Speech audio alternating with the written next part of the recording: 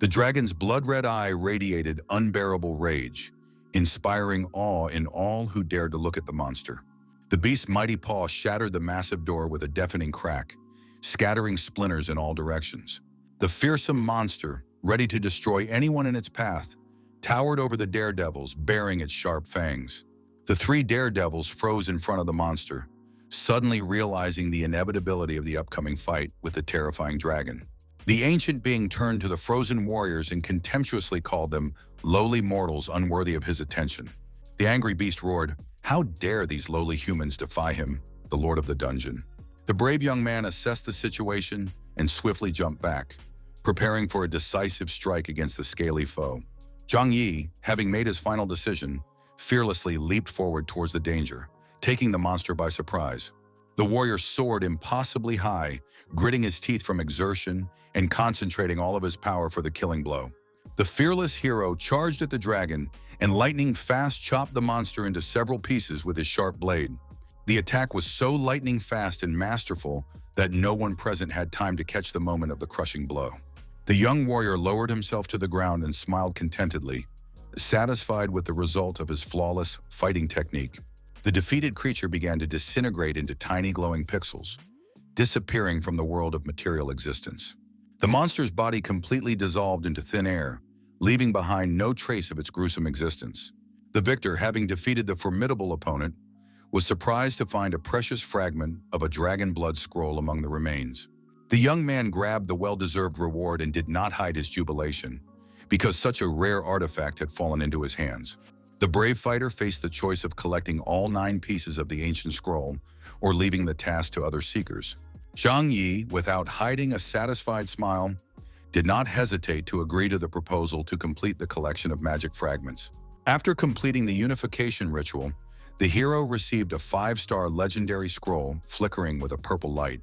The warrior, carefully holding the precious artifact, regarded it with admiration, as if it were the greatest treasure of the universe. Suddenly, a dark figure appeared behind the triumphant man, mercilessly plunging a sharp blade into the back of the unsuspecting victim. The green-haired traitor whispered an apology, cynically stating that he would take care of the scroll and Jojo instead of his former friend. Muchen, a cunning and calculating manipulator, finally carried out his sneaky plan, leaving his former comrade no chance. Fearless player Zhang Yi suffered a powerful critical strike dealt by the traitor Mu Chen, losing a whopping 32 million experience points. The system's digital voice coldly stated the hero's lack of resurrection capability, announcing his final death in the virtual world.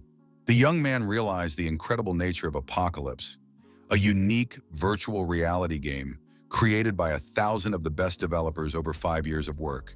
A thrilling action movie, Apocalypse, tells the story of the middle of the 21st century, when alien beings invaded across the dimensional rifts.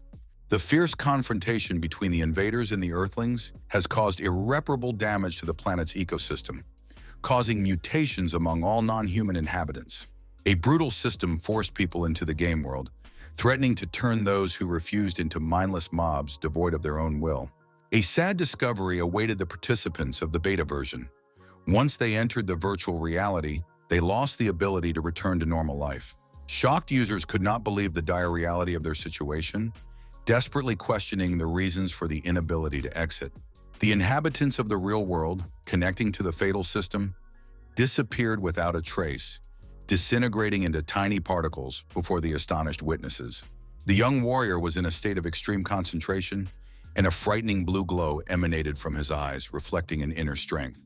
The hero painfully realized that he had spent 8 long years in virtual captivity, only to be betrayed by the closest people, friend and lover. The deceived young man opened his eyes sharply, coming back to reality and trying to comprehend the betrayal of his loved ones.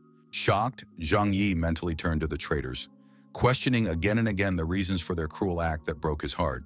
The digital indicator was mercilessly counting down the remaining time. Exactly 2 minutes and 12 seconds to the opening of the gates of the Apocalypse world. The warrior noted with amazement the date, August 28th of the 2025 year. Long before the official announcement of the fateful game, the young man approached the window and pulled back the curtain to see what was happening outside, trying to make sure the world around him was real. The stunned hero realized an incredible truth. He really went back in time, in the era before the creation of the virtual reality that ruined him. Mentally addressing the would-be traitor, the fighter vowed to take revenge, making the treacherous Mu Chen pay the highest price for his treachery. Zhang Yi clenched his fist with such force that his hand began to tremble with tension, giving away the emotions raging inside. The young man focused on the primary task of finding the precious divine talent cards scattered around the world before the launch of the ill-fated game.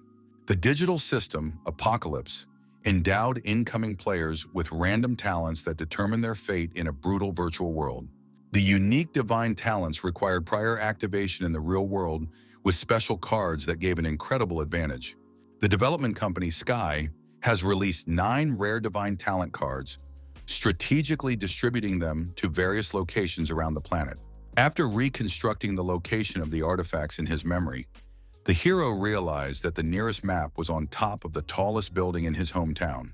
Without wasting a moment, the guy immediately rushed to run to the high-rise building where the cherished map was located. The young man climbed to the roof of the skyscraper quickly, despite the dizzying height and the fatigue in his muscles. Zhang Yi's hunch was confirmed. The rare map was indeed lying there, shimmering in the midday sun. Suddenly, heavy footsteps sounded behind, and a stranger with a determined expression appeared on the roof. With fury in his eyes, Lu Chengjie shouted that everything here only belonged to the owner of the company, including this map. In response, the young warrior calmly remarked that the owner of a find was the one who first discovered it. Turning around behind him, the daredevil saw a host of armed snipers and guards taking up perimeter positions. The gunmen opened fire on the innocent hero instantly, turning the safe roof into a real battlefield. Lu Chengjie threateningly announced the swift consequences for the uninvited guests, followed by a deafening explosion. Not wanting to get involved in the strange gunfight, Zhang Yi tried to escape from the pursuit of the red glowing bullets. Back, the warrior cast a brief glance, assessing the situation and planning how to proceed in this chaos. A roof cliff was suddenly revealed in front of him, threatening to be the end of the young player's desperate escape. Down jumped Zhang Yi to the lower level, hoping to get away from the ruthless guards chasing him this way. When he looked at the clock, he noticed that the fateful 12 o'clock was approaching, the time when everything was about to change. At this crucial moment, the daredevil jumped as high as he could to grab the coveted talent card. The purple-haired heir shouted hysterically, warning his opponent against trying to take the precious card. Zhang Yi reached for his honestly earned card, ignoring the threats and shouts of his furious opponent. Suddenly, the brave man's gaze changed at the sight of the deadly danger just ahead. The powerful cannon began to load Lu, preparing to permanently get rid of the uninvited rival in the fight for the artifact. With incredible speed, a bullet flew straight into Zhang Yi's forehead, seemingly leaving no chance of escape. A strange pixelated picture appeared before the hero's eyes, distorting reality and slowing down time around him. Exactly at noon, as if everything froze, the bullet froze in a millimeter from the head of the astonished warrior, breaking the laws of physics. Something inexplicable hovered over the city, a creature whose nature could not be described in human words. A humanoid figure announced the start of the game in a voice that pierced the consciousness of everyone within earshot. The godlike creature heralded the start of the game, making the entire space around the players shudder. Zhang Yi was asked by the deity about his desire to enter the apocalypse world, offering to make a choice that would determine his fate. Without hesitation, the warrior pressed agree, resolutely accepting the challenge of the new, uncharted digital world. The player's body began to disappear, disintegrating into millions of tiny particles in the space between worlds. Zhang Yi disappeared from the material world completely, being transported to another dimension of existence, virtual reality. Blue pixels covered the entire city, and the mass uploading of players into the new digital space began. Ordinary people watched the inexplicable changes with horror, completely unaware of what was happening around them. Abruptly, citizens began to disappear one by one, becoming unwitting participants in the digital experiment. A strange-looking, unearthly being proclaimed to send the players into a world created specifically for each participant. Zhang Yi was fully prepared for this incredible event, as if he had been waiting for this moment for his entire previous life. The apocalyptic young man spoke with inner trepidation about his long-awaited return to digital reality after a long separation. Something unusual caught the warrior's attention, a shimmering object that strikingly resembled a divine talent card. Zhang Yi took a timid step forward, approaching the source of the mysterious radiance with bated breath. The gold-colored map, emitting a bright light, was looked at by the young man with undisguised admiration and awe. Determination took hold of the young warrior, forcing him to reach out for the coveted artifact despite the possible danger. The fulfillment of a long-time dream filled Zhang Yi's thoughts when the cherished map was almost within reach. A strange girl with long hair resembling an angel suddenly appeared in front of the adventurer, welcoming in the game. Player number 8857 was greeted by a unique game spirit, congratulating him for obtaining a rare divine talent card. The special skill of copying other players' talents was given to Zhang Yi for his own use with a cooldown of 1 minute. 3 main camps are represented by the game universe, providing choices for everyone who enters the world. A camp of elves, beasts, or humans could be joined by the player at will, determining the way forward. Pensive thoughtfulness took over the young warrior as he pondered which camp should be favored this time. In his previous life, he always chose Zhang Yi's human camp, following the traditional path of character development. A 20% increase in prestige rating is given to human camp players, which is the most important stat. Suddenly, the game spirit interrupted his musings, announcing the presence of something special designed especially for the newcomer. A scroll of mysterious purpose was presented by the spirit girl in her graceful hands, emitting a soft glow. Zhang Yi was extremely surprised when he recognized the legendary dragon blood scroll that had mysteriously appeared in this place. It seemed rather ironic that the scroll, once stolen by a former friend, now belonged to its rightful owner. Thanks to the system's discovery of a rare scroll of dragon blood, a new opportunity for an unusual path choice has opened up. Access to the hidden dragon camp was gained by the player thanks to an incredible find that changed the standard course of events. The confirmation of Zhang Yi's speculation about the existence of secret factions brought a fleeting smile to the experienced player's face. A young boy decided to join the dragon camp without hesitation, choosing an unconventional path to develop his character. Whether such a decision would be the right one flashed through the warrior's mind, weighing all the possible consequences of the unusual choice. After passing through the shimmering portal, Zhang Yi found himself in a spacious carriage where the other participants had already gathered. The beginning of the gameplay hasn't changed a bit from its previous life, which brought out nostalgic feelings. The enthusiastic talk of newcomers about the game's superb design reached the ears of the experienced player who knows the true price of admiration. Impatient questions about the imminent start of the monster hunt were asked by the excited participants, unaware of the challenges ahead. The need to check the status of the character was realized by Zhang Yi first, focusing on the primary tasks. A unique skill, Flame of the Hell Dragon, now possessed the hero, able to attack with a small chance of destroying all enemies. The young man thought the skill he had received was quite good, despite the low chance of activation, compensated by the magnificent effect of the divine talent. It was time to test the effect of the unusual card by copying someone else's skill. Zhang Yi decided to himself impatiently. The bald guy's loud shouts about the benefits of teamwork with him echoed throughout the carriage, attracting the attention of those around him. Zhang Yi was not interested in idle talk, so the warrior approached the braggart with a request to borrow something important. A young warrior approached the bald player with the true purpose of copying a unique skill while hiding his real intentions.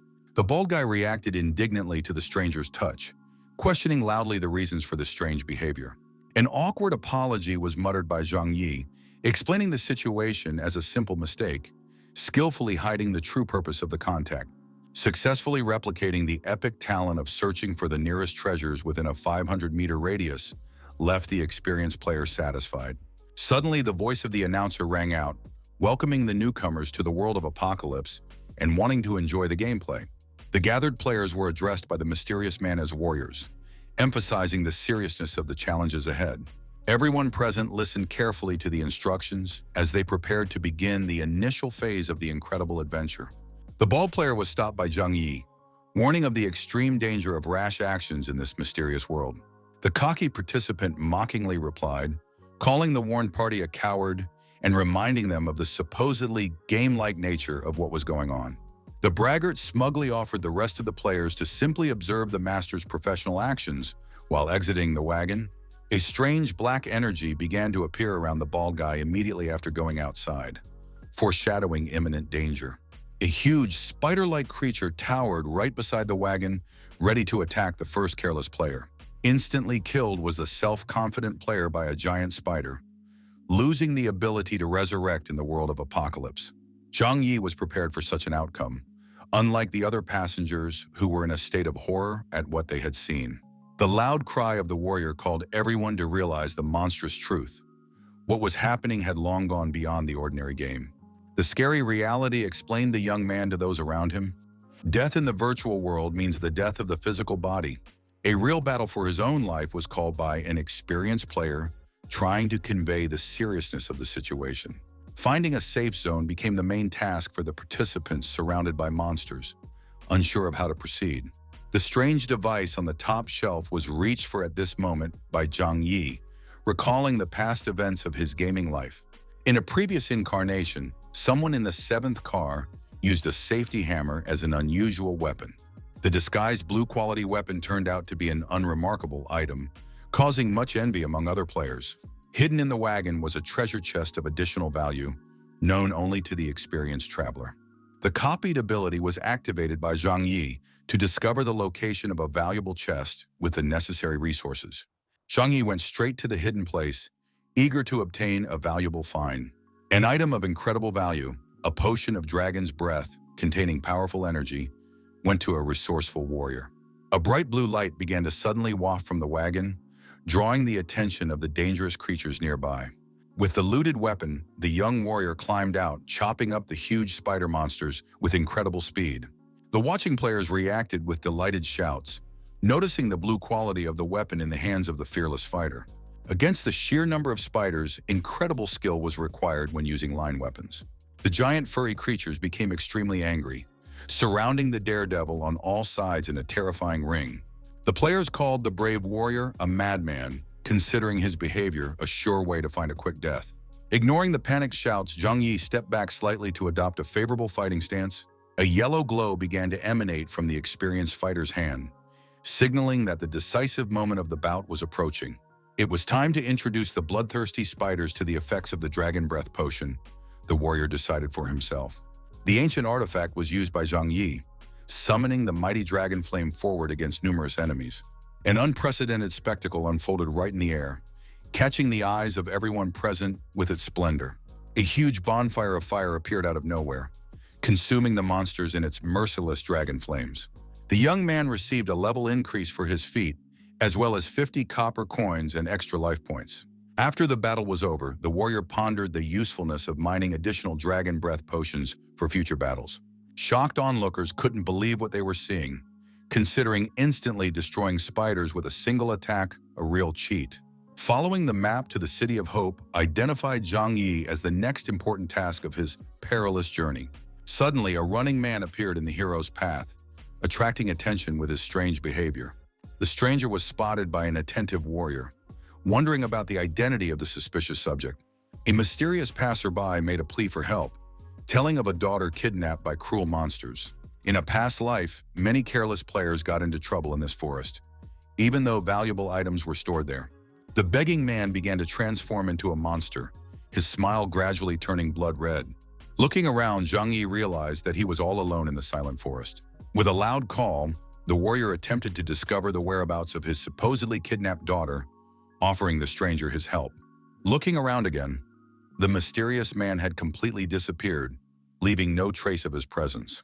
The young man thought it was strange enough that he decided to just keep moving forward along the planned path. Unsuspecting, the warrior moved forward, watched closely by an unknown creature from the shadows. A little crying girl was spotted by Zhang Yi amongst the dense bushes, raising new questions about what was happening around him. Zhang Yi approached the crying girl, warning her of the dangers of being alone in the forest and offering to escort her to safety. A strange girl with purple hair suddenly appeared from the shadows, expressing gratitude unknown. The young man was completely bewildered, trying to understand the identity of the mysterious stranger who appeared as if from nowhere. Ominous words about the brought prey were uttered by the mysterious person, showing the true nature of her intentions. The activation of the mission to rescue the lost girl happened automatically, promising the ring as a reward upon returning to the city. Memories of hidden quests in the dark forest that many players had stumbled upon in their past lives surfaced in Zhang Yi's mind.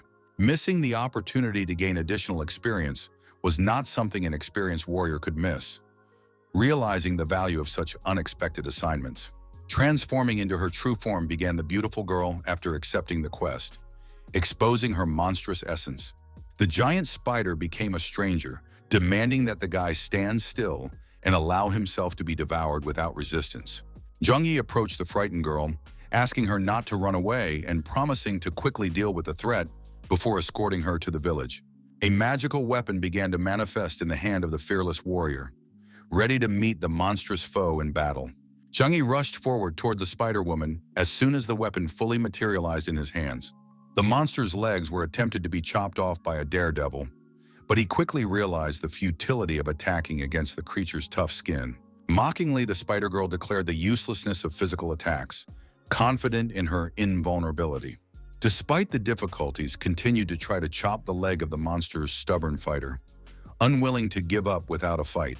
Jung Yi jumped back, realizing the futility of his efforts against the impenetrable defenses of a dangerous opponent. The impossibility of defeating the 20th ranked boss was warned by the game spirit, advising to abandon the quest for the sake of survival. The young man categorically refused to flee alone, determined to save an innocent girl from a terrible fate. With words of faith in the right choice, the angel-like spirit replied, recognizing escape as the only chance for survival. The determined warrior's facial expression changed as he angrily shouted his refusal to accept defeat without a fight. A young fighter jumped forward decisively, declaring that the battle would not end as easily as the enemy hoped. A popular video from the real world mentioned a hidden chest located close to the fight scene. The skill book to defeat the spider was hoped to be found by Jung Yi in the chest, activating the treasure hunter's special ability. The desired chest was seen by the warrior thanks to the activated ability, determining its exact location amongst the dense vegetation.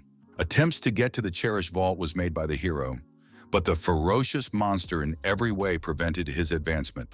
The monster's paws covered the brave seeker, but he continued to stubbornly reach for the saving treasure chest. The Spider-Woman realized her opponent's true goal, turning around and realizing that the young man was not seeking escape at all. The monster watched the desperate attempts to open the chest with growing alarm, realizing the danger of what was happening. Great anxiety and anger gripped the monster, seeing a carefully thought-out plan go awry due to unforeseen actions. The blue quality item, the lightning chain skill book, was obtained by Jung Yi before the Spider-Woman could interrupt him. A lightning chain skill capable of dealing 200 damage and severing enemy limbs was studied by Jung Yi as the enraged spider prepared for a deadly attack. Faster than the monster, the experienced warrior acted, trying to charge his new magical weapon for the decisive strike. To the huge monster sent the young man sparkling streams of energy, hoping for the effectiveness of the recently acquired skill. With a loud challenge, Jung Yi challenged his opponent, offering to test the true power of his magic attack. Easily coped with a dangerous boss, resourceful hero, thanks to the timely found powerful skill. The epic weapon was received by a satisfied warrior, celebrating a superb catch for today's danger-filled day. The rescued girl was approached by a caring Jung Yi, comforting the child and offering to walk her to safety. Travelers came to the City of Hope after a long journey through a dangerous forest full of unseen threats. Strange looks began to be cast by the locals at the newly arrived hero, among which the familiar Lu Chengjie stood out. The influential young man was approached by his subordinates, pointing out the rival who had misappropriated the divine talent card. Anger began to rise instantly, Lu clenching his fist hard at the sight of his hated rival in the power struggle. A strict injunction to take his eyes off the stranger was given by the enraged heir to his loyal subordinates, plotting revenge.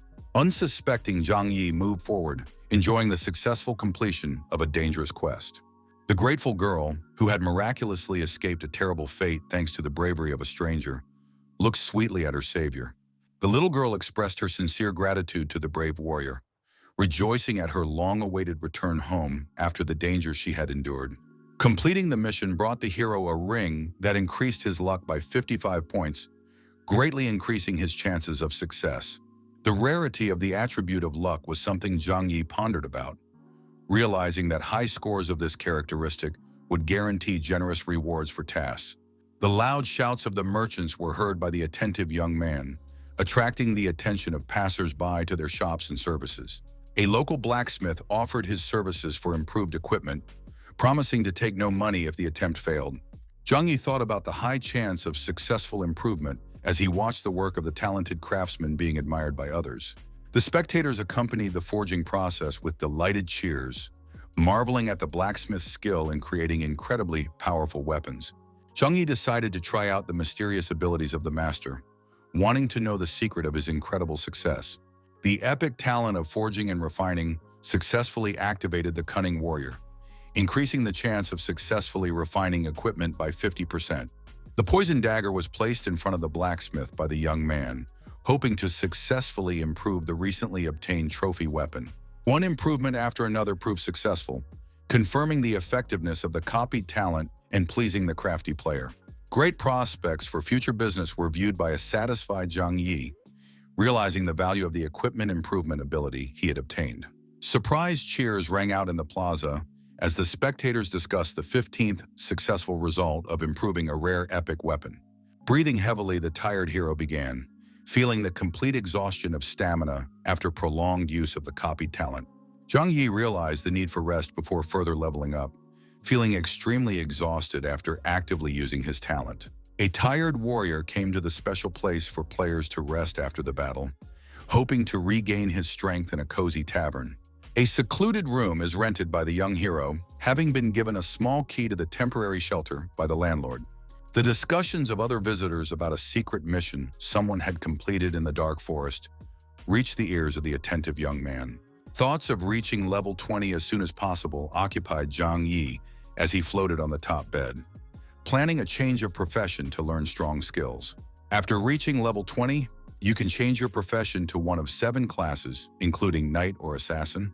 A mental promise of retribution for his betrayal was addressed by Zhang Yi to his former friend Mu Chen, anticipating the inevitable meeting in the future.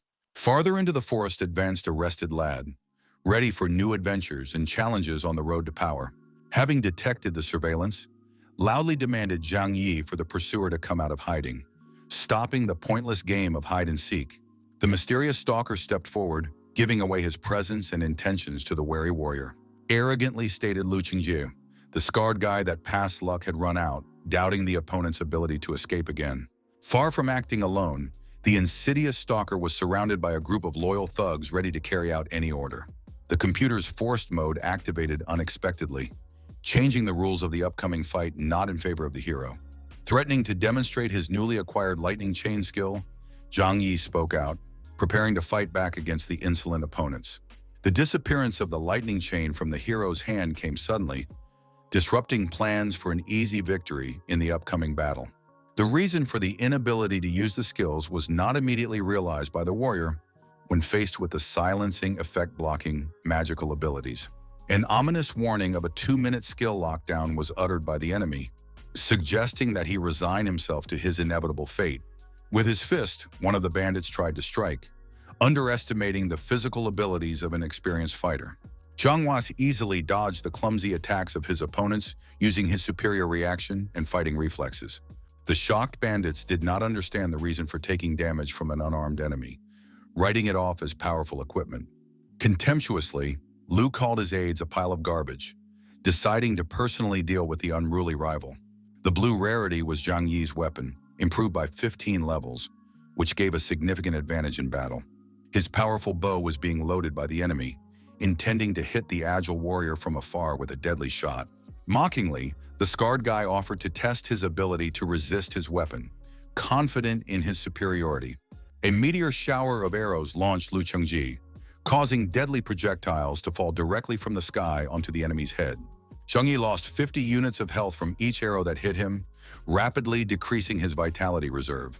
The total number exceeding 100 arrows the warrior realizing the impossibility of complying with all the conditions for evasion. The Hell Dragon was unleashed by Zhang Yi, using his unique abilities, activating the most powerful weapon in his arsenal. The unexpectedness of such a turn of events was not expected by the opponents, suddenly realizing the true strength of the underestimated enemy. The warrior directed the sizzling flames at the brigands, allowing the infernal dragon to deal with the insolent offenders. Easily incinerated were all the opponents, unable to withstand the power of the dragon flames that burst from the warrior's hands. The initial anxiety of reaching level 20 completely disappeared from the guy, thanking his opponents for the experience and equipment he had gained. A silver moon bow with the ability to meteor shower arrows was obtained by Zhang Yi, who had finally reached the 20th level for a profession change. The City of Hope visually reminiscent of a European medieval town, once again welcomed the victorious warrior with its streets. Near the central fountain of rebirth, dead players appear with a chance at a new life in this amazing digital world. Zhang Yi approached the revived opponents, expressing mock gratitude for the moonbow, emphasizing its usefulness for future battles. A mad anger was felt by Liu, promising revenge in the future for the humiliating defeat and loss of valuable weapons. Not even willing to listen to the threats, the victor ironically wished good luck to his losing foes before continuing on his way. Past the beautiful streets of the city, the determined warrior continued his journey, enjoying the beauty of the surrounding architecture. A large man, a career change officer, was spotted by Zhang Yi not far from the main square of the city. The desire to change profession was expressed by the young hero, addressing the stern officer with a determined look. The opening of the profession change dungeon was announced by an officer, inviting the player who had reached the right level to try themselves. A strange air current began to engulf Zhang Yi, heading straight towards the mysterious Fate Choice dungeon. A determined step forward the warrior took, fully immersing himself in the mystical dungeon that would determine his future path. The 7 great professions of the apocalypse represented knight, berserker, assassin, mage, archer, priest, and beast tamer, offering different paths of development. Beast tamer was considered the least popular profession, despite its unique animal control abilities. The opportunity to shift the dirty work to the pets was overshadowed for tamers by the difficulty of raising and maintaining them. When developing beasts, you must divide all the resources you receive between the tamer and the pets, slowing progress considerably. Due to the rarity of resources in the world of apocalypse, most tamers could not develop further, making the profession the least sought after. Knight was considered the most suitable choice due to its strong start, although it became weaker in the latter stages of game progression. The uniqueness of a beast tamer was the divine talent to obtain 10 times more resources and create the perfect team of pets. The long-awaited hero beast tamer mentor greeted Zhang Yi as if anticipating his arrival in the dungeon. The appeal of the game spirit to the hero contained the advice to carefully consider the choice of profession, which can greatly facilitate the future life. Zhang Yi made a firm decision to choose the rare profession of a beast tamer, despite all the difficulties and warnings of hardship. Congratulations on choosing a rare and challenging profession was received by a guy embarking on the unique path of an animal lord in the world of apocalypse. The successful career change was accompanied by a congratulatory message from the officer who met Zhang Yi at the exit of the mysterious dungeon. Fragments of conversation among passers-by about the deadly dangers of the City of Dead Spirits and the group's death by an elite monster reached the ears of the attentive warrior. Memories of the first dungeon from his past life surfaced in Zhang Yi's mind, realizing that with the right team, the boss wouldn't be much of a problem. A group of adventurers recruiting a team to go to the City of Dead Spirits was spotted by an experienced player in the main square. The unknown man approached the assembled crew, humbly asking to be taken along on the dangerous treasure hunt. Good-natured agreement was expressed by the leader of the group, welcoming the beautiful mage to the team and confirming the available seat. Quickly running up to the group, Zhang Yi asked to take him too, eager to join the promising trek. Doubts about the newly changed profession of a beast tamer were felt by the team members, assuming the newcomer's lack of skills. The need for an extra person still outweighed the doubts, and the team agreed to accept Zhang Yi, splitting the votes in half. The ominous atmosphere of the City of Dead Spirits was felt by a group of adventurers stepping into the gloomy streets of the cursed place. The low damage of the beast tamers was reminded by the squad leader to the new recruit, referring to the recent news in the World Channel. Zhang Yi cited his love of raising animals as the reason for his choice of profession, hiding his true motives from his associates. Suddenly, out of nowhere, an arrow flew towards the group, warning of the hidden danger lurking in the shadows of the city. Hugely fortunately, a deadly projectile flew past the target, causing consternation to the unprepared adventurers. A warning of caution was uttered by the commander, indicating that hostile forces were approaching their small detachment. A large number of undead, thirsty for the blood of the living, were seen by the team members, turning around at the sound of approaching footsteps. Angrily swinging axes, a whole army of skeletons appeared in front of the travelers, ready to tear apart the uninvited guests. The head of the squad immediately began to chop the enemies, the first to rush into battle against the creepy creatures of the netherworld. The team's ranged fighters were approached by the leader with a shout for them to focus on destroying the ranged monsters. Magical power began to charge the beautiful sorceress, preparing to unleash a deadly spell on the undead horde. The willingness to fight monsters was demonstrated by the crazy beauty without showing the slightest sign of fear. The fireball was launched by the talented sorceress, easily shattering the fragile bones of the attacking skeletons with a single blow. A treacherous skeleton suddenly appeared behind the mage's back, putting a sharp sword to the defenseless girl's unprotected neck. The need to immediately help the girl was realized by Zhang Yi, seeing the deadly threat to his team member. The deadly pack was summoned by a resourceful tamer, intent on quickly dealing with the insidious monsters that ambushed them. The basic skill of a beast tamer was the summoning of a flock of crows, distracting the enemy's attention and dealing 50 units of magic damage. The sorceress girl expressed her sincere gratitude, turning her gaze to her unexpected savior. The girl's hand was grabbed by Bang Yi, who ran up, eager to lead her away from the deadly danger. An alarming warning shouted by the guide to the entire team, explaining the nature of the undead and the need to retreat as soon as possible. The order to continue forward was given by the squad leader, ignoring the warnings of the new member of the group. Near an old building, a squad stopped, discussing tactics for the boss fight. The knight will be a distraction, the others will attack from behind. A suspicious question about the source of knowledge was asked by leader Zhang Yi, wondering if he had already been to this dungeon before. Experiences from online gaming explained his knowledge to the cunning warrior, skillfully concealing the true origin of the information. A venomous dagger created from the fangs of spiders took hold of the young beast tamer, preparing for the upcoming battle. The head guy expressed surprise when he noticed the rare weapon in the newcomer's hands, contradicting his supposed status. Zhang Yi headed toward the doors of the mysterious dungeon, intending to open the way to the team's main trial. An eerie atmosphere was seen by the squad members as the dungeon doors swung open before them, revealing dark secrets.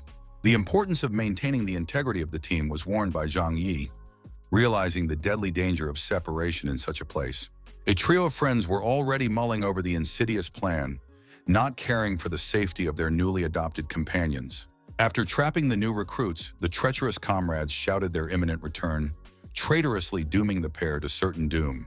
A bad team with the intention of getting rid of them by the hands of the boss was recognized by an experienced warrior, understanding the true purpose of the traitors. It was too late to realize that the huge monster was already in their midst, ready to destroy the uninvited guests. The rushing stream of ice noticed Zhang Yi heading straight towards him and the defenseless mage girl. Firmly grasping the girl's hand, the warrior strove to protect the accidental ally from mortal danger if necessary. The heroic young man covered the fragile sorceress from the powerful blow with his body, quickly jumping aside with her. Sincere gratitude for the repeated rescue was expressed by the mage, realizing that without the stranger's help, she would have been dead by now. Focused on the upcoming battle, Zhang Yi took a step forward as if he hadn't heard the words of appreciation from the rescued girl. An undead archmage of the 30th level was seen in front of them by the adventurers caught off guard, realizing the horror of the situation. Significant superiority was displayed by the powerful opponent over the level 20 group, dooming them to defeat. Without the tank taking damage on itself, there was no way to withstand the boss's attack, realized Zhang Yi, feverishly considering his options. The resourceful sorceress decided to use the available abilities while there was still time to prepare for an unequal battle. 3 strange undead warriors summoned by a talented mage, using a rare spell to create temporary defenders. Short-lived protection was promised by the summoned creatures, forcing the heroes to search for a way to escape the death trap. High resistance to conventional attacks was demonstrated by the boss when the summoned undead engaged him in unequal combat. Zhang Yi asked for a little time, preparing to use special tactics against a powerful opponent. The knowledge of the boss's weakness was announced by the experienced warrior, suggesting that the sorceress trust him to take further action against the monster. The promise to cover the daredevil was shouted out by a brave girl willing to risk her life for their mutual salvation. Multiple fireballs were used by the resourceful sorceress in an attempt to divert the attention of the formidable opponent. Burning red eyes distinguished the fierce undead, easily repelling the magical attacks of their opponents. The gem on the back of the archmage's neck was noticed by the attentive Zhang Yi, identifying the monster's main source of energy. The warrior called the monster's greatest weakness a discovered point, sharing valuable information with an ally. A strange circle resembling a pentagram appeared in the tamer's hands as he began to use the mysterious power. The ability to summon a flock of crows was used by Zhang Yi once again, creating an unexpected tactical advantage. The summoned birds began flying around the boss, clearly interfering with the powerful Archmage's concentration and view. There was no time to waste. The determined warrior rushed into battle, while the distraction kept the enemy's attention contained. A resourceful hero managed to hit the Archmage's vulnerable point, dealing a critical blow in a moment of confusion. Falling to the cold floor, the undead let out a final shriek, marking the victory of the brave Zhang Yi over the formidable Archmage. A staff of current light of epic rarity with the Ice Wind skill was given to the winner, able to freeze enemies with blizzard. Boundless joy was felt by the Gaian girl, realizing the rarity of the weapon obtained after a difficult battle. Giving the valuable loot to the companion was decided by the magnanimous Zhang Yi, realizing the usefulness of the find to the mage class. Confused, the girl questioned the purpose of the gift, to which she received an explanation about the uselessness of the staff for a tamer. The sudden cessation of movement inside the dungeon was noted by the three traders waiting outside the door for the denouement. The inevitable doom of newcomers was voiced by a red-haired guy who was confident in the boss's superiority over inexperienced players. Happy exclamations of the necessity of taking the spoils rang out among the cowardly company, who decided to return to the scene of the fight. The door of the mysterious dungeon dared to open treacherous traders, eager to know the outcome of the deadly battle. The shocking sight of the surviving comrades was seen by the returning cowards, frozen in amazement at the impossible.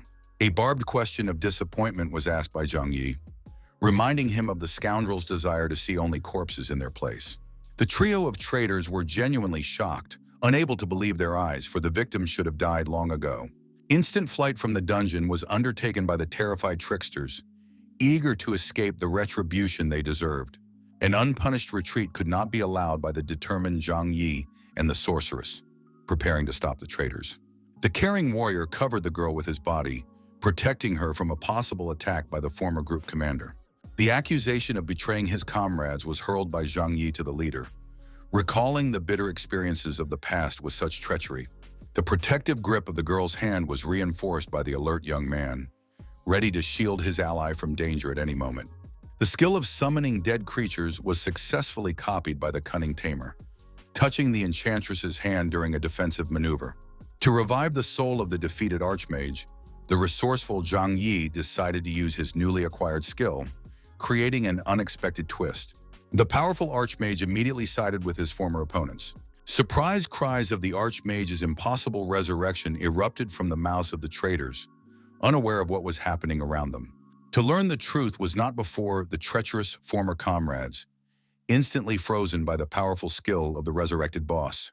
The story of three traitorous players, deprived of the slightest chance of rebirth in the world of apocalypse, ended with irrevocable death.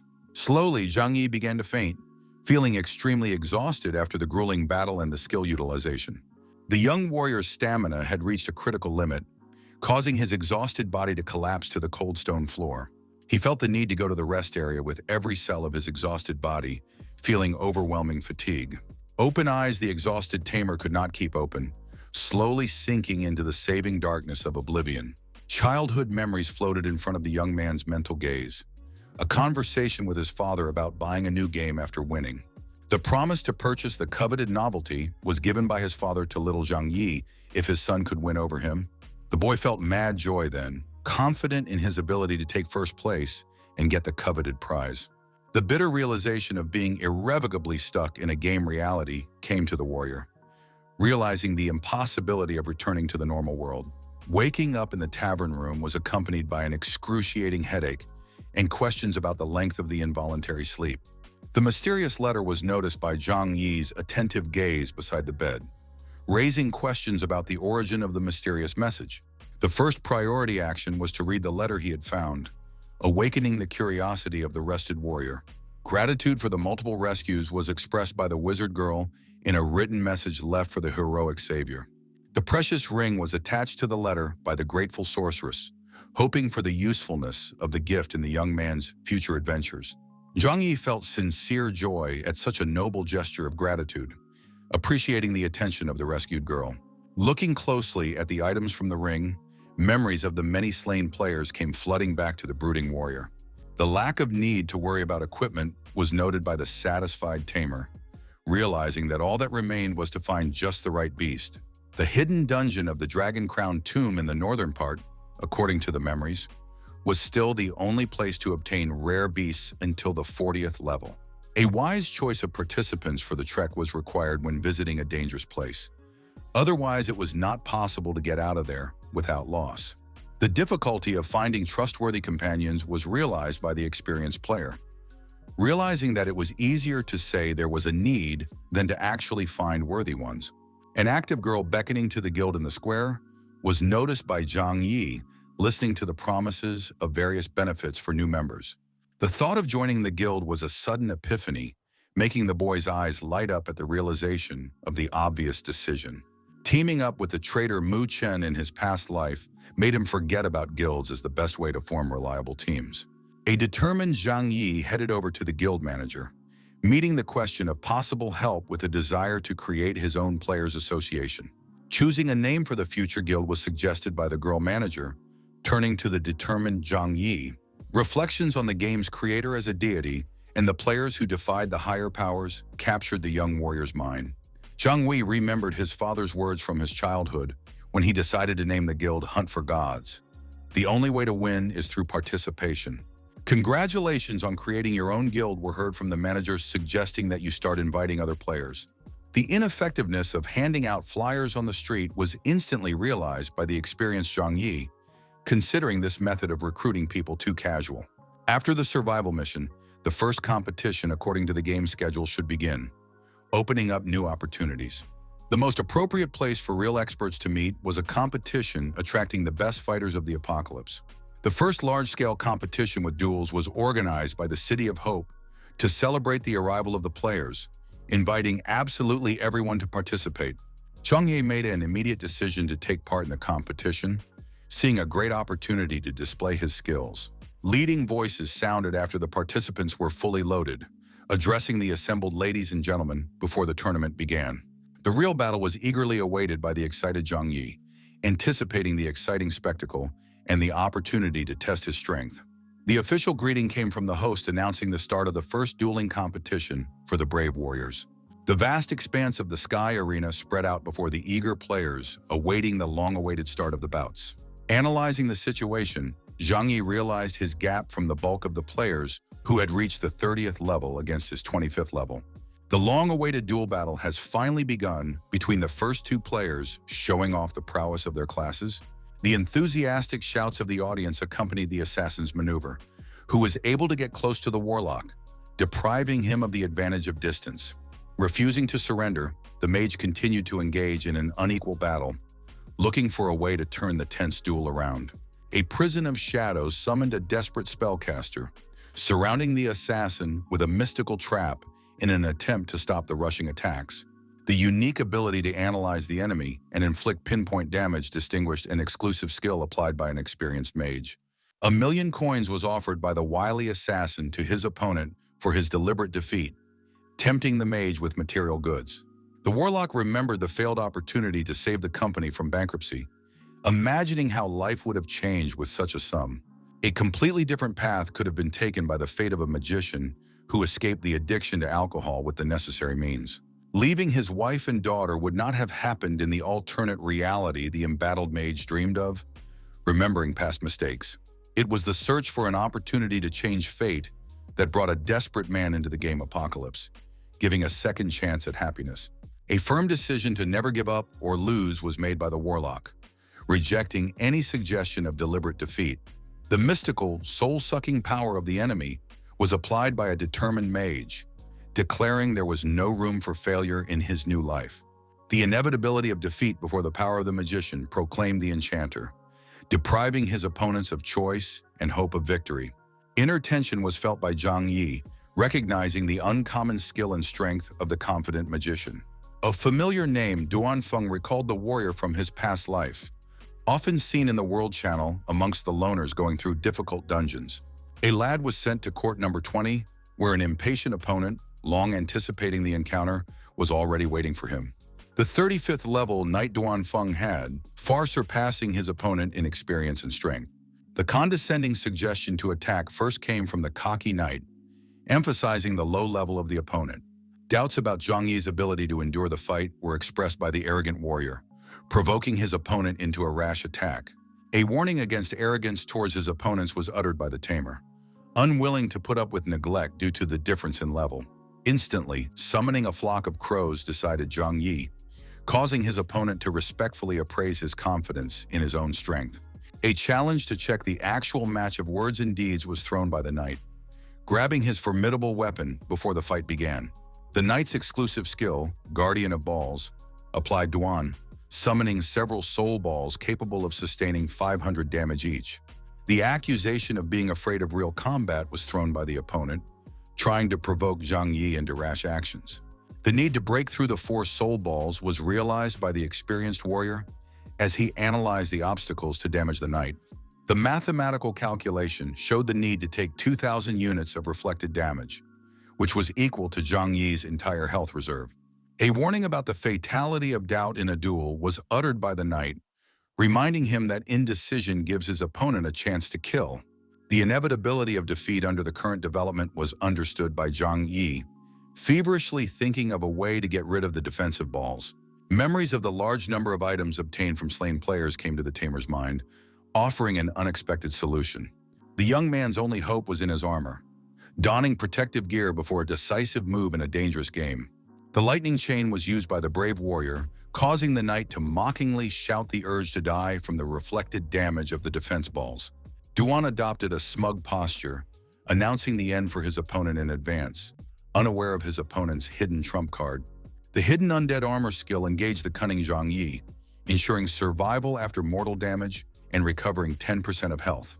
The knight's weapon began to crack under the influence of the powerful energy released in the midst of the epic duel.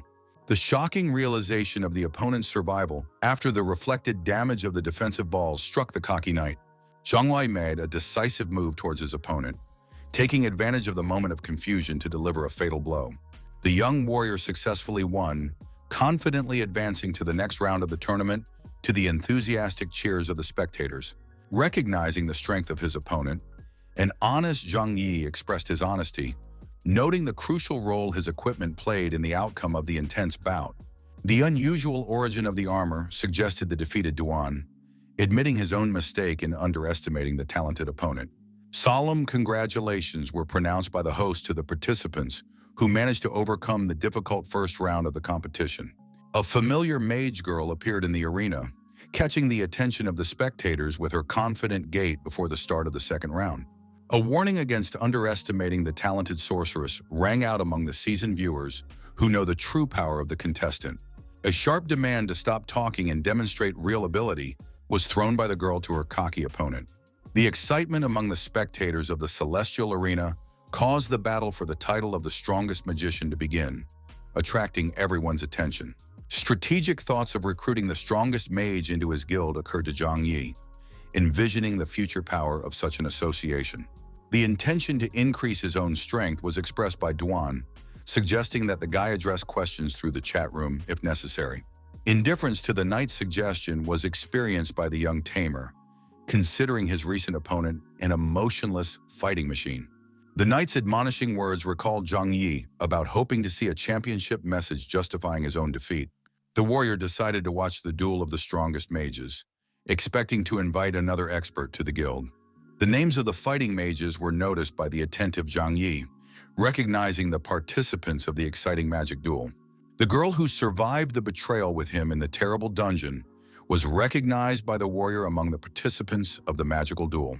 Opposite each other, 2 powerful magicians froze, preparing to demonstrate the highest mastery of the magical arts. The icy wind was used by the talented sorceress, applying the ability obtained in the memorable dungeon trials. A self-righteous statement about the imminent appropriation of another's ability was uttered by a show-off mage, displaying exorbitant pride. A sharp refusal to continue the idle conversation was expressed by Han, suggesting that her opponent continue the conversation in the afterlife. The meteor shower was summoned by a powerful sorceress, raining down a huge amount of fiery meteorites on the enemy's head.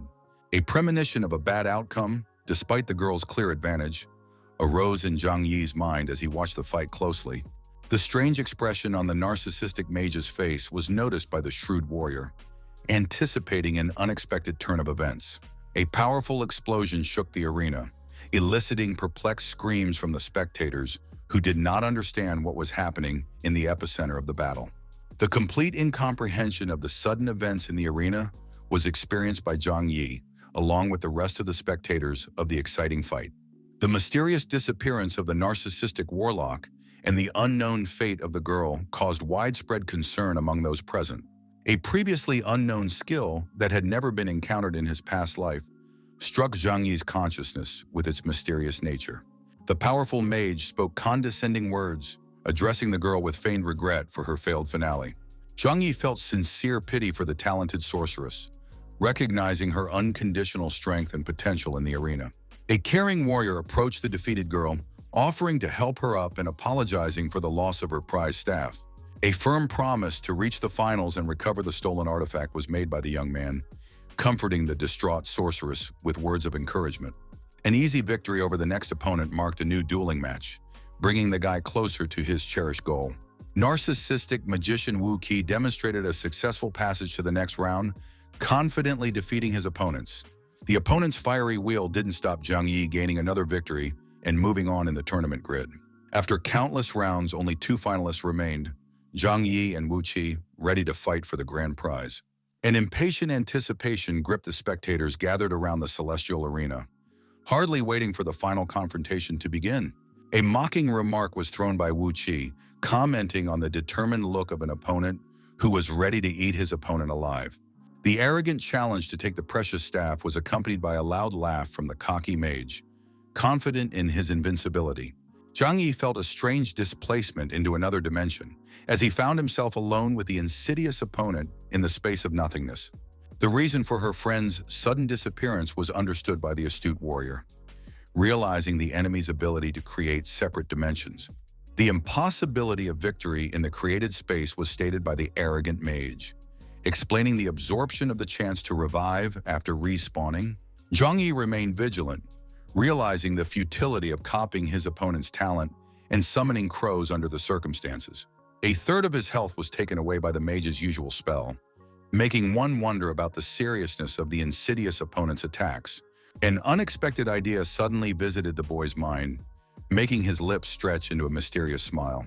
The epic weapon was picked up by a determined Zhang Yi, preparing for a risky plan against the overconfident magician. The shocked Wu Qi was genuinely perplexed, not understanding the strange actions of his unpredictable opponent. Zhang Yi took death by his own weapon, shocking the audience and his opponent with his unexpected act.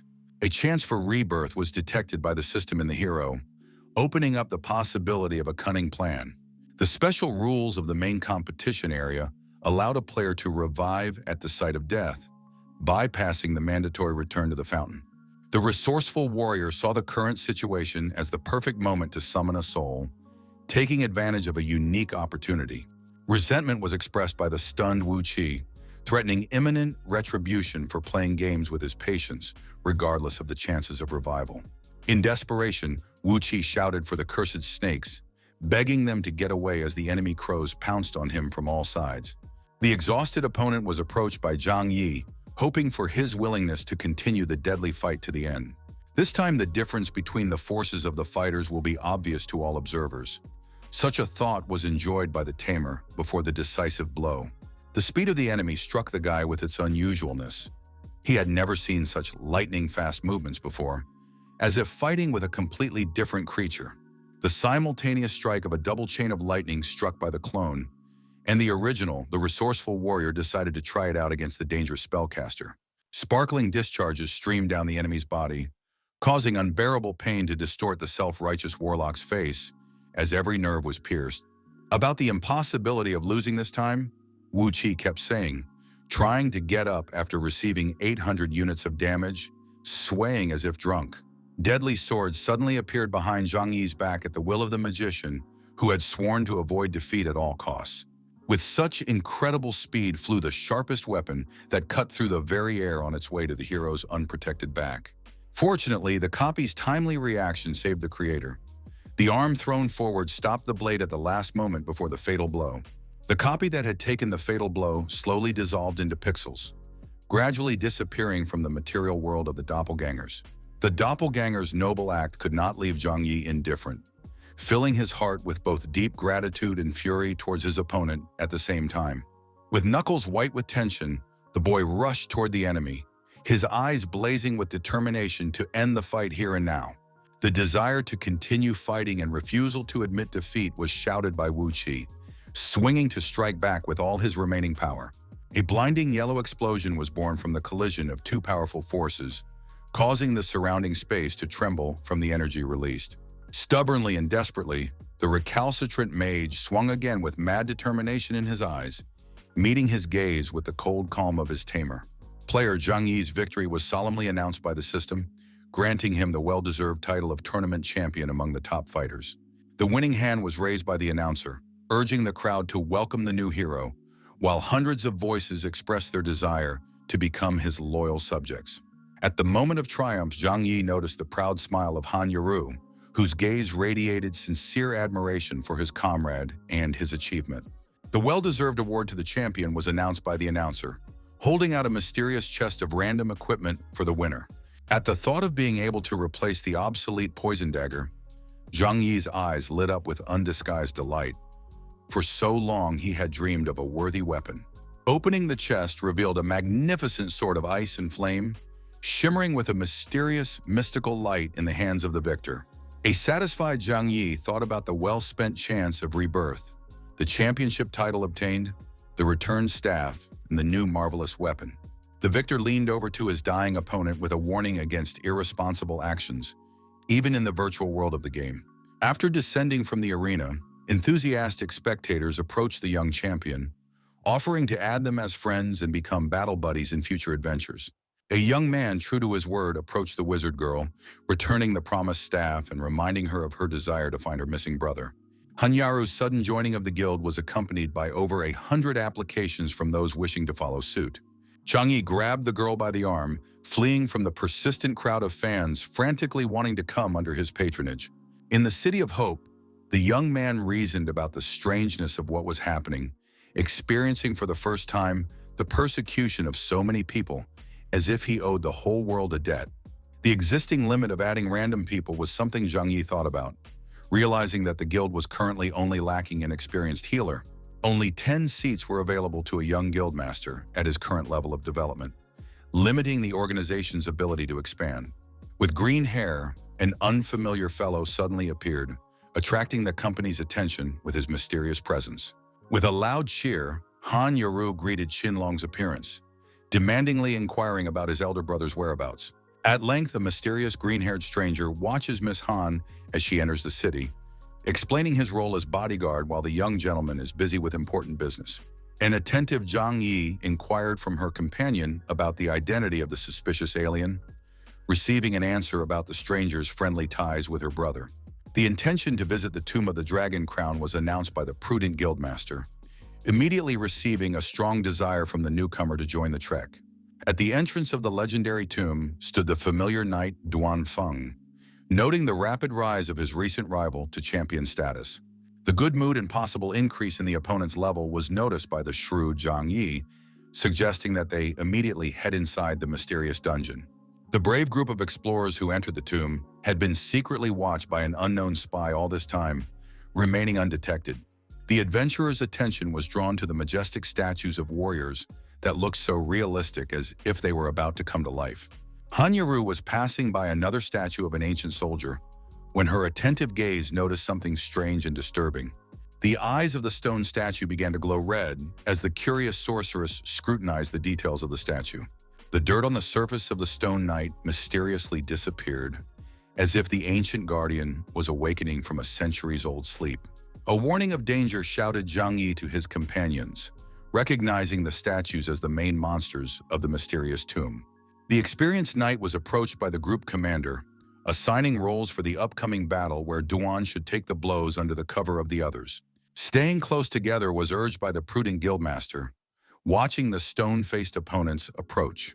A hostile knight in true iron armor swung his heavy weapon, preparing to unleash a deadly blow on the uninvited guests.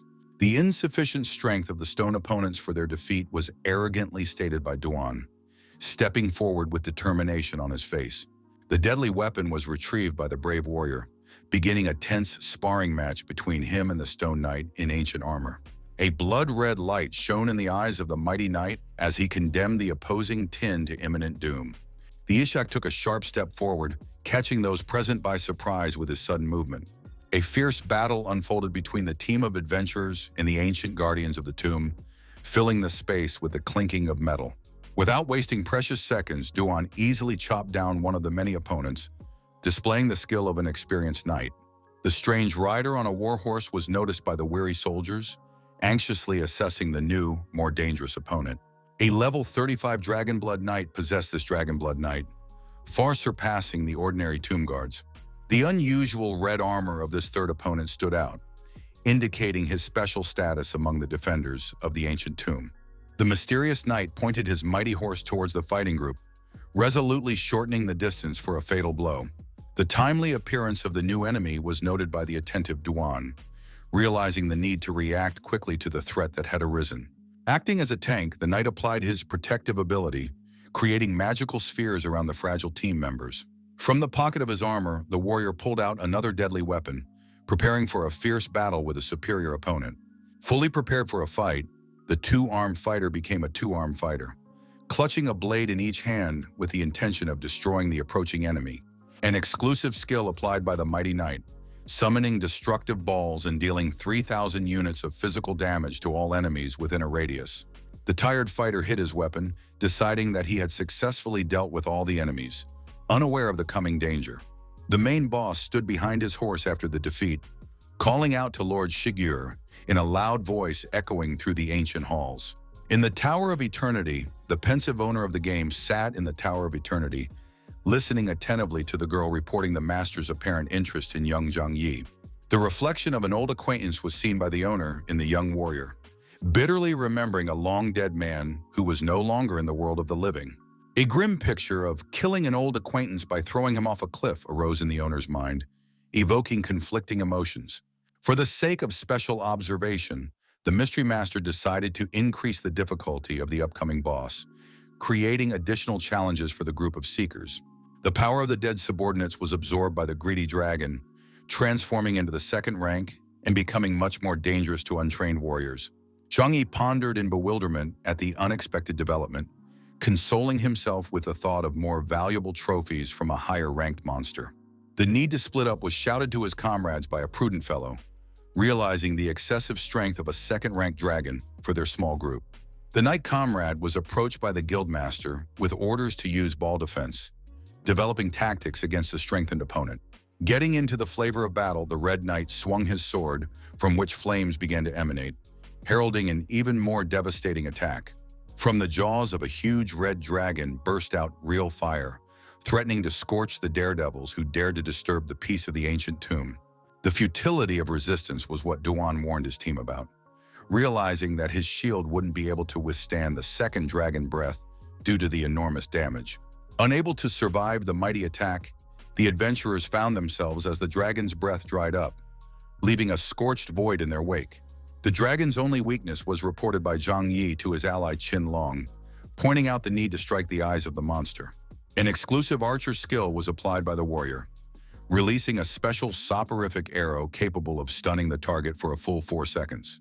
The experienced marksman failed to hit the eye, but still dealt damage to the powerful opponent, causing it to roar furiously. Hitting the weak points would temporarily weaken the formidable dragon, so Zhang Yi urged his companions to attack together.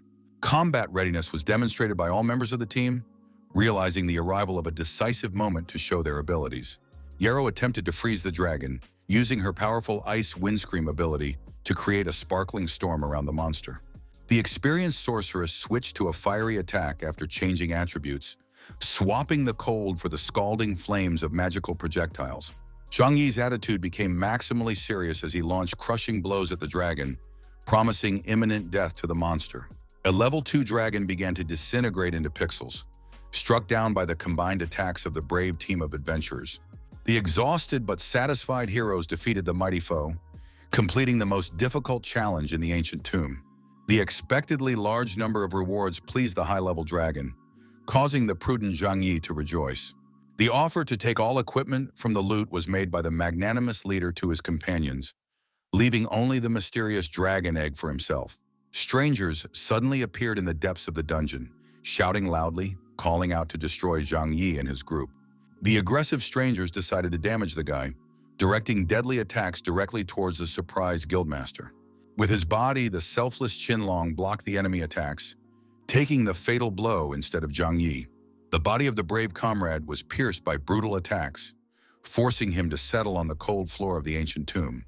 Justifying his act, the dying warrior recalled saving the girl Zhang Yi, explaining his sacrifice as a simple repayment of a debt. A wounded fighter reassured his comrades, mentioning the existence of a chance of revival and a promise to wait for the group in the city after death. Uncontrollable rage swept over Zhang Yi at the sight of his injured comrade, overwhelming his heart with a thirst for revenge for the dastardly attack. The strangers were addressed by the angry leader, comparing the insidious assailants to despicable rats attacking from the shadows. Only mocking laughter answered the cocky opponents, showing complete disregard for the threats of the enraged Zhang Yi. Lu Chengjie was reminded of the inevitability of retribution, gloating at the fulfillment of his warning of future retribution for past wrongs. Shocked by the unexpected encounter, Zhang Yi recognized his old adversary with whom he had recently had a conflict in the arena of the city. The resolute guildmaster asked his allies not to interfere, explaining that he had personal scores to settle with an unsavory opponent. A special scratch was placed on Zhang Yi's palm, using the sharp blade of his sword for a secret ritual. Scarlet blood slowly trickled down the hand of the resourceful tamer, dripping down from the young warrior's trembling fingers. Blood drops began to saturate the magical dragon egg when Zhang Yi intentionally let them fall onto the trophy from the recent battle. A huge dragon spirit began to hatch from the egg, surrounded by a glowing aura, attracting the astonished gazes of everyone present.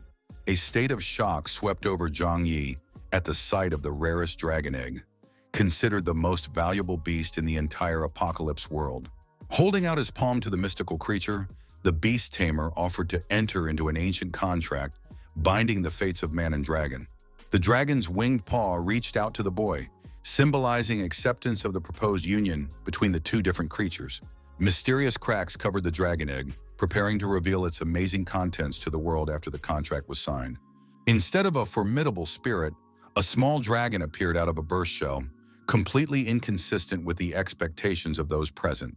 The incredible grace of the newborn creature was noted by shocked onlookers who had not expected such a contrast to the legends of powerful dragons.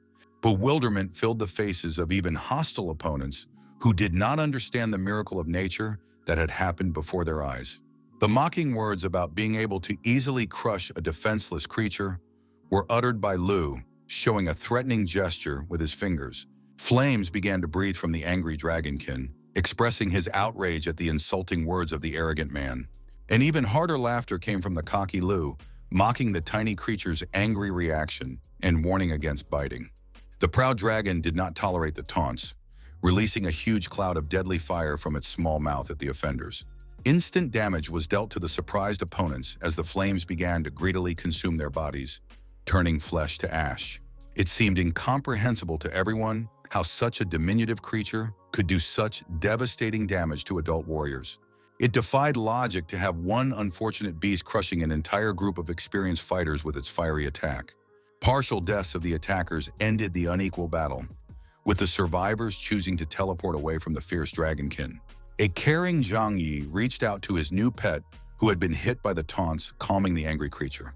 Regretting the escape of the main enemy was expressed by the guildmaster, suggesting that his comrades leave the dangerous dungeon after completing the mission. Outrage at the arrogance of the attackers was expressed by Han Yaru, condemning their reckless attack on a superior opponent. From the symbols on the equipment, Zhang Yi determined the identity of the attackers, assuming they were affiliated with another camp or a race from another world. The mysterious meaning of the scene sign tried to unravel the thoughtful guy, analyzing possible variants and hidden meanings of the symbol. Their revived comrade Qin Long was seen by the heroes returning to the city, happily greeting the surviving ally. Something unusual was noticed by the attentive warrior, drawing the attention of the others with his surprised exclamation. Qinlong was humbled by the little dragon that appeared, which he affectionately called Cutie, blurring into a smile. The proud dragon showed an aggressive reaction, categorically rejecting the definition of cute, which did not correspond to his formidable nature. The death of the crowned dragon, according to the game rules, caused the world boss of the Golden Skeleton King to appear prematurely, something that had not happened in Zhang Yi's past life. Literally seconds after the system message, mysterious green swirls appeared, coloring the cloudless sky an ominous emerald color.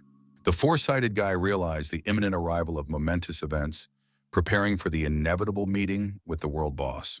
The effectiveness of the Skeleton King's appearance was commented on by the mage girl, pondering the colossal power of the oncoming enemy. Confirmation of the boss's incredible strength was expressed by the guy, agreeing with the mage girl's assessment of the impending enemy's might.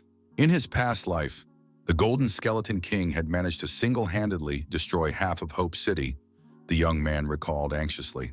Only after killing a powerful skeleton will the new city of the apocalypse open up, where Zhang Yi hoped to find his longtime assailant. The puzzled fellow expressed his bewilderment, receiving only 2 eggs instead of 3, when it was explained to him about the contract he had made with one of the precious artifacts.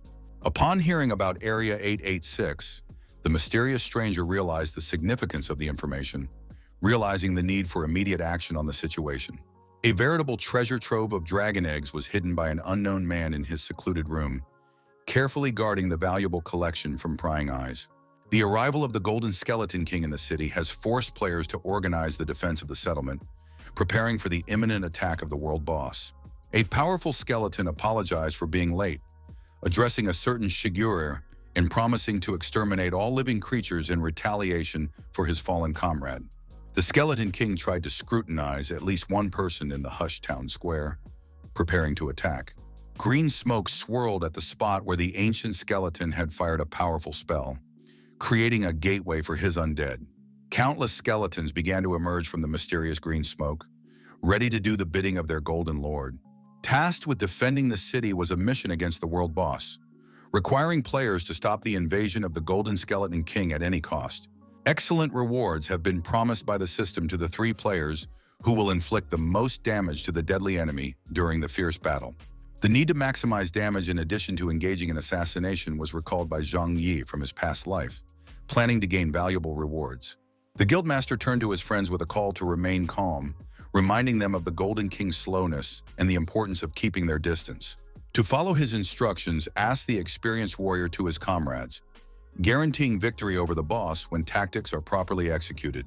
A concrete plan of action was voiced by Zhang Yi, instructing Duan to distract the skeletons while the rest of the team followed the leader.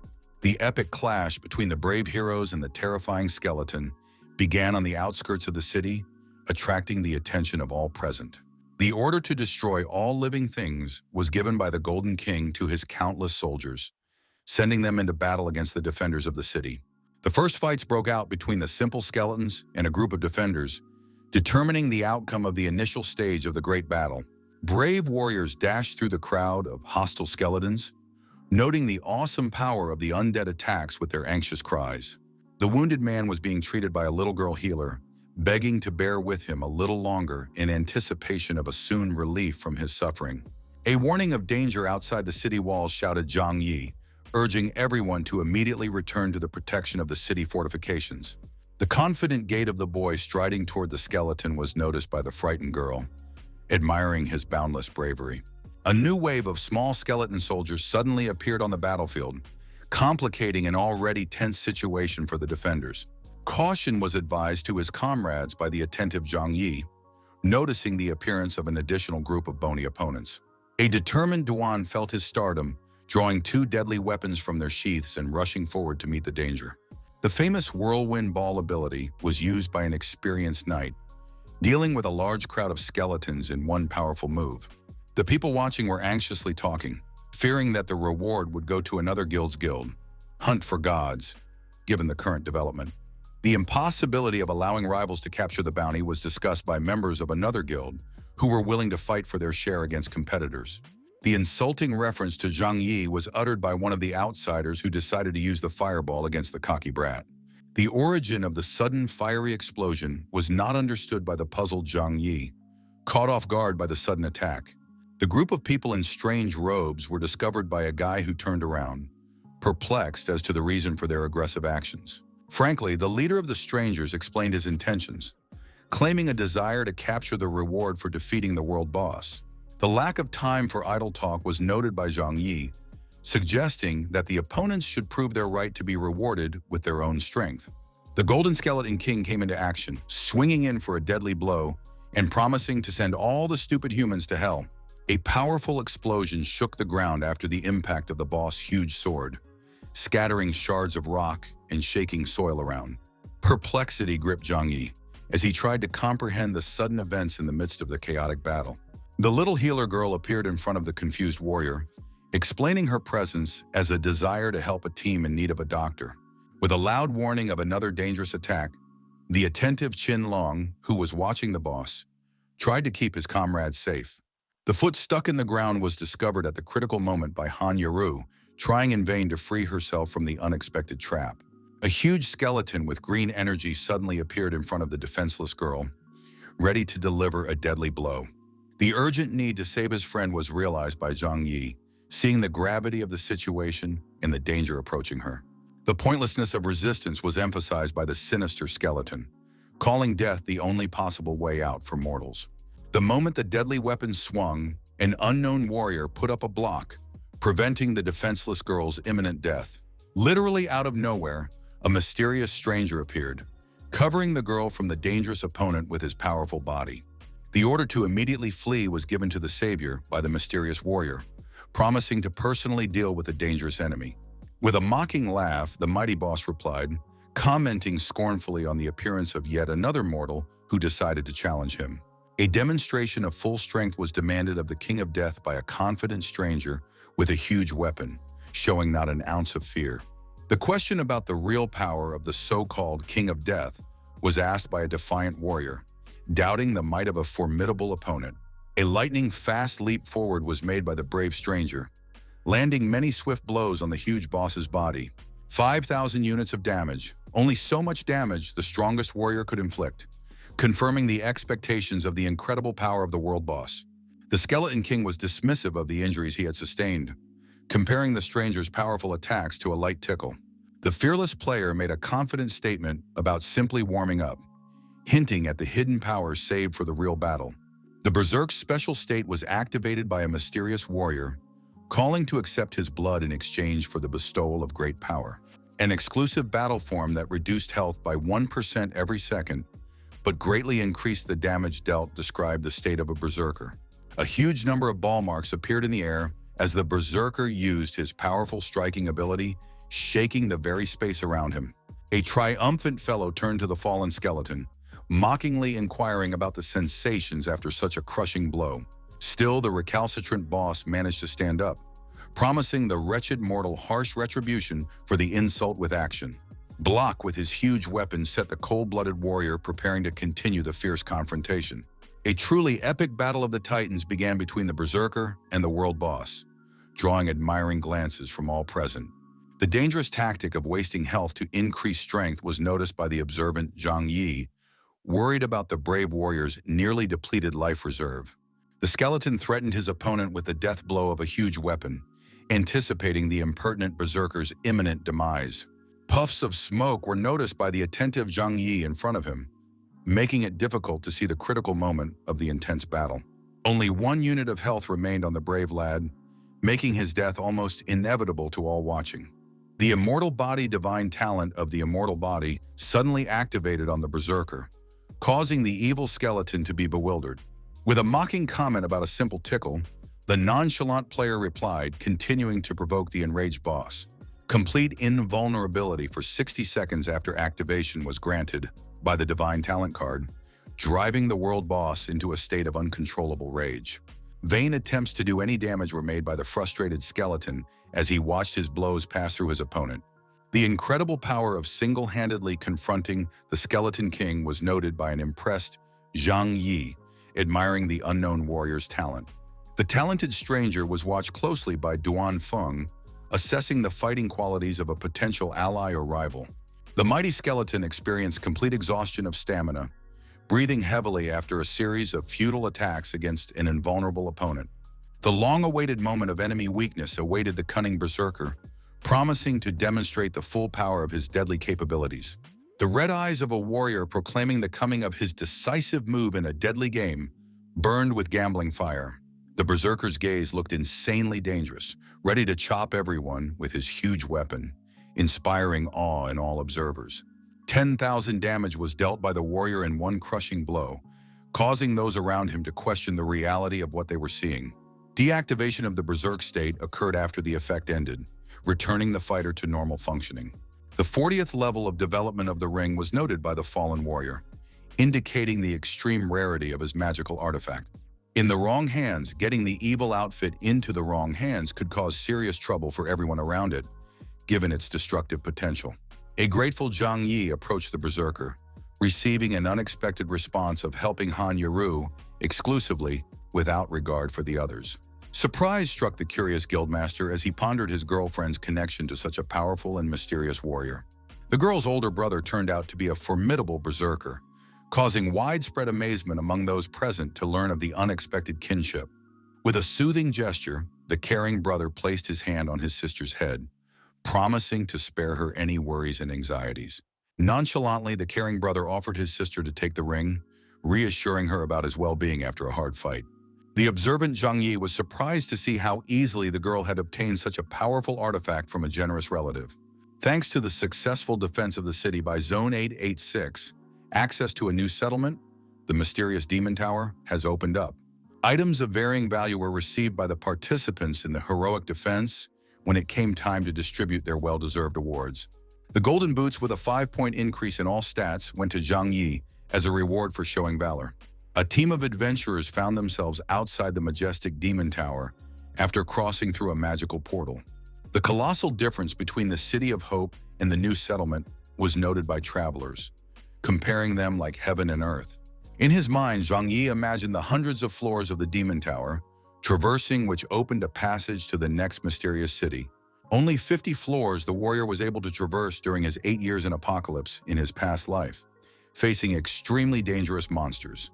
The young man considered the rewards awaiting the daredevils on the upper floors of the mysterious tower absolutely worth any risk. With a mysterious smile, the owner watched the boy, anticipating the development of intriguing events in the near future. A mysterious figure sat on the top floor of the majestic tower, patiently waiting for worthy applicants to appear.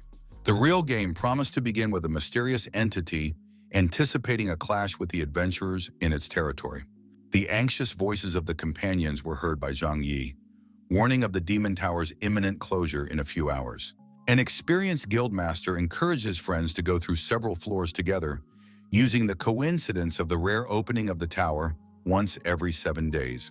An invitation to look at the tower together was received by a girl from the approaching Zhang Yi, unaware of his ulterior motives. The cunning tamer was able to successfully copy the talent of the immortal body with a discreet touch, using the favorable moment to obtain the valuable ability. The lone dungeon was the Demon Tower, requiring the group to split up to complete challenges, followed by a reunion later. The impatient Duan was the first to decide to go to the trials, bidding farewell to his comrades and wishing everyone good luck in the dangerous venture. Zhang Yi thought unflatteringly of his comrades' hurried departure, having barely found the perfect place to level up and improve his skills. The need for immediate action instead of rest was realized by the determined warrior, intending to follow the example of his departed comrade in arms. Already with the first monster entered into a fierce battle, brave hero, starting the trial of the Demon Tower from the bottom floor. The tireless adventurers advanced to the 3rd floor, battling local monsters and overcoming numerous obstacles. Higher and higher climbed the heroes who had successfully overcome the 3rd floor, inexorably approaching the more difficult challenges of the tower. Zhang Yi managed to reach the 40th level of development through intense battles, strengthening his strength with each defeated opponent. The unexpected weakness of level 70 monsters compared to past experiences was noted by the surprised warrior, easily handling the obstacles. The sudden appearance of the mysterious creature from the open doorway was accompanied by a contemptuous address to the lowlife who dared to challenge the master of the floor. The 55th level monster expressed outrage, resenting the insolent intrusion that had disturbed its long sleep. The commanding son who led the demons during the invasion of the city turned out to be a strange monster against the uninvited guests. The bewilderment Zhang Yi experienced when he recognized the 15th floor boss on a completely unexpected level of the tower against all rules. A truly epic battle began between the adversaries as the brave lad rushed forward, threatening to brutalize the cocky monster. The hero's small dragon was strong enough, using the deadly black dragon breath ability against the enemy warrior. Completely engulfed in dragon flames, the opponent only laughed mockingly, showing absolute immunity to the fire attack. The absence of any damage was realized by the anxious Zhang Yi, realizing the prematurity of facing such a powerful enemy. The inadmissibility of retreat forced the determined warrior to draw his weapon, trying to do some damage to his invulnerable foe. Instead of a successful attack, the hero received a crushing blow from a superior opponent, throwing him back several meters. The 10-second warning of the Demon Tower closing sounded in the players' minds, threatening the loss of all progress made. One last chance to show his true abilities was offered by the desperate Zhang Yi to his cocky opponent before the imminent closing of the tower. Angrily, the warrior swung his weapon, promising immediate death for the insolent provocation from an unwise mortal. Gradually, the formidable knight began to disappear as the allotted time expired and the mysterious tower closed until the next cycle. Teleporting to the exit was experienced by a relieved Zhang Yi, realizing his incredible proximity to death from the monsters of the dangerous tower. An anxious question about her brother's whereabouts was asked by Han Yaru, receiving reassurance from a returning comrade about her relative's imminent exit. Her friends tried to calm the worried girl down, reminding her of her brother's incredible strength and ability to stand up for himself in any situation. Han Yaru formally agreed with the arguments of her comrades while not hiding her deep concern for the fate of her missing brother. The special mission of the Guild War in Istoka City has been announced by the organizers, offering generous rewards to any association that chooses to participate.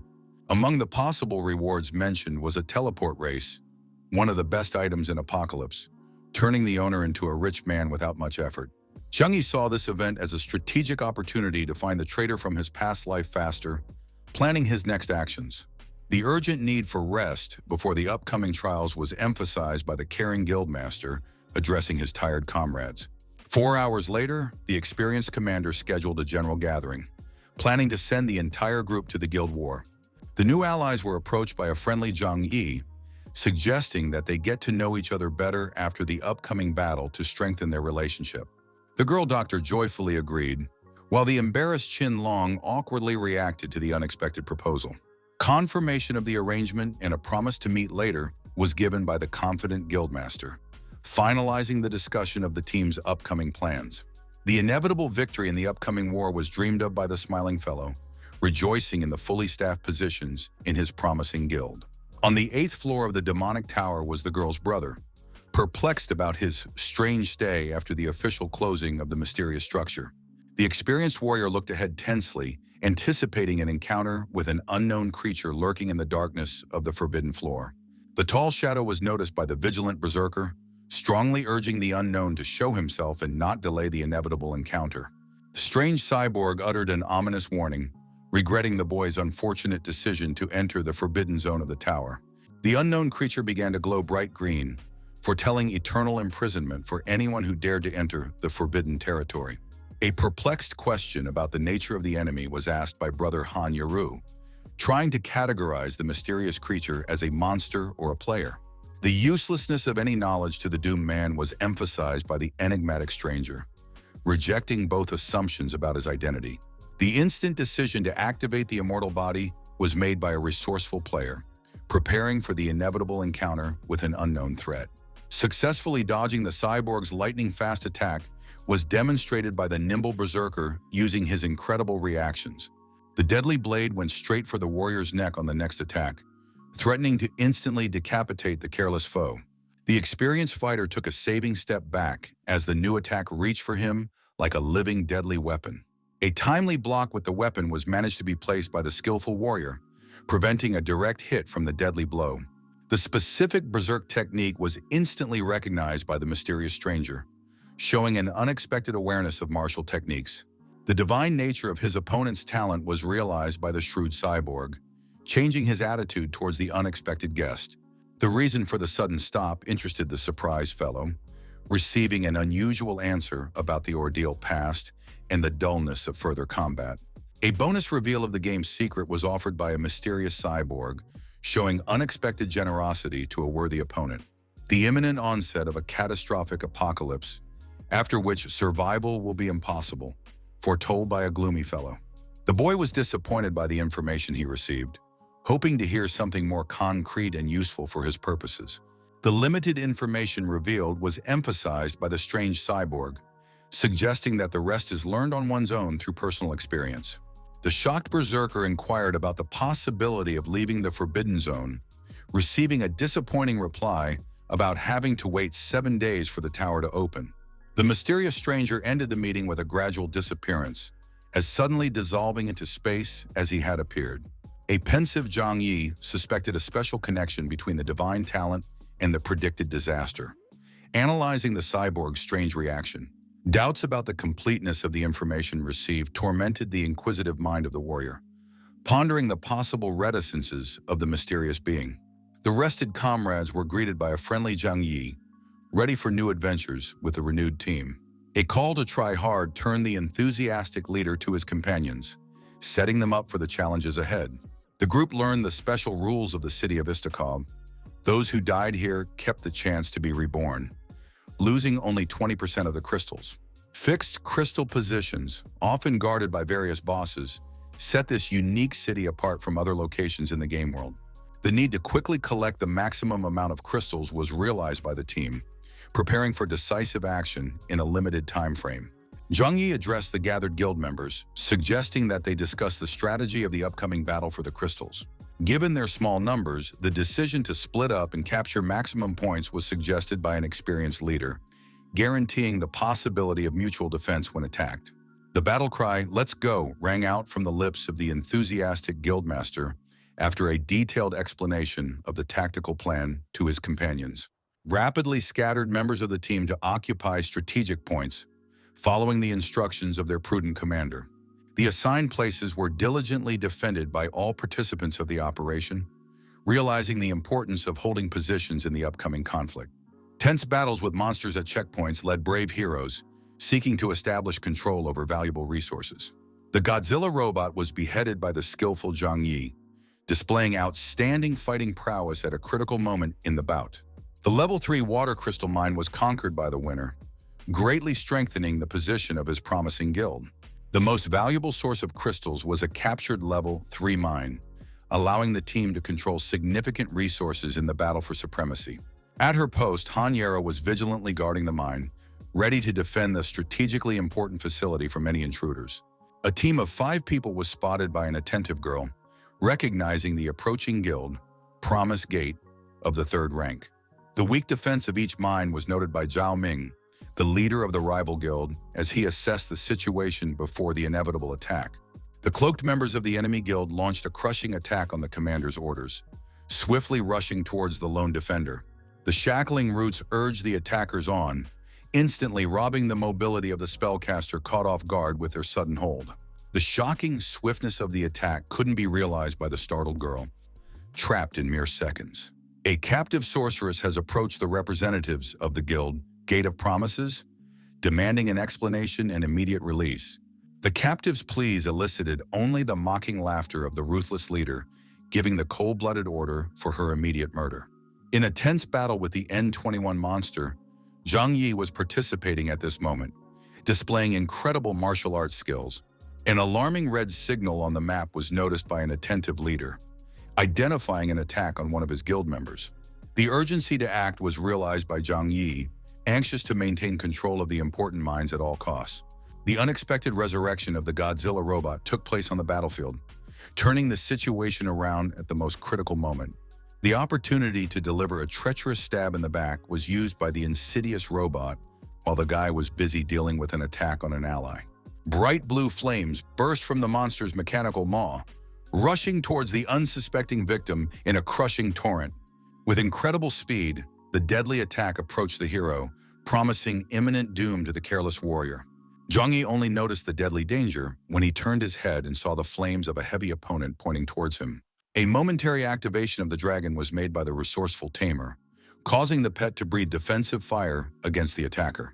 The golden boots obtained in the boss battle decided to be worn by a prudent warrior increasing his combat capabilities in a critical situation.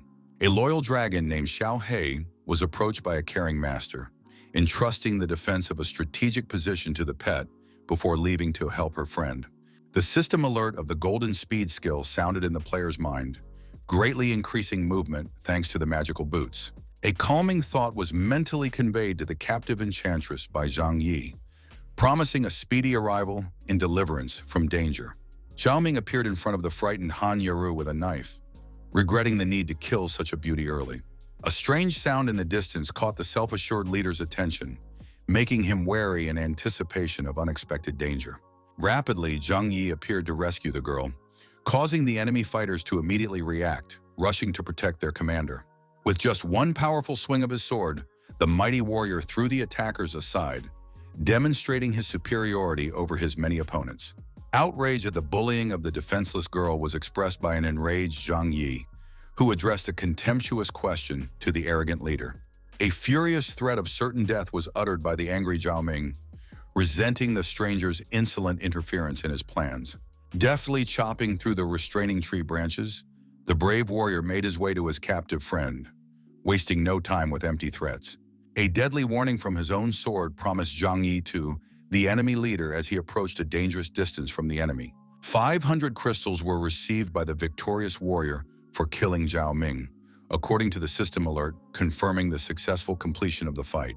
Releasing the girl from the restraining branches, Zhang Yi carefully inquired about her well-being, showing genuine concern for her friend's condition. Suddenly, a mysterious man in a purple suit appeared, applauding and commenting on what was happening as a perfect stage for his entertainment. The girl was approached by an unexpected guest, expressing surprise at the new encounter and introducing himself as the guild leader of the Despicable Heroes Guild, Si Tuyang. The newly arrived leader made shameless claims on the girl, prompting an immediate rebuttal from an outraged Han Yaru.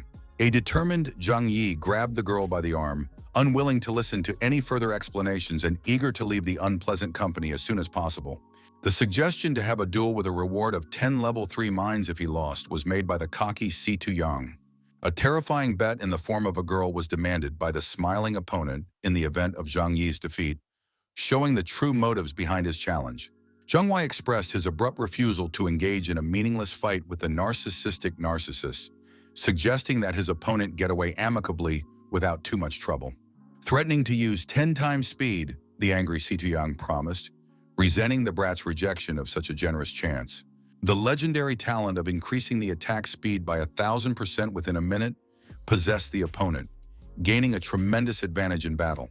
A firm intention to deal first with the leader and then with his pathetic minions was expressed by Zhang Yi. Unafraid of the enemy's threats, the incredible speed of the enemy's attacks could hardly withstand the guy, not having time to fend off the lightning-fast lunges of the superior enemy.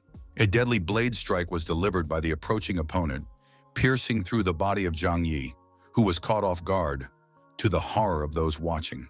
The superiority of his legendary talent was smugly emphasized by Si Tuyang.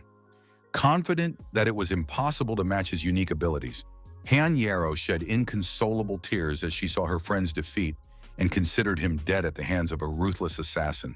An unexpected claim of having something better was made by the supposedly defeated guy, mentioning his divine talent to the surprise of those present. A contemptuous reference to a pathetic opponent was uttered by Zhang Yi as he prepared to demonstrate the true power of his superior gift.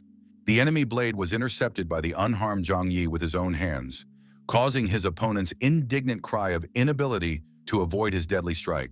A sudden change in expression occurred on Si Tuyang's face, as the incomprehension in his eyes was replaced with unconcealed fear at the unexpected turn of events. The arrogance of his opponent's legendary talent was mocked by the unharmed warrior, offering to test his opponent's true worth without his supernatural ability. The confused Si Tuyang made futile attempts to strike a fatal blow with his sword, unable to understand the reasons for his intended victim's survival. Versions about the illusory nature of what was happening were feverishly tossed around by the bewildered enemy, unable to find a logical explanation for the enemy's incredible survivability. A panicked Si Tuyang turned to his idle friends, demanding immediate help in a hopeless situation. The order to destroy the insolent smartass was given by the irate leader to his guildmates, Desperate for support from superior forces, the hypocritical inconsistency of the concept of a duel was emphasized by the astute Zhang Yi, accusing the opponent of initially planning a devious ambush. Furious shouts demanding that he shut up were emitted by the enraged Si Tu-yang, promising imminent death to his recalcitrant opponent. Mighty power was wielded by the incoming enemy guild members, impressing everyone present with their unique abilities. The satisfaction of being able to mine additional crystals was experienced by the pragmatic Zhang Yi, viewing the attackers as a valuable source of resources. Numerous members of the Despicable Heroes Guild descended from the roof at the same time, surrounding the lone warrior on all sides. The attacks of different elements aimed at the unperturbed guy, not taking the slightest damage, were to no avail. Shocked exclamations of an unfathomable ability to block absolutely all blows rang out among the bewildered attackers. The end of enemy attempts was marked by the patient Zhang Yi announcing the beginning of his offensive after a prolonged defense. The hero's much larger dragon came to his master's aid, unleashing hell dragon flames on defenseless foes. The rapid decline in health was watched with horror by the shocked Si Tu-yang, realizing the hopelessness of his situation. The stubborn refusal to give up the mines after defeat was expressed by the recalcitrant leader, unwilling to admit the obviousness of his loss. A decisive fist strike was delivered by the irritated Zhang Yi, unwilling to listen to the meaningless objections of his defeated opponent. 1,000 crystals were given to the winner for his successful feat, significantly increasing the resources of his prospective guild. A concerned question about the incident was asked by the girl doctor, who came running in, expressing genuine alarm about the condition of her comrades. A brief explanation about the attack of the two guilds and the heroic defense of the leader was given by the calmed Han Yaru, recounting the recent events. 15,000 crystals were earned by the guild, hunting gods, according to the overall ranking, showing the team's impressive performance. Half an hour before the end of the competition, a satisfied Zhang Yi noted, discussing the need to steal mines from the leader to achieve first place. The assurance of no problems was expressed by a smiling Han Yarrow, reminding them of a professional archer among their friendly team members. A delicate offer to test his strength was received by Qin Long from the attentive girl, accompanied by an assurance that such a test was optional. Uncertainty in his abilities was politely expressed by the shy archer, doubting the success of the possible attempt. Childhood memories of intense excitement at failure surfaced in the uncertain warrior's mind, explaining the reasons for his current indecision. The archer thought about the ability to live up to expectations as he watched the arrow fly toward a distant target. In the final duel of the pass, once again the fatal arrow failed to reach its target, bringing bitterness of defeat to the young shooter. Angry spectators, who did not forgive the decisive mistake, showered the missed archer with angry reproaches. With a demand to leave the firing range forever and never to return, the surrounding crowd descended on the guy, not hiding their contempt for his uselessness.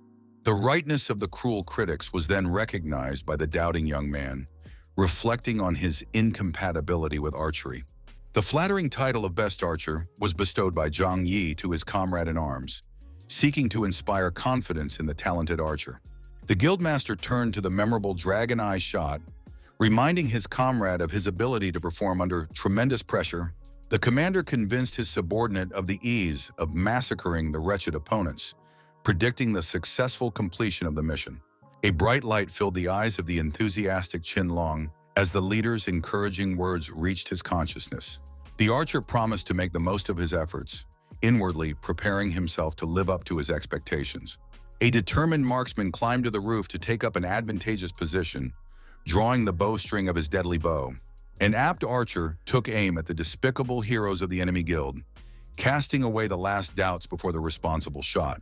The enemy leader was targeted by a cold-blooded sniper, realizing the strategic importance of decapitating the enemy structure. Qinlong prayed for the success of the upcoming shot, using the golden technique before releasing the tensioned bowstring. The impossibility of losing a girl to a despicable brat was pointed out by the arrogant leader of the enemies, unaware of his near death. The released arrow rushed towards the target, cutting through the air on its way to imminent defeat of the arrogant leader. A perfect shot entered the heart of a nasty opponent, causing the sniper to mock the foolishness of playing games with a professional of his craft. The location of the invisible gunman was desperately trying to locate the wounded enemy, straining his vision before the eternal darkness set in. The question of the next victim was asked by Qin Long after the first successful defeat, increasing the psychological pressure on the remaining opponents. An experienced sniper jumped off the roof of the building, changing position to prevent detection of his tactical location. Zhang Yi's associates were called upon to adjust the ranking, guiding the team to the final stage of the military operation. 200 crystals were received by the fighters for each monster destroyed, greatly increasing the resources of their respective guild. Only 50 seconds remained for the team to achieve first place, requiring maximum concentration from each participant. 35 seconds before the end of the competition, the patient Qin Long released his ultra-fast arrow, completing his careful aiming. The second place guild, Hunt for the Gods, was in second place 20 seconds before the final gong, desperately striving for a decisive lead. As the deadly arrow approached the final target, the last 12 seconds of tournament time melted away, deciding the fate of the competition. After destroying all the key members of the rival organization at the last second, Zhang Yi Guild emerged victorious, taking a well-deserved first place. The leader addressed his talented sniper with gratitude, recognizing the crucial role his skills played in the team's overall triumph. About the impossibility of losing to some snot-nosed children, the angry members of the defeated guild were indignant, not believing in the reality of the fiasco. The organizers of the competition prepared a worthy award for the champions, arousing the admiration of all present. A great deal of treasure, weapons, and boots were discovered by the winners as they opened the coveted prize chest. The greatly simplified movement between multiple locations thanks to the teleport was pondered by a satisfied Zhang Yi. With a threat to forget about a quiet life, the angry Situ Yang turned to the winner, mentioning the expectation of a race of other representatives of his guild. The phrase about the race of others remained unclear to Zhang Yi, causing vague, anxious premonitions. The possible connection between the cryptic words and the attackers in the Dragon Crown tomb was something the worried guildmaster was trying to establish. The hero who returned to the city continued to be closely watched by unknown individuals lurking in the shadows. Secret surveillance of the guy was being conducted by a little girl in a hoodie, waiting for the opportune moment to act. A little girl was pushing her way forward, asking those around her to let her pass with the innocent look of a normal child. Han Yaro's pocket was deliberately reached into by the girl's deft hand, carrying out a carefully planned theft. Cunning theft, an exclusive skill of the assassin, was utilized by the young thief with astonishing skill. The cunning girl made it her goal to get the precious ring, choosing the perfect moment to steal it. The stranger's suspicious behavior was instantly noticed by the attentive archer, loudly pointing out her actions. The missing ring, a gift from her brother, is discovered by a confused Han Yaru, realizing the fact of a daring robbery. A quick flight was made by the exposed thief in an attempt to escape with the stolen valuables. The need for an immediate pursuit without giving a chance to escape was emphasized by a determined Zhang Yi. The pursuit of the stranger was begun by the quick-footed hero, intent on recovering his girlfriend's stolen property. The defiant girl, confident of her unattainability, mocked her unsuccessful attempts to catch her. The futility of the chase was confirmed by Zhang Yi to the returning archer, attributing the thief's disappearance to the sudden teleportation. Moonlight City as a possible teleportation site was suggested by the comrades, mentioning the locations belonging to a completely different race. In improving the talent of the dragon race through gaining the prestige of the three camps, saw the prospect of the guildmaster linking a visit to a new city with the possibility of learning about the traitor. The decision to go to an uncharted city alone was announced by Zhang Yi to his friends, instructing them to wait for the return of the girl's brother. The need to maintain teleportation coordinates for a quick return in case of danger was realized by the prudent warrior. A determined traveler approached the teleporter operator, ordering travel to the mysterious city of Moonlight. For 100 coins, teleportation to Moonlight City was performed, impressing even wealthy travelers. The expensiveness of the teleport tax was noted by the practical Zhang Yi, feeling the pain of losing an impressive amount of 100 coins. The late hour and someone's desperate cries for help were the first impression of the new town's insecurities. The brightly colored rabbit toy was noticed by an attentive guy approaching the scene and assessing the situation. A shaking girl desperately begged for help from the attacking men, attracting the attention of a passing hero. The quick running of the kidnapped woman and her fatigue from the cat and mouse game was mockingly inquired about by the muscular guys surrounding the frightened victim. The trembling girl mentally prepared herself for the worst outcome, expecting imminent retribution from her ruthless pursuers. The human shield for the victim was the suddenly appeared Zhang Yi, preventing the impending strike with a decisive intervention. The inadmissibility of hurting girls was pointed out by the noble intercessor, emphasizing the difference in principles between himself and his attackers. The weapons of the rude assailants were broken by the determined hero, ignoring their demands to leave and not interfere with the disgusting action. The superior strength of the unexpected intercessor was quickly appreciated by the terrified bandits, realizing the need for an immediate retreat. Within seconds, 3 hooligans fled the scene, unwilling to confront a dangerous adversary. The reason for the pursuit was explained by the rescued girl, confessing to stealing items from the boss of the relentless pursuers.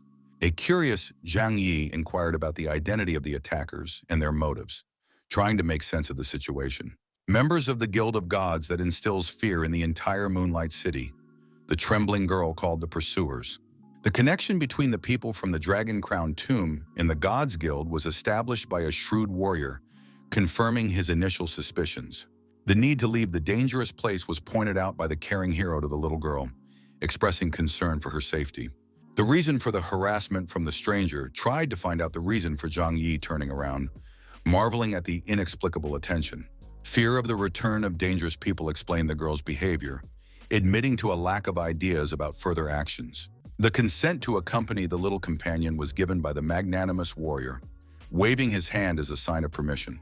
The girl assured her new acquaintance of the usefulness of her presence due to her knowledge of the city, promising not to cause any problems during their journey together. Strange traveling companions have arrived at a hotel in town to purchase 2 rooms in need of rest after an eventful day. Before going to bed, the temporary companions said their goodbyes and went to their places for a well-deserved night's rest. About the unsurpassed comfort of a soft bed after a hard day, dreamily reflected the tired traveler, preparing for sleep. Suddenly, the door to the room was ajar, disturbing the peaceful atmosphere of the tired hero's bedtime preparations. In a sound sleep was by then an unsuspecting lad, not noticing the approaching danger. With a snide smile, the little wench sneaked into the room, plotting evil against the trusting stranger. The greedy thief mentally counted the 10,000 coins that would soon come into her possession, anticipating the rich booty. To kill the sleeping lad, the wily girl swung her dagger, unaware of the impending failure of her villainous plan. The sensitive warrior dodged the deadly blow in his sleep, displaying incredible reflexes even while unconscious. An angry remark about simple luck was made by the irritated assailant as she prepared to deliver a new, more accurate blow to her victim. The name of the traitor Mu Chen was shouted out by a guy who was actually awake, delivering a crushing blow to the treacherous girl. In bitter tears about the unbearable pain from the blow received, the perpetrator caught red-handed, posing as an innocent victim. After consciously waking up, asked Zhang Yi about the reason for the girl's presence in the room, receiving a far-fetched explanation about a nightmare. Permission to stay and a promise of supervision was given by the suspiciously kind hero, concealing the true thoughts of the treacherous companion. Patiently uncovering all the little deceiver's plans, the shrewd warrior promised himself, assessing the pretender with a studying eye. The location of the Guild of Gods in the Moonlight Church was agreed upon by the girl in the morning after leaving the hotel, confirming Zhang Yi's question. The unexpected appearance of some kid from behind was accompanied by an inappropriate comment about the little girl's attractive looks. The stranger's hand reached toward the defenseless girl with the intent of grabbing her, threatening the safety of the little companion. The astonished Zhang Yi recognized his former fellow traitor Mu Chen as he gazed at the green-haired stranger's features. A bewildered cry about the source of the knowledge of his name erupted from the surprised green-haired boy, not recognizing the longtime acquaintance. A real rage seized Zhang Yi at the sight of the man who had betrayed him in his past life, awakening his thirst for revenge. A crushing blow is delivered by the enraged hero to the traitor, declaring his identity secondary to the coming retribution. Mu Ken's back hit the hard surface after the unexpected attack, losing his balance from the force of the unexpected blow. The situation with the beating of the green-haired boy, who usually acted as an aggressor against the weaker, was called a strange event by observers. Outraged questions about the identity of the attacker and his insolence were asked by a stricken Mu Chen, not understanding the reasons for such an aggressive attitude. The green-haired lad was warned of the stranger's danger and the undesirability of provoking him by those around him. Noticing the unusual strength of his opponent, complete indifference to the traitor's outrage was expressed by Zhang Yi as he prepared to take decisive action against his longtime enemy. The immutability of the essence of the former comrade was noted by the hero, remembering the betrayal in his past life and observing the bullying of the weak in his current one. The ability Kradia was activated by Mu Chen, seeking to gain an advantage in the unexpected confrontation. The green-haired fellow addressed the enemy with a mention of territoriality and the impossibility of getting out of there alive, threatening imminent reprisal. The ability to make the player invisible and hide the smell was recalled by Zhang Yi.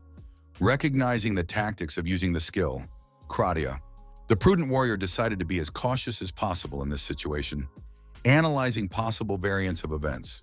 A deadly blade suddenly appeared in front of the hero's face, miraculously not hitting vital organs at the last moment. Despite his efforts to dodge, the guy got a cut on his cheek from his opponent's weapon, demonstrating incredible skill.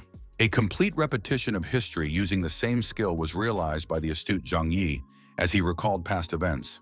Unforgettable for the vengeful warrior were the memories of betrayal on that fateful day that changed his life forever. Inadmissibility of losing to a former comrade, and this time firmly decided for himself, adamant hero, preparing for a decisive battle. Zhang Yi issued a death sentence to his enemy, announcing the inevitable change of roles in the current confrontation. Deprivation of any chance promised the angry beast tamer, causing Mu Chen to be perplexed about Mu Chen's ability to anticipate the direction of attacks. The deep imprinting of every movement in his memory was reported to his opponent by Zhang Yi, explaining the incredible predictability of his actions. A crushing kick to the chest was delivered by the enraged warrior, displaying a superior fighting technique. The stricken opponent flew back a few meters from the incredible force of the blow, experiencing excruciating pain. With a mockery of assassination plans and lack of strength, the triumphant Zhang Yi addressed the defeated enemy, displaying clear superiority. About the incredible bad luck in meeting a madman, the shocked Mu Chen thought, not understanding the reasons for such fierce aggression. To hell, the ruthless tamer of beasts offered to send the traitor, showing not an ounce of mercy to his longtime enemy. The unexpected appearance of the mysterious cloaked man from behind ended with Mu Chen swiftly grabbing Mu Chen, caught off guard. Rapid movement with the captured victim was made by the mysterious stranger, remaining unrecognized due to the incredible speed of his movements. An overwhelming desire not to let the former comrade be taken away swept over Zhang Yi, despite the complexity of their past relationship. The kidnapper's trail broke off at the approach to the Church of Moonlight, where the pink-haired girl who had accompanied the pursuer pointed. The danger within was characterized by the church sought, according to the warning of a small companion, confirming the location of the target of the search. A determined warrior expressed his firm intention to get inside, citing personal reasons regardless of the potential dangers. Sleeping pills were suggested by the practical girl instead of a reckless invasion without a plan, emphasizing the unreasonableness of rash action. Surprise at the origin of the sleeping pills in the child was expressed by the puzzled lad, who had not expected such resources in his young companion. Solitary travel explained the necessity of means of protection to the little wanderer, showing unexpected independence and practicality. A determined Zhang Yi resorted to strangling the guards that had appeared, not wanting to draw undue attention to his presence. With sleeping pills, the guy ensured the peaceful sleep of the guards, avoiding unnecessary casualties in the process of infiltration. The uniforms of the sedated guards were taken off by resourceful intruders, changing clothes to successfully disguise their intentions. Disguised adventurers approached the church, preparing to infiltrate the sanctuary under the guise of legitimate guards. In the secret room of the Moonlight Church, a confused Mu Chen woke up, not realizing his whereabouts after being forcibly displaced. On the amusingness of being defeated by an unknown weirdo who appeared out of nowhere, the stranger mockingly remarked to the captive, enjoying his humiliation. Angry questions about the identity of the kidnapper and his intentions were asked by the angry green-haired boy, demanding an explanation for what was happening. The demand for silence and unquestioning obedience was made by the mysterious kidnapper in the suit, emphasizing the senselessness of the captive's questions. The offer to replace the tired guards was made by the disguised intruders as they approached the church, skillfully disguising their true intentions. The tired guards gladly agreed to the unexpected shift, unaware of the deception on the part of their imaginary colleagues. A warning not to sleep on the post was left by the departing guards, mentioning the collective punishment for breaking vigilance. Suspicions about the untimeliness of the shift arose from one of the attentive guards sensing something amiss in the situation. The sleeping power was used by the nimble girl against the wary guards, preventing them from raising the alarm. The location of the person sought was reported by the young assistant after the last obstacles were removed, indicating the proximity of the target. The decision to go inside was made by an excited Zhang Yi, feeling the long-awaited moment of confrontation with his longtime enemy approaching. A strange rustle from behind was heard by the wary fellow, turning around to look for the source of the suspicious sound. Mission accomplished was announced by the girl standing in the aisle, taking on a detached look after completing her mysterious role. The promised reward was given to the girl by the church guards, handing over coins for successfully luring a careless stranger into a prearranged trap. The prevalence of deception in the city was something the departing girl wanted to warn about, regretting an unspoken remark to a careless traveler. The correctness of the girl's guess about the girl belonging to the God Guild or working for them was realized by the astute Zhang Yi, realizing that the goal was not to steal the ring, but to lure him away. Interest in the true organizer of the cunning plan came from a trapped warrior ready to face a real adversary. At the end of the long corridor, the attentive fellow noticed three ominous figures waiting for the approach of the uninvited guest. The huge, pumped-up guy expressed arrogant disdain for the brat, smugly promising to deal with the intruder easily. The probable reasons for summoning all the fighters at the boss were pointed out by the half-human, half-zombie, suggesting the true strength of the approaching enemy. A demonstration of a crushing victory was promised by the boastful strongman to his comrades, suggesting that they simply wait and see the spectacular destruction of the enemy. The cocky big man stepped forward, reaching a hand behind his back to grab his huge battle axe. The deadly weapon flew towards the guy, spinning in the air with the aim of instantly killing the uninvited visitor. The approaching spinning axe was closely observed by Zhang Yi, judging his opponent's professionalism in his weapon-throwing technique. With the simple skill of summoning a flock of crows, the experienced warrior decided to start the battle using his basic Tamir abilities. The significant increase in the number of ravens summoned was noted by the true beast tamer, noticing the development of his skill over time. Fury at the use of such a pathetic skill gripped the angry big man, mockingly denying the possibility of victory by such primitive means. The massive opponent jumped up to an impressive height, intending to bring his full weight down on the agile fellow. Smooth ice was formed on the floor by the cunning Zhang Yi, using attribute transformation to create an unexpected trap. The realization of the mistake came to the huge guy too late, when his opponent's cunning tactics had already caught him in a trap. The slipping big man fell on his back with a clatter, losing his balance on the treacherously slippery surface of the magical ice. A concussion was suffered by the barely upright opponent from a violent blow to his head, greatly reducing his fighting ability. The realization of why the boss summoned all the fighters came to the remaining two opponents watching their comrade's humiliating defeat. Both warriors rushed forward, realizing the first comrade's inability to deal with an unexpectedly strong opponent. Real bandages bound the ninja to his opponent, limiting the mobility of the dangerous beast tamer. A wall of bone spikes created a half-zombie, using its unique ability to immobilize a captured enemy. Higher and higher grew the horrifying construct of bones, becoming an insurmountable barrier at the will of its creator. The need to summon the dragon was realized by the bound boy, realizing the impossibility of independent release from the magical bonds. Bewilderment at the dragon's origin in a common tamer was expressed by the astonished ninja, who had not expected such power from a mere opponent. All devouring flames began to breathe from the summoned dragon, turning the bandages and bone constructs of enemies into ash. The shocking realization of underestimating the enemy came to the stricken ninja as he observed the destructive power of an unexpected ally. A freed Zhang Yi burst out of the burnt bandages, swiftly approaching the confused ninja and delivering a crushing blow. Excessive strength for a given opponent was mentioned by the victorious warrior, correcting the misconception of simple underestimation. The growing dragon was praised by the satisfied owner, foreshadowing an even more impressive development of the pet for the next combat encounter. The opponents who had been beaten by the guy were angrily communicating among themselves, trying to decide the next steps after the humiliating defeat. The tactic of simultaneous attack was chosen by the resolute warriors, shouting shouts of imminent death to the defiant foe. With mocking interest, Zhang Yi offered to observe the results of their new strategy without showing the slightest bit of concern. At the sight of the guy's true capabilities, even the pumped-up fighter, who had previously displayed boundless self-confidence, was frightened. Zhang Yi rushed forward to deliver another strike, rapidly reducing the distance between himself and the stunned opponent. The glistening shine of the axe saw the determined warrior before him, assessing the danger of the approaching weapon in the hands of the enemy. The power of dragonfire continued to be used by the tamer in battle, allowing his majestic pet to scorch everything in its path. With astonishing ease, the lad dealt with the three strange fighters, meeting no worthy resistance in the unequal fight. The order to end the battle was given by the stranger who appeared, authorizing the three defeated men to leave the battlefield in a commanding tone. The pumped-up guy asked his boss for more time to defeat his opponent, unwilling to admit defeat. A furious repetition of the order followed from an angry superior, demanding an immediate cessation of senseless resistance. A mocking Zhang Yi turned to the opponents who feared death, promising to show patience as they awaited the next, more worthy battle.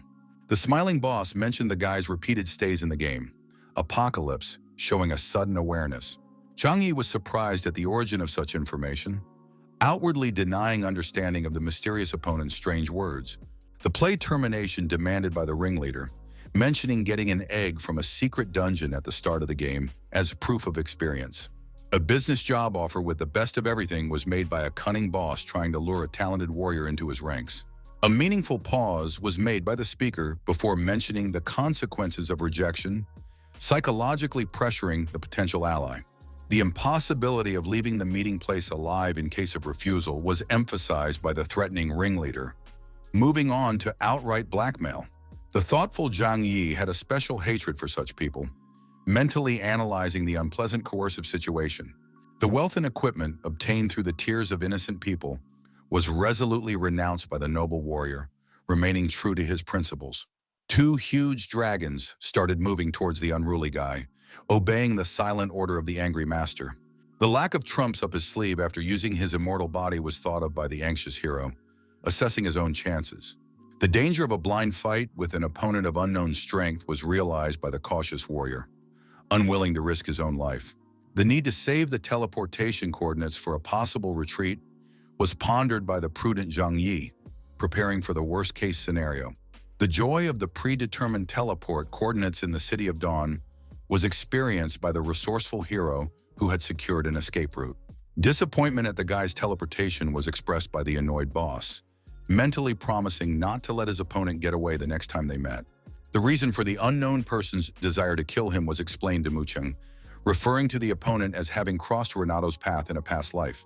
The green-haired young man was in a state of shock after hearing the incredible information about the theoretically impossible connection with past lives. The panicked thought of the mysterious Avenger's imminent return visited the terrified Mucheng, visualizing his imminent doom. The need to act first was emphasized by the cunning ringleader, advising a warning to kill a potential enemy. The promise of help was made by a powerful boss, arrogantly claiming that everyone in the game must submit to his will and influence. Zhang Yi reflected with relief at the timely teleportation, realizing that the enemy dragons would have turned him into ashes at the slightest delay.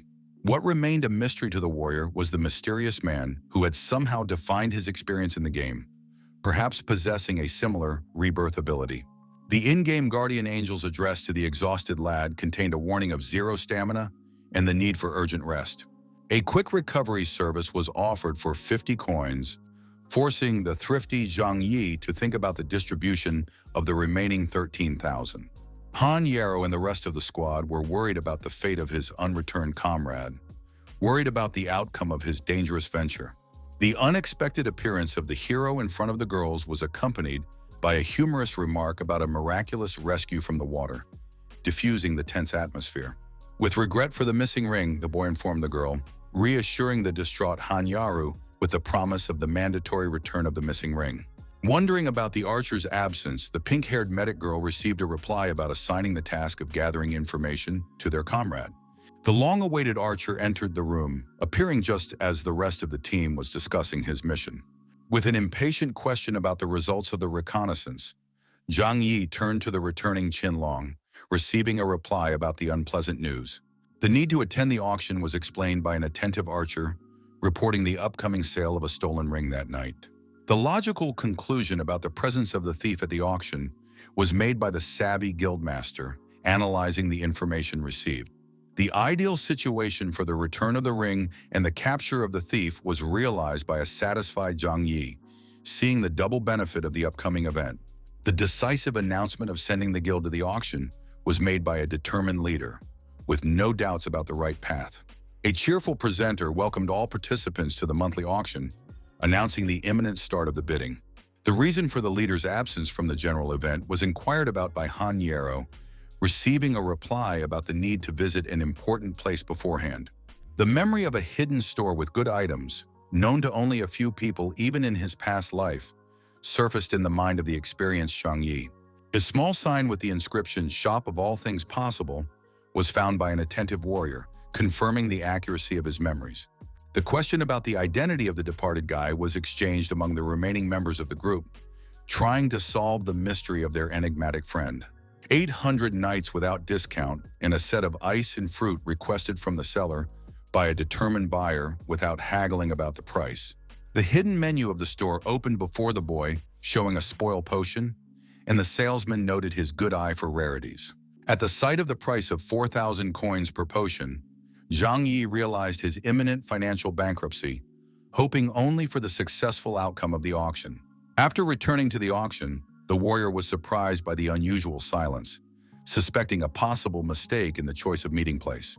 The starting price for the sheepskin scroll was announced by the leading girl, starting the bidding with an item of dubious value. An agitated Han Yuru approached her comrade to report the absence of a ring among the lots on display, mentioning only a flower of unknown origin. The lack of interest in the subject was lamented by the presenter, suggesting that the unpopular lot be skipped in favor of the more sought-after ones. A hand was raised sharply by Zhang Yi, who recognized the rarity, recognizing the item as a secret dragon race mission scroll. Of the pricelessness of a neglected item mistaken by idiots for toilet paper, the seasoned warrior thought, seeing the true value of the unremarkable scroll.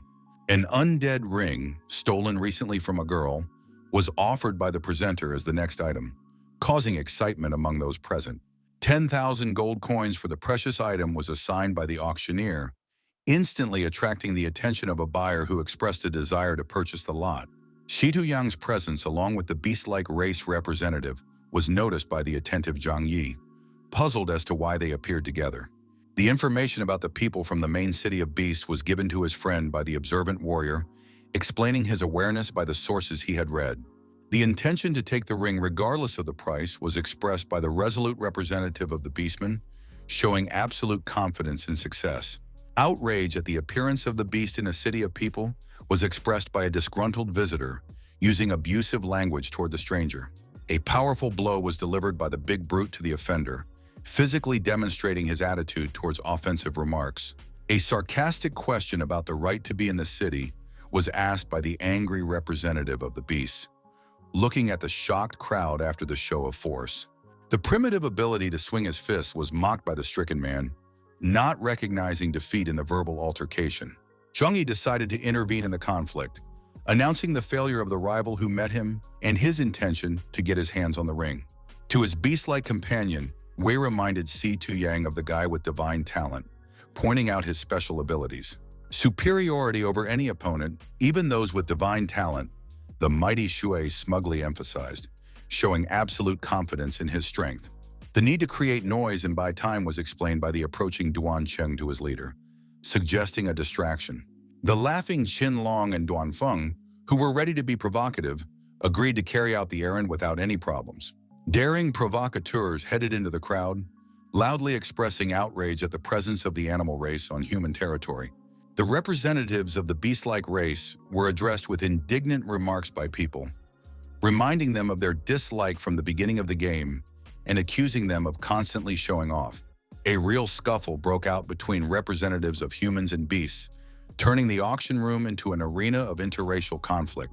A high-rank invisibility potion was drunk at this moment by Zhang Yi, ensuring that he would completely disappear from the sight of others for 3 minutes. Several magical potions were prepared by the prudent fellow, realizing the beginning of the active phase of his carefully planned plan. A jar of fire potion and a smokescreen was thrown by the cunning warrior into the crowd, creating further confusion in the designated area. A raucous party broke out in the heart of the crowd, diverting everyone's attention away from the valuable auction items. The ring on the dish was decided to be taken by an invisible guy, taking advantage of the chaos and commotion around the precious object. Zhang Yi realized the perfect moment for the theft as he stealthily approached the target of his risky operation. The beast-like representative did not calm down, continuing to actively participate in the fight with increasing excitement. From the back, the invisible Zhang Yi approached the cocky opponent, mentally noting the swift retribution for arrogance and beating up invisible enemies. A crushing blow to the back sent the guy face first to the ground, causing him to sprawl on the floor. Complete incomprehension of what had happened engulfed the victim, trying in vain to determine the source of the sudden attack.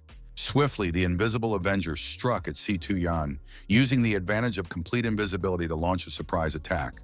Simultaneous bewilderment was experienced by both victims, not understanding the source of the unexplained attacks and their motives. The 10 seconds before the potion expired caused Zhang Yi to speed up, avoiding possible detection and subsequent pursuit. The golden speed skill was applied by the rushing warrior, multiplying the swiftness of his movements and flying out of the chaos-ridden hall with a bullet. Through the chat, the companions reported the successful completion of the mission, suggesting an urgent exit from the dangerous auction site. The wizard girl asked about the leader's sudden disappearance and the worry for his safety when the whole team gathered together. The successful abduction of the ring was confirmed by a satisfied Zhang Yi, showing off the result of his invisible operation. The return of unpaid items to the owner via inventory was covered by an experienced warrior, explaining the peculiarities of the auction game mechanics. Due to the sealed nature of the ring, the guildmaster promised to track down the real owner and reveal the true thief of the jewelry. After the teleportation, the weary companions sincerely admired the amazing leader, expressing their gratitude for the successful venture. The promise of the mandatory return of the ring was made to the girl by a caring boyfriend in an effort to reassure the worried owner. The teleportation cube was taken out by a determined Zhang Yi, preparing to transport himself to the supposed location of the cunning thief. The anticipation of meeting the real ring snatcher was felt by the determined justice seeker as he activated the magical item. The owner of the stolen ring in the auction incident turned out to be the same girl with the toy bunny who received the recovered item. After teleporting, accused Zhang Yi girl of stealing the ring and luring her into a trap, indignantly stating the revelation of her devious plan. The young rogue expressed her recognition of the lad's abilities, noting the unexpectedness of his successful escape from the Gods Guild against expectations. With a demand to return the ring and a threat to kill, the angry warrior rushed in pursuit of the girl, intending to restore justice. The girl's robe was grabbed by a determined Zhang Yi, foiling the sly thief's escape attempt. The deployed deceiver prepared for the strike, lightning fast from fleeing to active defense. The need for swift action was realized by the warrior, seeing the favorable development of the intended plan of capture. The unexpected appearance surprised Yue, blaming the freak for his long attempts to avoid a well-deserved meeting. The big guy announced his side's good fortune, mentioning the long chase after the little one and rejoicing to meet an additional target. The number of the girl's detractors was inquired by a surprised Zhang Yi, observing the growing number of people wanting to get even with the thief. The game of the frightened victim was started by the cunning deceiver, calling for the protection of her brother, with the pretended hope of his support. A beastly snarl was applied by the ferocious opponent, threatening to simultaneously kill both caught opponents. An enraged beastman appeared in front of the real rhinoceros spirit, preparing to chop the guy down, concentrating attack energy. Zhang Yi was indignant at the girl's behavior, first calling him brother and then cowardly running away from the dangerous situation a second later. 800 health units were lost by the guy from the powerful beastly jerk, feeling the crushing force of the blow. The painfulness of the attack and the initially low defense of the beast tamer was noted by the injured warrior, impressed by the opponent's power. Immediately hand over the girl and kneel down, begging for mercy, the beast-like man advised, addressing the boy with superiority. With an accusation of chugging, the enraged stalker rushed into a new attack, displaying an inexplicable fury. Shock was expressed by Zhang Yi at the absurd accusations, inquiring about the source of such information from his aggressive opponent. Persistent shouting about the alleged act seen continued to be made by the big guy without listening to the defendant's objections. The moment of the guy touching the girl's chin surfaced in the distorted memories of the angry beast, generating unreasonable jealousy.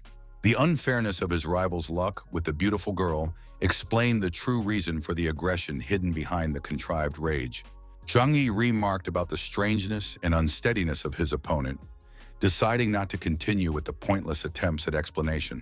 The change of attributes to fire was made by the resourceful warrior with his weapon, preparing to employ an effective tactic against an enraged opponent.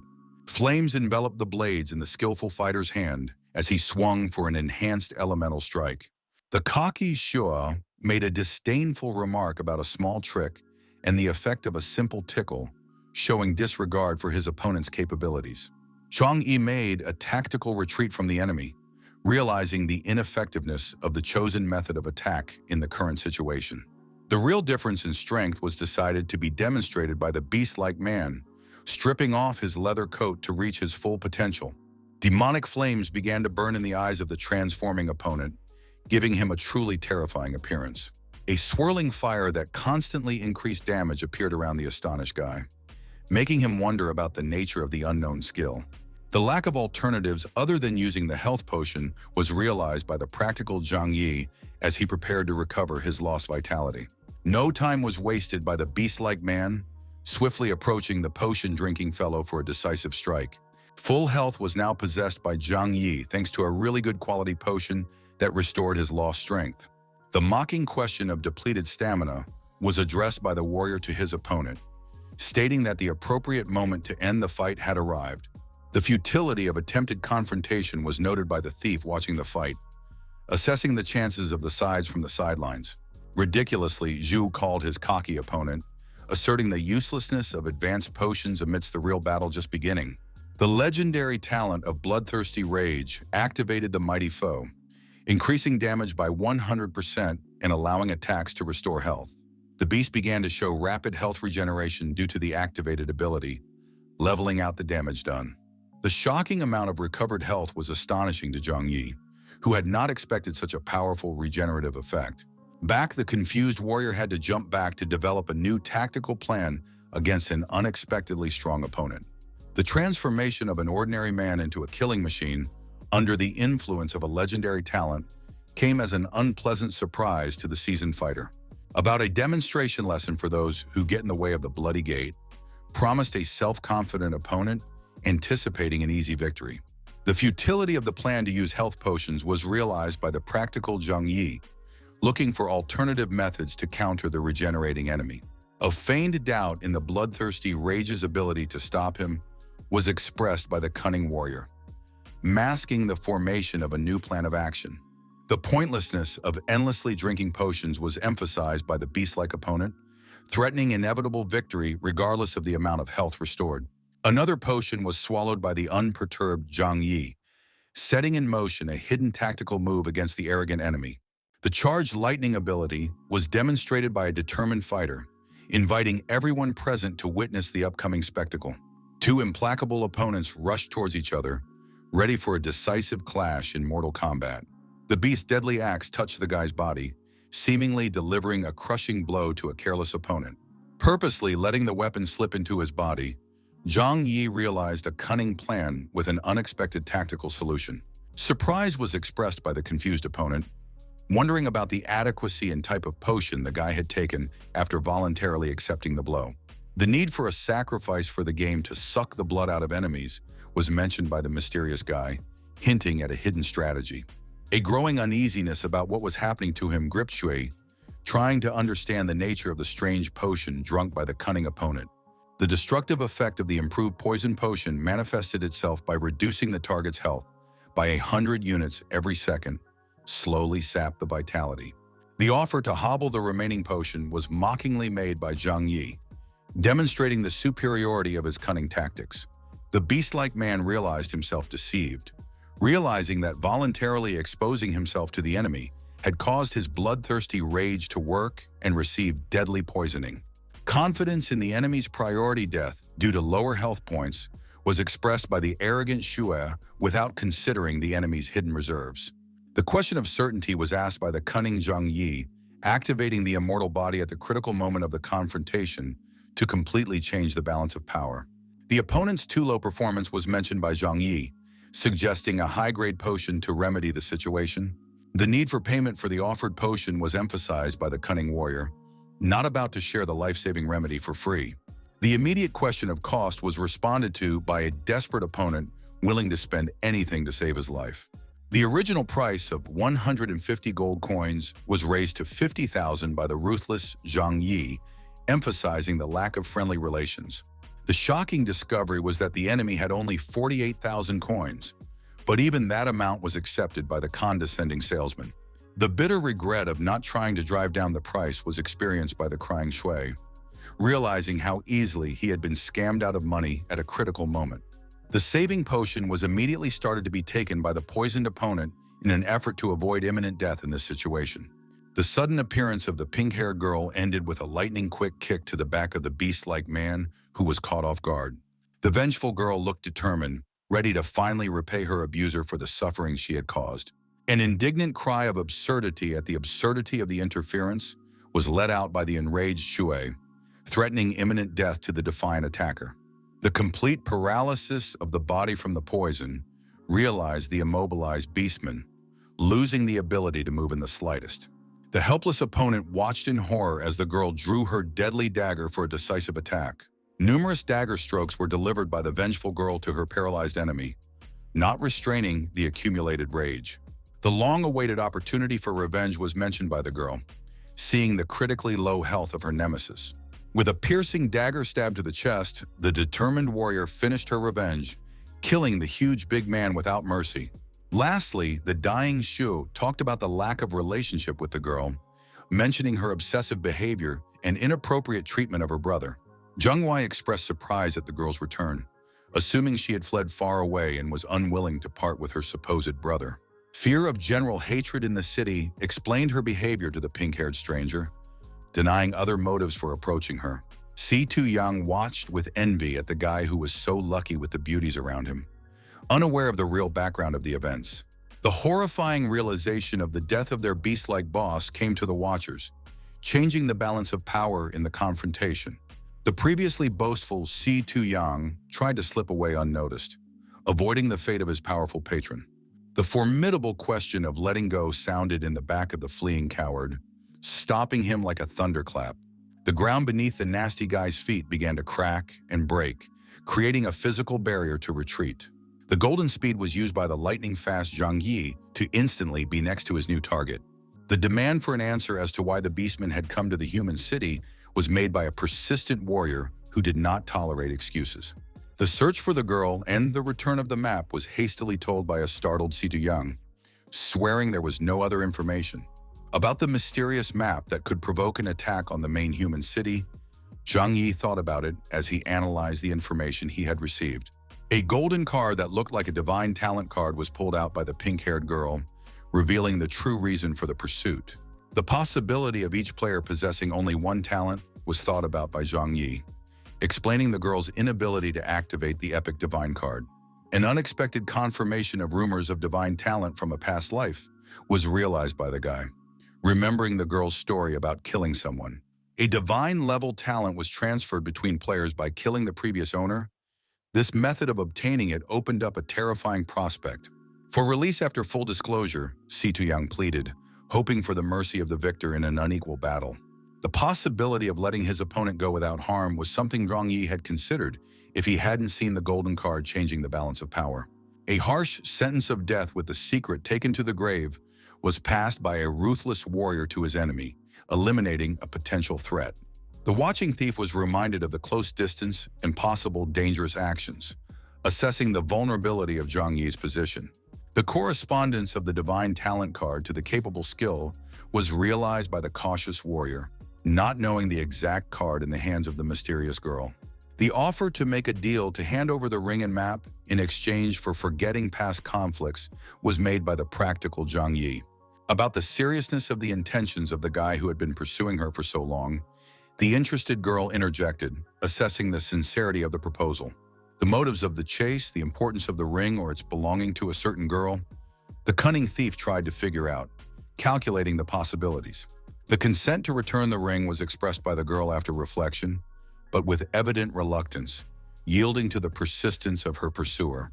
The intention to keep the card was categorically stated by the determined owner, setting clear boundaries for a possible transaction. As a trading partner, Zhang Yi reminded Zhang Yi to keep the existence of the map secret, warning of the possible consequences of disclosure.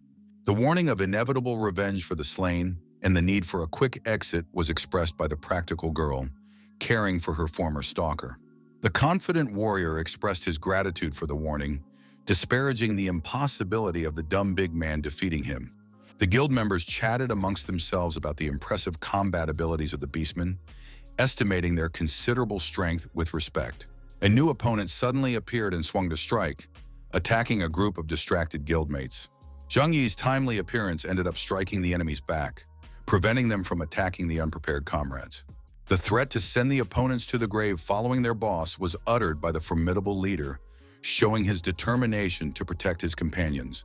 The returning head was greeted with cheers by all the guild members, who were encouraged by his timely appearance. The return of the ring was reported by a caring guide of the witch girl, fulfilling a promise made earlier. The need for an early level increase was emphasized by the prudent leader, mentioning the main forces of Apocalypse reaching level 50.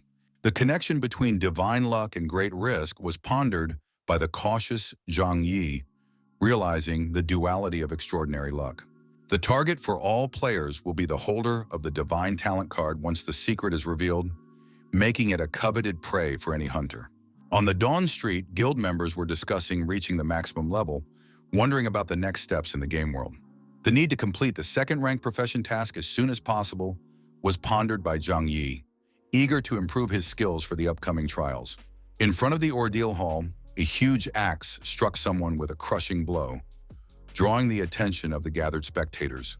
The excessive number of required points, 20,000, angered the crowds, considering the evaluation requirements exorbitant. The challenge to those willing to take the test was thrown by a girl with a huge axe, demonstratively swinging her formidable weapon. Zhang Wei expressed his willingness to try his hand when he noticed a lush-looking examiner outside the testing room. The dependence of victory not only on physical data, but also on combat skills emphasized the girl, assessing the determination of the candidate. The girl examiner directed the boy's attention to the robot calculating the scores, explaining the mechanism of the test. The condition of getting 20,000 points to pass the test was outlined by the strict examiner, concluding her explanation of the rules. The immediate start of the trial after understanding the rules was suggested by Zhang Yi, activating the golden speed for the first attack. The impressive quickness of the guy's movements was noted by the attentive girl, watching the initial phase of the fight with interest. Chain lightning was used by the resourceful warrior, causing electrical discharges to pierce the body of the girl examiner.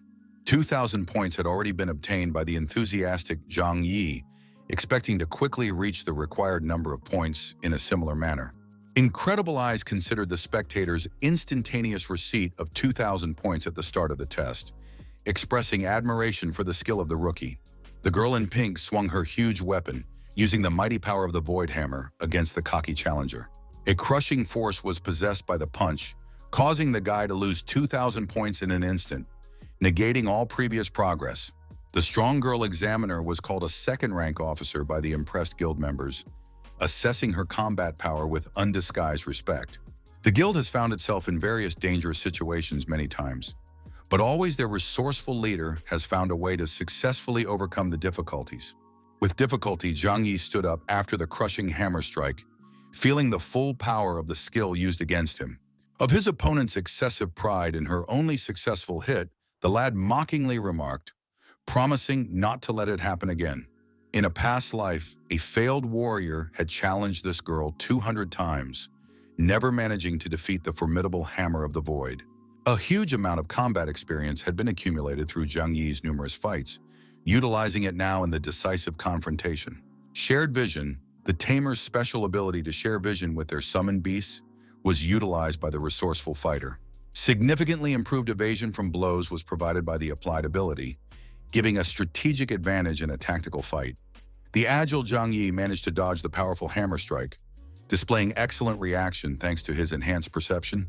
With his shocking ability to predict blows, the lad astonished the experienced girl officer, causing her to doubt his skill.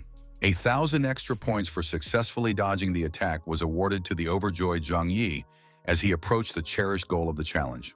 Complete confidence in his ability to avoid any attacks was experienced by the warrior due to shared vision with the recognized ravens, providing superior perception. The connection between the boy's success and the presence of the crows was realized by a shrewd girl officer, analyzing the unexpected tactics of the enemy. An experienced examiner resorted to using the Void Storm hammer, preparing to neutralize her opponent's advantage. A huge number of hammers appeared in front of the guy, making it much more difficult to pass the test normally.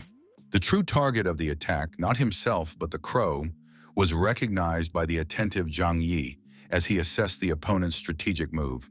The downed crow confirmed the warrior's speculation about the girl's cunning, displaying unexpected tactical acumen. The impossibility of continuing to use evasion to gain points was realized by the anxious fighter, deciding to complete the challenge more quickly. With a combination of Dragon Hellfire and Purgatory Lightning, Zhang Yi attacked his opponent, jumping on top of her with lightning speed. 6,000 points were immediately awarded to the warrior for a successful attack, getting much closer to the coveted goal of the challenge. Successful completion of the second rank test culminated in a corresponding title, confirming the hero's growing prowess. The hearts of the guild members who admired his impressive accomplishments and combat skills were filled with sincere joy for their head. Muchen felt much stronger in his new armor, being in the Moon Castle and preparing for the upcoming confrontation. The receipt of the player's strongest equipment was reported by the confident head to his subordinates, guaranteeing victory in the upcoming conflict. The question about the solo performance was asked by a curious Muchen, receiving the boss's reply about the team of capable people assembled for the operation. Special gear upgrades to the highest possible improvements emphasized by a caring leader, ensuring team excellence. The boss appointed Mu Chen as the commander of the upcoming operation, making the ambitious subordinate responsible for the outcome of the mission. A promise to help in a difficult situation was made by a powerful patron, showing his interest in the success of the venture. The limitation on single use of support was outlined by a prudent boss, cautioning against over-reliance on his help. The order to advance to Dawn City was given by a determined Mu Chen to his team, beginning the long-planned retaliation operation. The ominous promise to make Zhang Yi regret the feud was uttered by the cocky boss, anticipating the reprisal of the unwanted opponent. In the kebab shop of the City of Dawn, unsuspecting members of the guild were merrily chatting, discussing the flavors of their recent meal. The caring leader had invited his wards to tomorrow's training session for the second rank test, planning to upgrade their skills. An inquisitive Qinlong expressed interest in the integral skills of the second level of specialization, asking the chapter to demonstrate the new capabilities. Zhang Yi pondered about the amazing abilities of removing control and general fear, admitting to having incompletely mastered his newly acquired skills. During the cheerful conversation of the unsuspecting guildmates, Mu Chen suddenly appeared, interrupting the carefree conversation with his sudden visit. Not alone did the insidious adversary come, but accompanied by a whole company of 4 armed men ready for confrontation. The younger comrade was approached by a mocking Zhang Yi, wondering if it had become too delicious for him to come to meet death. With the assurance that it was impermissible to leave again, the enraged Mu Chen replied, calling his opponent an insulting word and promising imminent retribution. The instruction to block the rest of the enemy's friends was given by Mu Chen to his 4 escorts, leaving the main enemy to be personally massacred. Swordsman Duanfeng volunteered to take on the ninja-like guy with bandages, preparing for a one-on-one duel. An irritated Duan immediately began to pull out his weapon, commenting on the excessive loudness of his overconfident opponent. The unexpected swiftness of his opponent's sword was noted by the surprised opponent, assessing the capabilities of his would-be opponent. The confused fighter decided to resort to flight, releasing a web-like bandage from his hand to create a tactical retreat. The onset of his streak of action was announced by the sinister fellow, preparing to demonstrate his deadly skills. A violet aura of sinister foe passed by the guild leader, rushing straight towards the defenseless team doctor. The blue-violet energy enveloping the girl began to contract, taking over the entire body of the confused healer. Desperate cries for help and rescue were emitted by the frightened girl, engulfed by the mysterious energy of an unknown spell.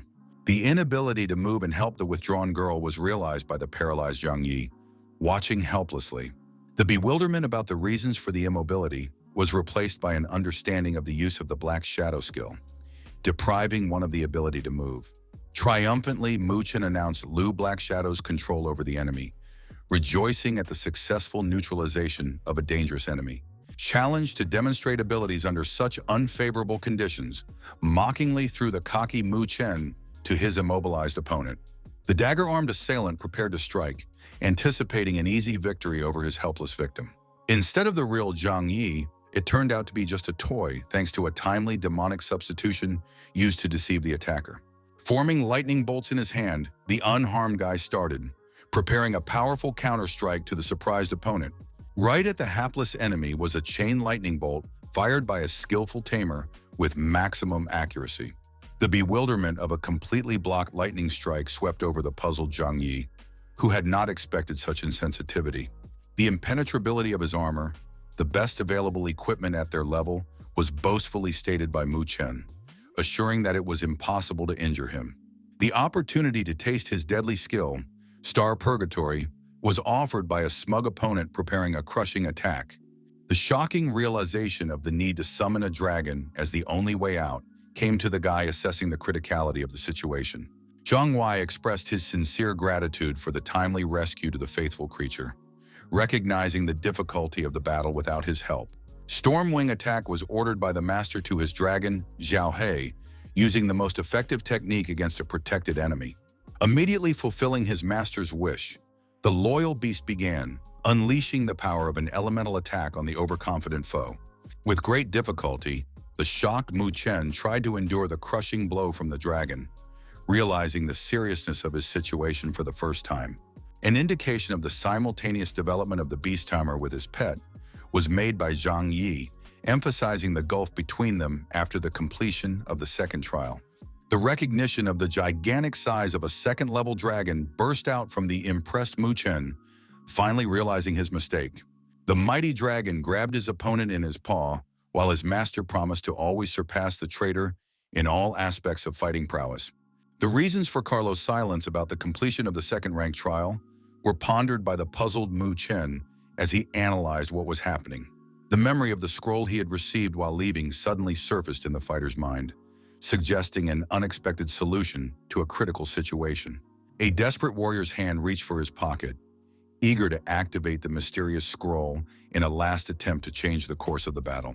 A demonstration of true ability was offered by Zhang Yi to his opponent, unaware of the upcoming turn of events. A majestic dragon materialized when the scroll was activated, changing the balance of power in the decisive confrontation. The powerful jaws of the red dragon closed in on the body of the confused Xiao He, causing the creature to suffer excruciating pain. The injured dragon Zhang Yi flew aside, trying to escape the death grip of his unexpected opponent. Unsuccessful attempts to free himself ended with him falling and hitting the ground, immobilizing the once mighty flying beast. The veracity of Carlo's words about the dragon was recognized by an impressed Mu Chen, observing the effectiveness of the magical creature against the enemy's giant pet. The girl's release was shouted for by the rest of the faction as the battles with the guildmates continued, demonstrating the dependence of salvation on their abilities. The ability to hail ice decided to use the resourceful Han Yero, activating her magic staff against the invaders. The assignment to deal with the girl was received by the skeleton from his masters, advancing towards the inevitable clash. The absolute blocking of the ice shards was provided by the bone shield, neutralizing the sorceress's magical attack without the slightest damage. A resolute promise to put the intimidator of the young miss in his place was expressed by Qin Long, grabbing his trusty bow. The power of the victorious light was utilized by the confident archer, easily destroying the seemingly impregnable bone wall of the enemy. The destructive power the released arrow possessed, swiftly approaching the target at lightning speed. The deadly arrow raced towards the opponents, flashing through the air and approaching its intended target with astonishing speed. Thanks to their joint actions, the girl doctor was able to get out of the magical restraints restraining her, regaining her freedom of movement. The desperate mage tried to remedy the critical situation by applying an additional spell to hold the captive. The spell of spring darkness was powerless against the determined girl who successfully escaped to her comrades despite the magical barriers. Restless questions about Duan's progress were asked by the turned Han Yaru, receiving assurances of the knight's imminent completion of the battle. The fierce confrontation between the ninja and the knight continued with increasing intensity, demonstrating the supreme skill of both fighters. The struggling warrior was wrapped in tight bandages so that only one eye remained visible through the tightening bandages. The determined fighter manages to break free of the restraining bandages completely, announcing the need for a quick end to the protracted bout. A determined warrior rushed forward to meet his opponent, preparing to finally resolve their lingering conflict. Numerous lightning-fast blows fell on the enemy tireless fighter, leaving no chance for successful resistance. The disposal of one enemy was reported by a returning comrade in arms, reminding him to deal with the 3 remaining enemies. A warning against excessive joy was expressed by the sinister fellow, announcing the complete fulfillment of their true plan in spite of seeming failures. The destructive activity continued with a huge dragon summoned with a scroll, wreaking havoc and devastation all around. The insidious deception with the substitution of the true target was talked about by the alarmed guild members, realizing the focus of the attack on their leader. The need to stay away from crowded places was realized by Zhang Yi and his dragon in an effort to minimize civilian casualties. The ferocity of a level 4 dragon emperor made close approach impossible, forcing one to look for a vulnerability in the mighty creature's defenses. The promise to put an end to all old and new grudges was made by a determined warrior preparing for a decisive clash with a longtime enemy. The dragon emperor continued to release deadly flames from his mouth, aiming to hit the dodgy fellow with a crushing breath of fire. With a sneer of underestimation or self-overestimation, Muchen turned to the confidently rushing forward opponent, displaying contrived self-confidence. 500 health was lost by Zhang Yi from the emperor's fiery breath, pondering the possibility of a short-term soul bond to transfer damage. The order to attack the right wing of the huge enemy was given by its master to his dragon, targeting the most vulnerable part of the enemy creature. The vulnerability of the dragon's wings provided a strategic advantage because damaging them immediately weakened the flying monster's combat power. 1,500 health units were lost by the attacked Imperial Dragon, demonstrating the effectiveness of the chosen attack tactic. Astonishment swept over Muchen at the sight of the armor beginning to crack after the blow, unfathomably related to the condition of the summoned creature. A strange discrepancy between the damage inflicted and damage received was noticed by the attentive Zhang Yi as he analyzed the mighty emperor's unexpectedly low defense. The possible illusory nature of the dragon was evidenced by the high difference in damage, suggesting it existed only by contract, not in reality. Puzzled, Muchen was puzzled about what was happening to his burning hand. Not understanding the nature of his own body's strange changes, some hidden meaning behind the appearance of the Divine Guild people, and the summoning scroll began to be realized by the astute Zhang Yi as he put the pieces of the puzzle together. Unknown to the enemy, the side effects of using the scroll were reported by a knowledgeable tamer, revealing the terrible truth of the consequences. The rapid aging of the body as the price for using the contract was named by Zhang Yi, explaining the irreversible changes happening to the enemy. The disbelief in the enemy's words was coupled with Muchen's promise to drag the enemy into the grave with him, even at the cost of his own life. The willingness to give his full strength to the Dragon Emperor was expressed by the desperate summoner, casting aside concern for his own survival. Threats of annihilation against the enemy and the city were shouted by the mad Muchen, raving of universal submission to his coming power. A purgatory of lava rained down on the city by a mad mage, causing the ordinary citizens to be horrified, believing him to be a deranged killer of innocence. The lack of change, even in the face of death, was said by a disappointed Zhang Yi to his opponent, regretting his previous blindness to his true nature. Meaningless assertions about the impossibility of killing, despite being reborn, continued to be shouted by the distraught opponent, losing the last vestiges of sanity. The final madness of the enemy was realized by the attentive Zhang Yi as he observed the progressive degradation of the once cunning enemy. The Dragon Emperor continued to unceasingly rain down attacks on the guy, not stopping even at the apparent madness of his master. The only way to break the link between the illusion and the real body was seen by the shrewd Zhang Yi in destroying the summoning scroll, planning decisive action. The order to cover him was given by the lad to his trusty dragon, preparing for a risky maneuver in the midst of a deadly battle. In a decisive leap, the fearless warrior rushed toward the source of danger, declaring his intention to destroy the magical artifact. A desperate cry of impossibility emitted from the opponent as Zhang Yi approached the scroll and destroyed it with a powerful strike.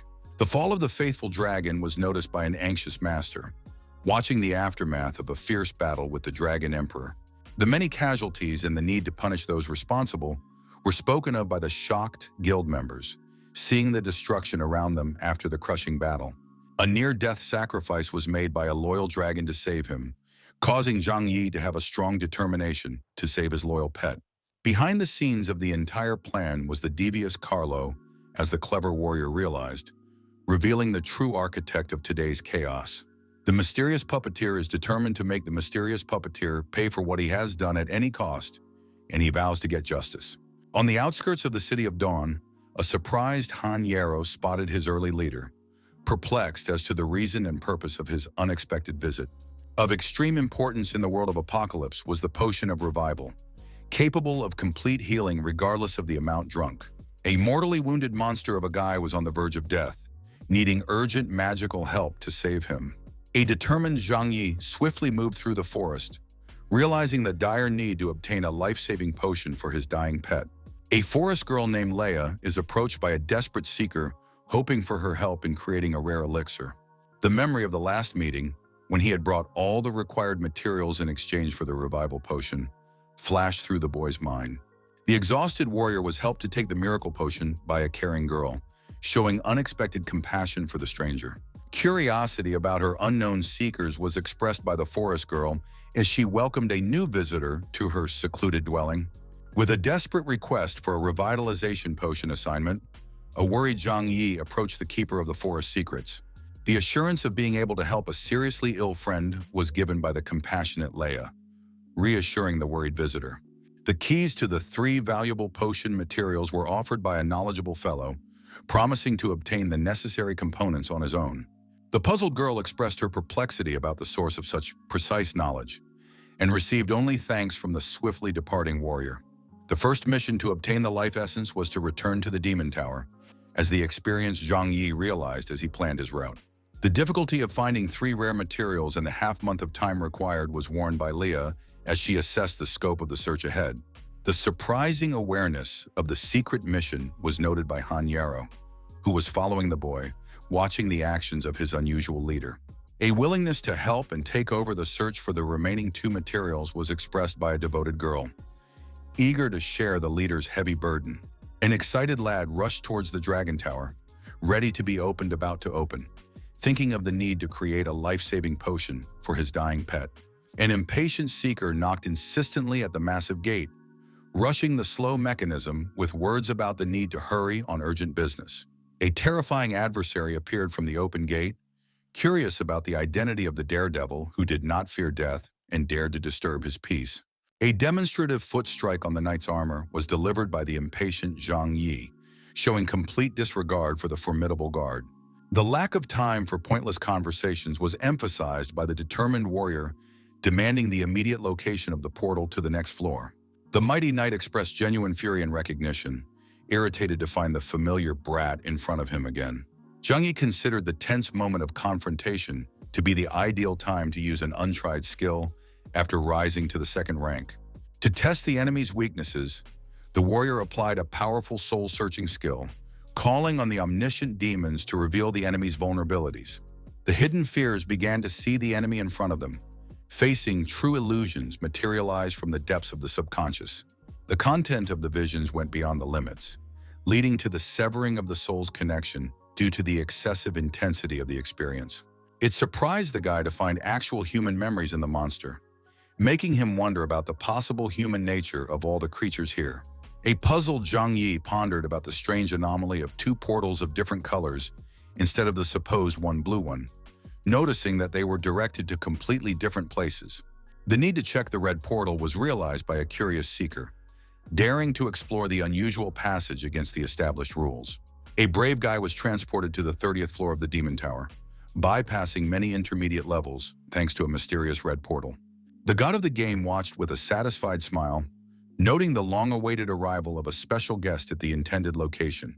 The data exchange button was pressed by the mysterious game master, triggering the mysterious process of information communication. A powerful character expressed a personal desire to come out and play with the guy, completing the data transfer process for an unknown purpose. The completed 30th floor of the Demon Tower was strikingly different from all the previous ones, striking with its unique structure and atmosphere. A surprised Zhang Yi made an unexpected discovery, realizing the direct connection of the red portal to the 30th floor, bypassing the intermediate levels. A significant time savings was provided by the unusual movement, allowing you to focus on the main goal of obtaining the essence of life to save the pet. An incomprehensible pressure was felt by the confused fellow at the sight of the bright purple glow, trying to understand the nature of this strange phenomenon. A protective shield was placed in front of the cautious warrior as a huge purple energy blast rushed towards him with incredible power.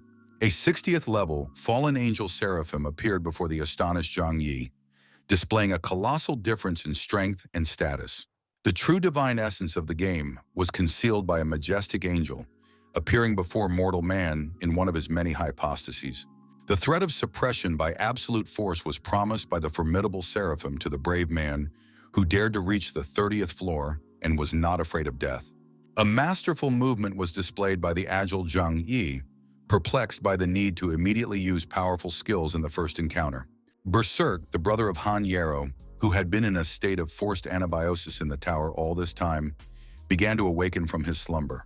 A small shard of stone fell on the waking warrior's face, helping to finally break free from the embrace of the long, magical sleep. The awakened warrior stood up in confusion, trying in vain to realize what was happening around him after a long magical sleep. Confusion about his whereabouts gripped the fighter, remembering only the 8th floor before being mysteriously transported to an unknown location. Zhang Yi's familiar figure was noticed by the berserk, who opened his eyes, gradually getting used to his surroundings after waking up.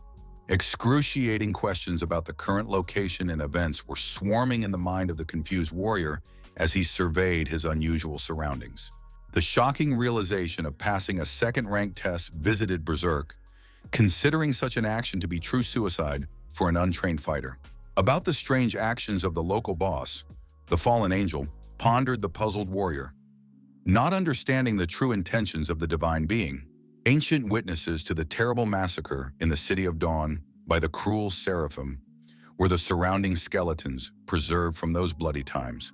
The lack of reasons for optimism was realized by the resourceful Zhang Yi, at the same time developing some unusual plan of action. A determined warrior approached the ancient skeleton's skull, uttering a cryptic foreword, triggering a mysterious process. The opportunity to avenge the suffering caused offered Zhang Yi to the silent remains, awakening long-forgotten feelings in them. The confusion of the enemy's intent was replaced by shock at the mighty angel watching the mortal's incomprehensible actions.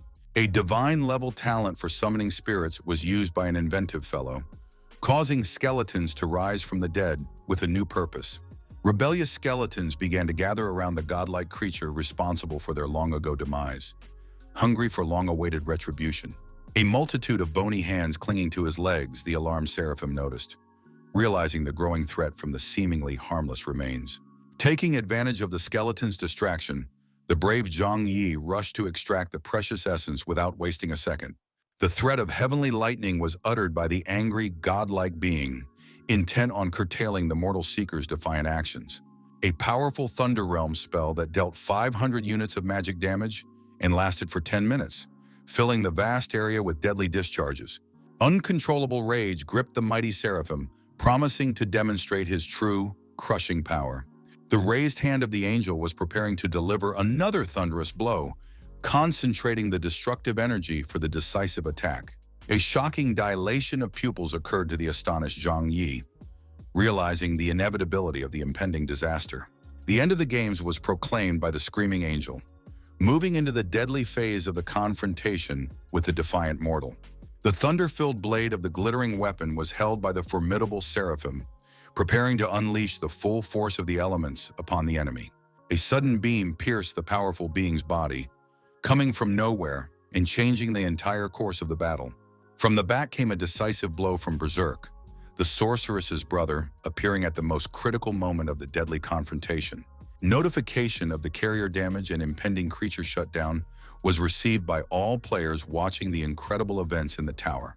Temporary good fortune with the promise of an inevitable future encounter was stated by the retreating creature, forced to interrupt its existence. Zhang Yi asked Bahomang about the reasons for the presence and rules of having multiple players on the same floor at the same time. Gratitude for the incredible feat was expressed by an admiring witness, recognizing the decisive role of his young comrade's ball. The replay of all the revival and battle scenes was ordered by the head of the game in the Tower of Eternity, analyzing what had happened.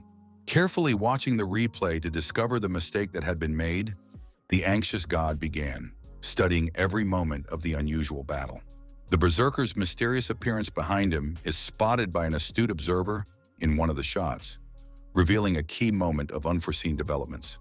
At the side of the god of the game sits his loyal supporter, participating in an important analysis of a critical security failure. A curious observer asked to enlarge the lower corner of the screen, wanting to scrutinize the events in great detail. The astonished game spirit noticed the intervention of the 8th floor cyborg, mysteriously delivering a berserker at a critical moment in the battle. It was only 3 hours until the demon tower closed, when the green-haired mage suggested that the head was hardly planning to stay there until dark.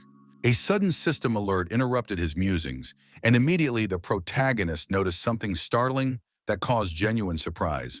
Two familiar faces appeared before the astonished tamer, the mysterious guild leader and the sorceress's brother, who appeared as if from nowhere. Watching his companions closely, the young man noted that no one had mentioned Han Yaro's mysterious disappearance since early morning.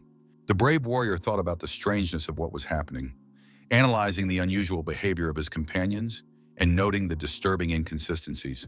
A memory of last night flashed through the hero's mind as he saw the girl standing alone in front of the stone statue with her eyes closed.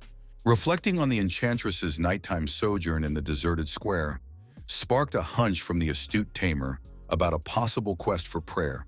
The Prayer Act was a special entertainment assignment in the world of the apocalypse, requiring ritual worship at 3 o'clock in the central square. Mention of a rare reward in the form of a shining dreamstone flashed through the seeker's mind, recalling the odds of obtaining the prized item. Confidence in knowing the location of the mysterious villa was expressed by the group commander, suggesting the possible stay of the missing sorceress there.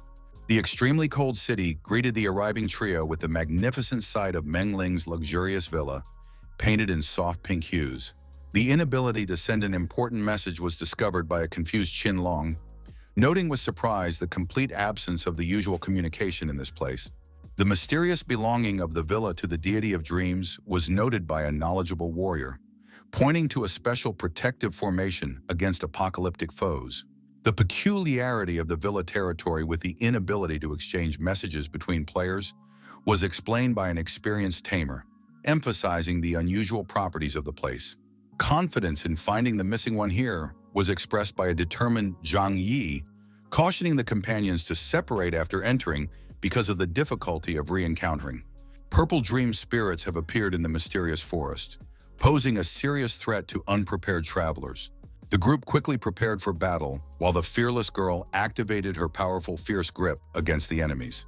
The young companion observed approvingly as the enchantress used a special apprehension skill to restrain the spirits. Among the fighters, the young man recognized Han Yaru, the Ice and Snow Lord, who resolutely took command. The talented sorceress applied a rare exclusive mage skill, creating a ferocious storm of ice crystals. Thanks to the skill and determination of a charming magician, the group managed to defeat the ghostly enemies. After the battle, attentive seekers noticed an amazing dream flower growing from a vanished spirit. As they approached the find, the excited travelers assumed the value of the plant, but suddenly they heard alarmed shouts.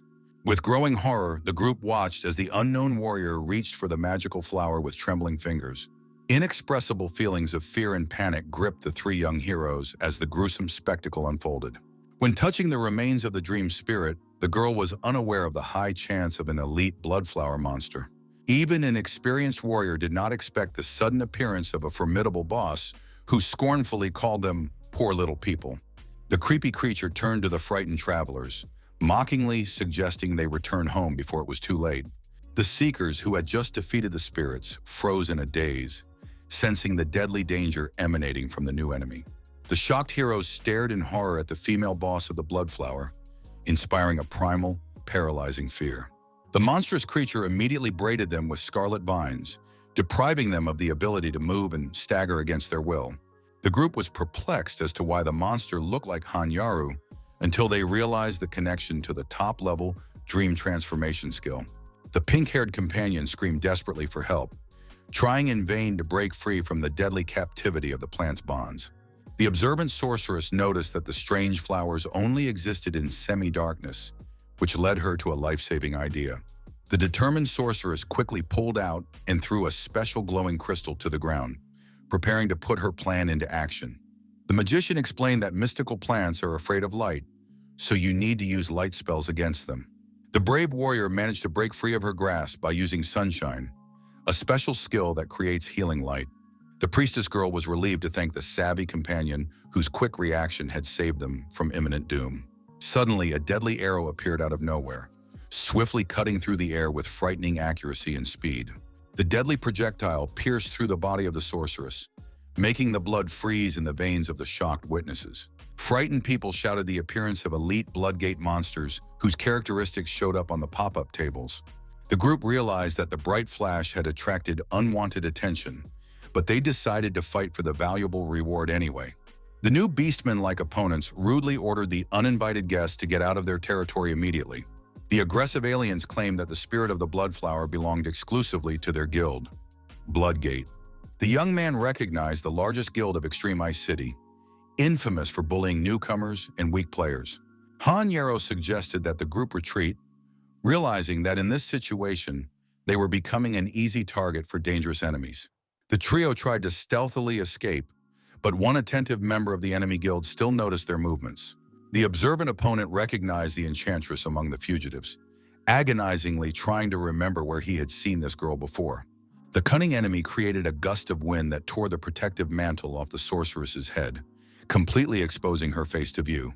Beastmen exclaimed with surprise that this girl had attended the recent auction, attracting everyone's attention.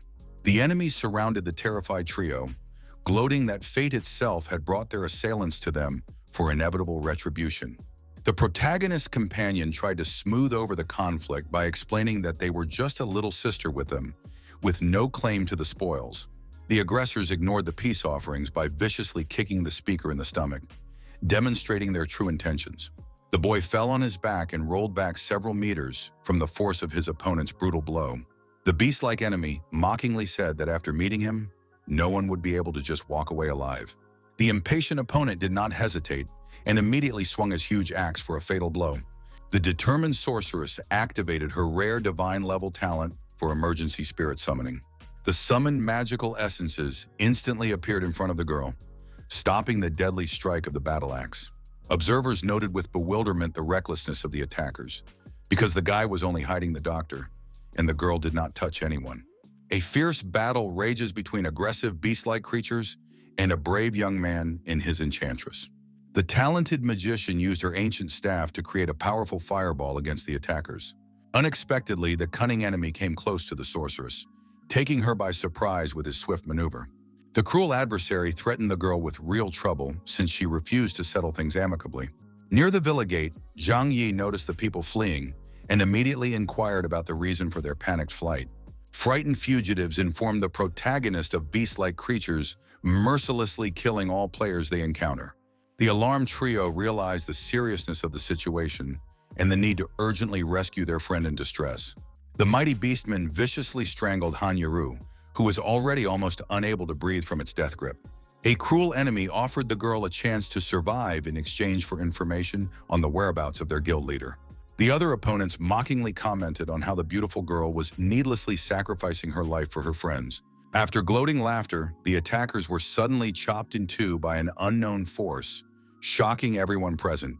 The enemy who was strangling the sorceress was horrified to see a deadly battle axe flying straight at him.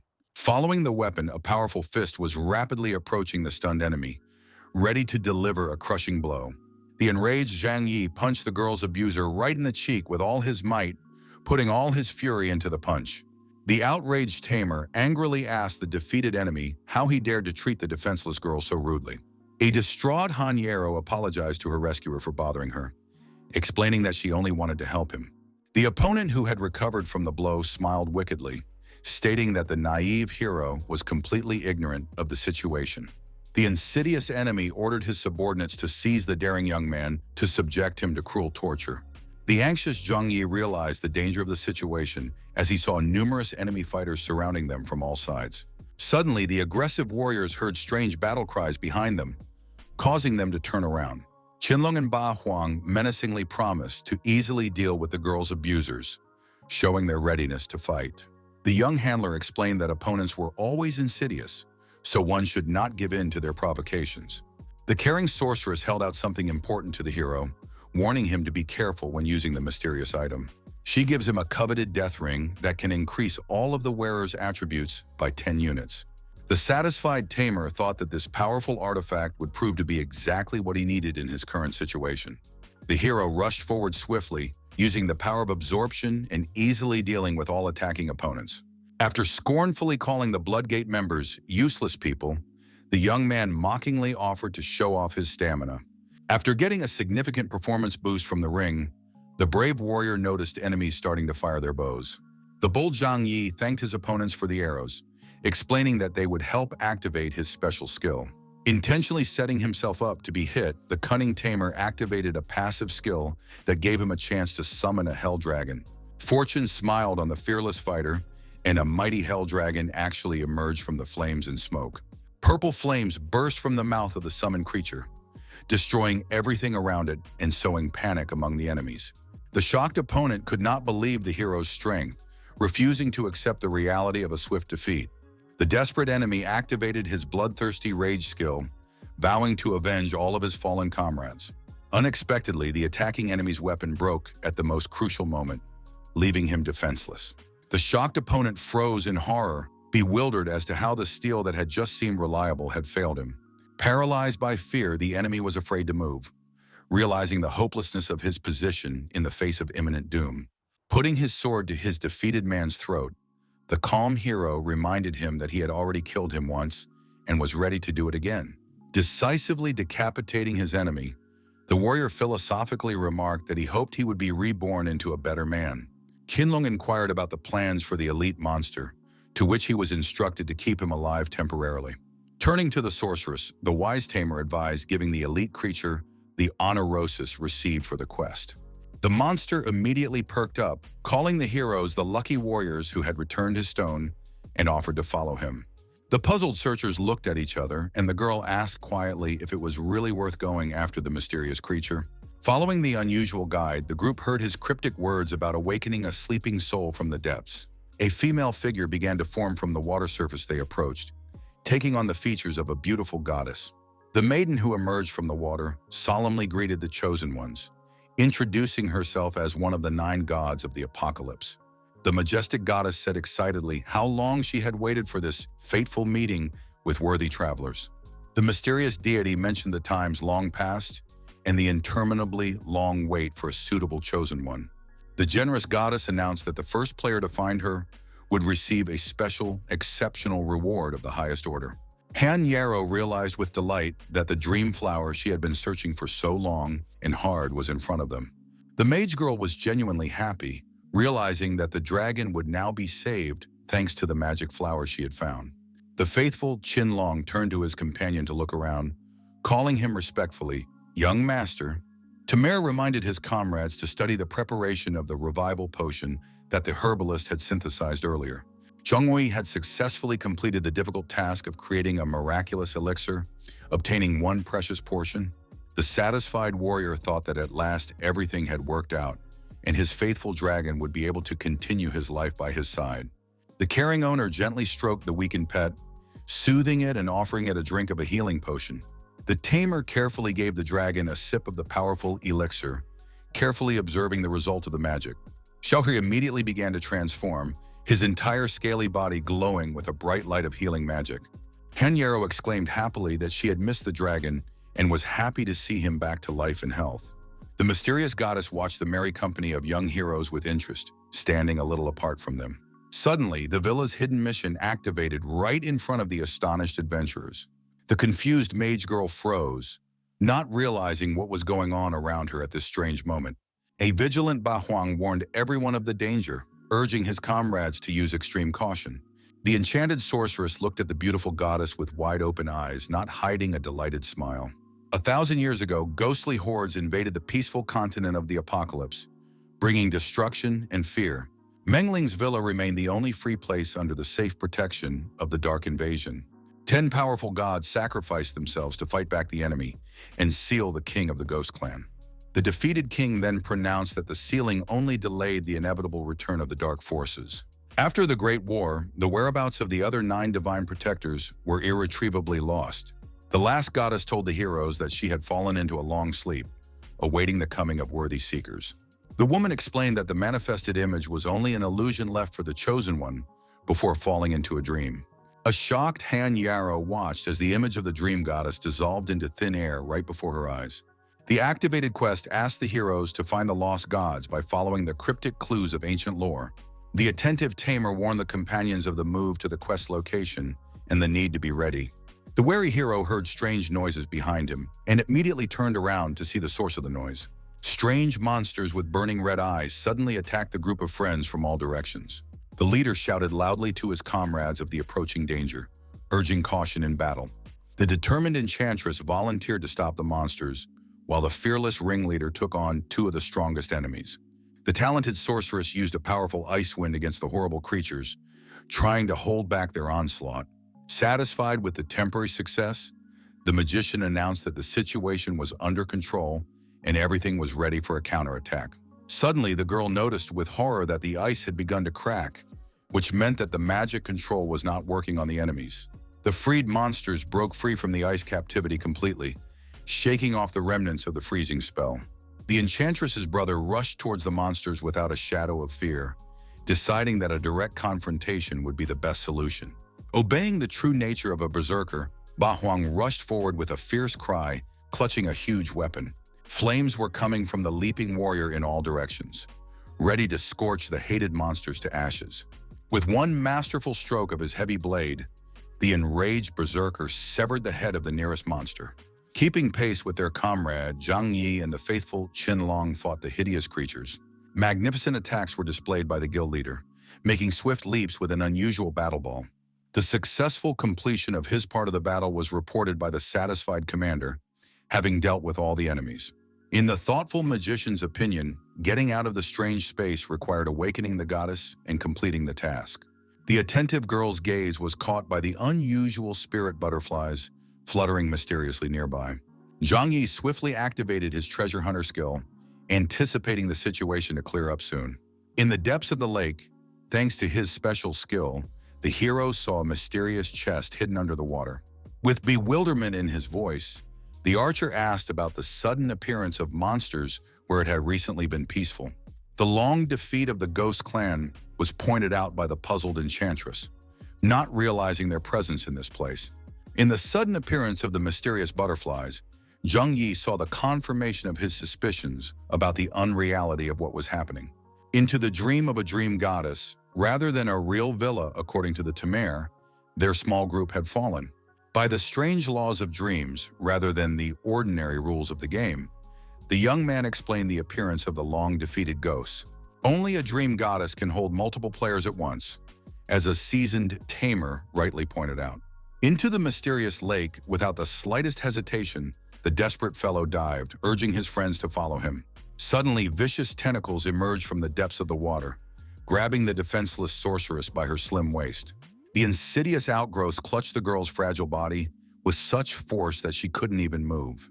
Zhang Ai rushed to his comrade's aid without delay, slashing the sinister tentacles with his blade. The water monster's amazing regeneration was noticed by the archer, activating a defensive avoidance spell. The comrades were ordered to find and open the secret door by the Tamer, determined to apprehend the dangerous creature himself. A powerful berserker and a skilled archer rushed underwater in search of the mysterious entrance, following the directions. The brave searchers applied all their strength to the heavy door, but it proved difficult in a watery environment. There were only 5 short seconds left before the water avoidance ability expired, forcing the heroes to hurry.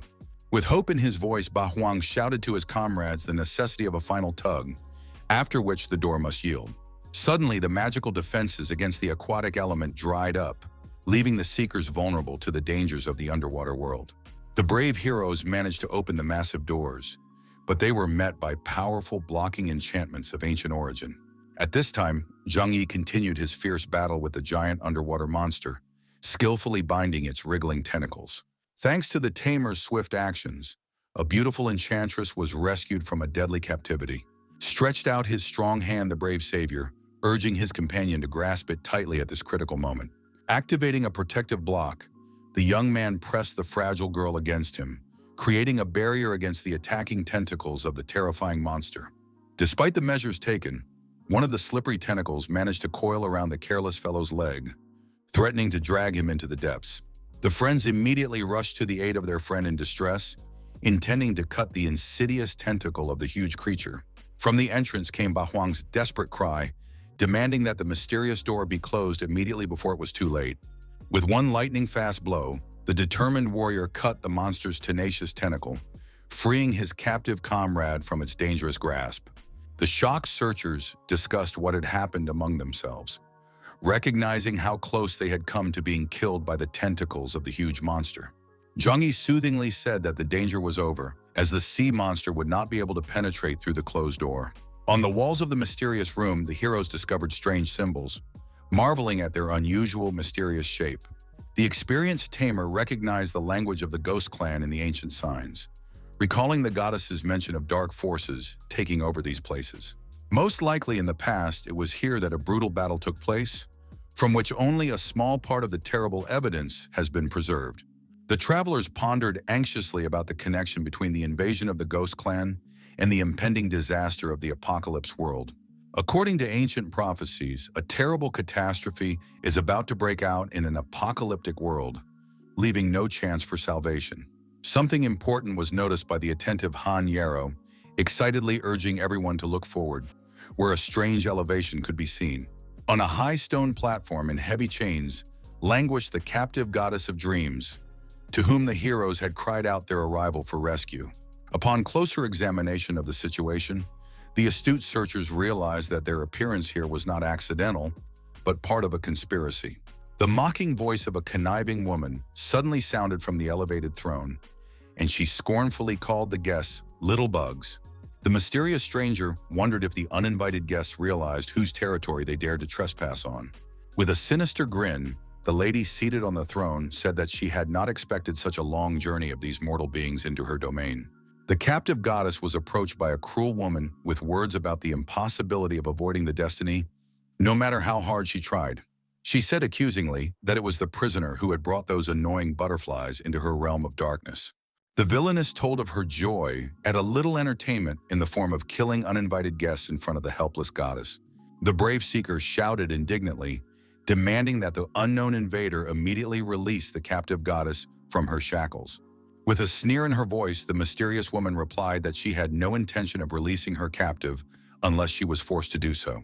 With a threatening intonation, the mysterious stranger declared that no one who had entered her domain had ever left there alive. In a swift motion, the sinister woman threw her magical chains straight forward, displaying incredible strength. Using the mystic chains as an extension of her body, the Lord of Darkness seized the huge stone that was in the middle of the hall. In one powerful motion, she pulled her guns, causing the giant cobblestone to shatter into many dangerous shards. In the surrounding space, the attentive heroes noticed countless ghost remains, realizing the opportunity to use them in battle. A telepathic message was sent by the dream goddess to the sorceress, revealing that there was far more power lurking within her than she could have imagined. With growing unease, the evil overlord watched the mysterious interaction taking place right in front of her. Helplessly, she watched as a mystical bond was established between the goddess and the young enchantress, giving them an unexpected advantage. All the skeletons and zombies of this place began to gather around the astonished heroes, suddenly standing up to defend the uninvited guests. With a mocking laugh, the villainess reminded her that not even the goddess herself had been able to defeat her with such tricks in the past confrontation. Without collusion, Ba Huang and Qinlong simultaneously jumped forward, pledging to support their comrades with all their available strength. In response to the daring challenge, the insidious woman decided to use her special abilities, calling the heroes nothing more than walking corpses. As the warriors approached, it became clear that the villainous mysterious chains had the ability to lock and enslave souls. With growing horror, the brave searchers realized the nature of the devilishness taking place, sensing the approach of an unknown danger. With a rasping laugh, the cruel dungeon mistress accompanied her actions, declaring the captives to be her future puppets. Gradually, the heroes began to feel a strange pressure on their minds, as if someone invisible was trying to take control of their bodies. The first to succumb to the sinister influence was the mighty berserker, whose face was beginning to pour blood with veins seeping from the internal struggle. With a sadistic pleasure in her voice, the adversary said what she enjoyed most about watching her comrades kill each other. Under the full control of the villainess, Ba Huang lunged at his own sister with his weapon drawn for a deadly blow. With desperation in her voice, the girl shouted to her brother, recalling their kinship and childhood nickname. Baby girl, not stopping in front of the sisterly pleas, continued the controlled berserk attack, but Zhang Yi, who intervened in time, blocked the blow. The animal tamer tried desperately to reach his friend's consciousness, but all his cries to wake up went unanswered. With a triumphant grin, the dungeon mistress announced that it was not worth the trouble, for now the berserker was her obedient puppet. Realizing the hopelessness of the situation, the brave warrior shouted to his comrades to leave this dangerous place immediately. From his last strength, the exhausted Zhang Yi continued to defend himself against his possessed friend, feeling the approach of complete exhaustion. With a contemptuous grin, the villainess noted that her obedient puppet was incapable of feeling fatigue, unlike her living opponents. The berserker's name was shouted aloud by his friends, begging him to stop and remember his blood ties to the sister he was attacking. With genuine horror, Han Yarrow watched her siblings' actions, refusing to believe what was happening before her eyes. As if bereft of his own will, Qinlong drew his deadly bow, preparing to fire arrows at his own companions. Noticing the new danger, the alert Zhang Yi cried out to the enchantress about the threat approaching from behind. In the next instant, 3 deadly arrows simultaneously rushed towards the fragile figure of the girl, threatening to pierce her unprotected body. The arrows almost reached their target, but at the last moment, the unexpectedly appeared undead stood in defense of the fragile sorceress. At the sight of this miraculous rescue, the thought of his girlfriend's improved spirit summoning skill flashed through Zhang Yi's mind. Increasing her control over the captive souls, the evil lordess turned to her puppets with orders to kill her opponents. With fury in her voice, she demanded the enslaved warriors not to resist and to show all their abilities at their maximum level.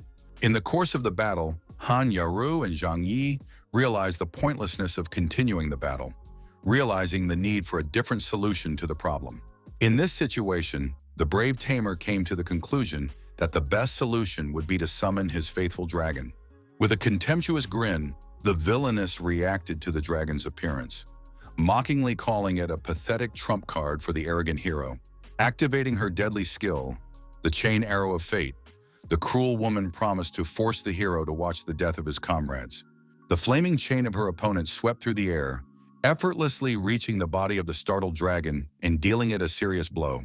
From the force of the attack, the injured Xiao He collapsed to the ground, once again injured in this unequal battle with a powerful opponent. Along with the dragon, the faithful sorceress also fell to the ground, but bravely declared that her injuries were not serious, just a couple of bruises. With a triumphant look, the villainess approached the hero, announcing the inevitable transformation of his friends and beasts into servants of the Ghost King. A mysterious smile blossomed on Zhang Yi's face in response to her opponent's threats, clearly indicating a hidden agenda. In her growing uneasiness, the wily woman noticed something odd that made her wary and turn around. Behind her back, the shocked villain found the huge figure of a second dragon, which appeared as if from nowhere. The brave hero realized with satisfaction that his cunning plan had worked exactly as he had hoped from the beginning. Despite his success with the dragon, his loyal comrades remained in control of the enemy chains, demanding immediate action. Zhang Yi turned to his flying pet, giving instructions to strengthen the left wing before the decisive attack. With bewilderment in her voice, Han Yarrow inquired about the strange fact why their friends still hadn't woken up after defeating the Guardian. As she pondered the timing of the charms or the possible survival of her opponent, the villainous, mocking voice of deception rang out.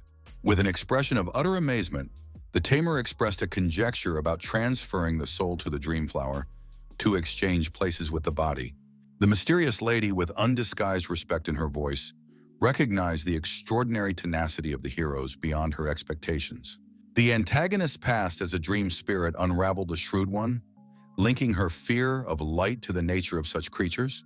The reasons for the goddess's betrayal interest the puzzled hero, eager to understand the motives behind such an unfathomable act. At the mention of her former identity, the insidious fiend exploded with rage, categorically rejecting her former name with implacable hatred. The angry woman considered herself the only one capable of bringing the mysterious plan to prosperity, sending the minions of the goddess away. The question about the current time was unexpectedly asked to his in-game guardian angel, Elf Eclipse, by the clever Zhang Yi, planning a trick. The exact morning time of 6:45 was told to the young man by his faithful angel, unaware of the strategic importance of this information. His friend's strange interest in the time of day puzzled the attentive Han Yero as she tried to unravel his non-obvious plan. The past affiliation of the opponent to the spirits was explained to her comrades by the Tamer, deliberately delaying the time until the sun, which was ruinous for her, had risen. The coming of the perfect moment to attack was sensed by the determined hero, throwing his shining weapon straight at the vicious opponent. The weakness of the thrown weapon was noted contemptuously by the cocky Devilis, not believing it possible to receive harm from such an attack. The expression on the angry woman's face suddenly changed as the true nature of the approaching unusual blow came to her attention. The bright glow of the sun emanated from the blade flying forward, growing more intense with each passing meter. Upon contact with the opponent's body, the weapon caused a multitude of glowing cracks to spread across her entire figure. A deadly blade passed through the villain's chest, leaving behind a devastating trail of destructive solar energy.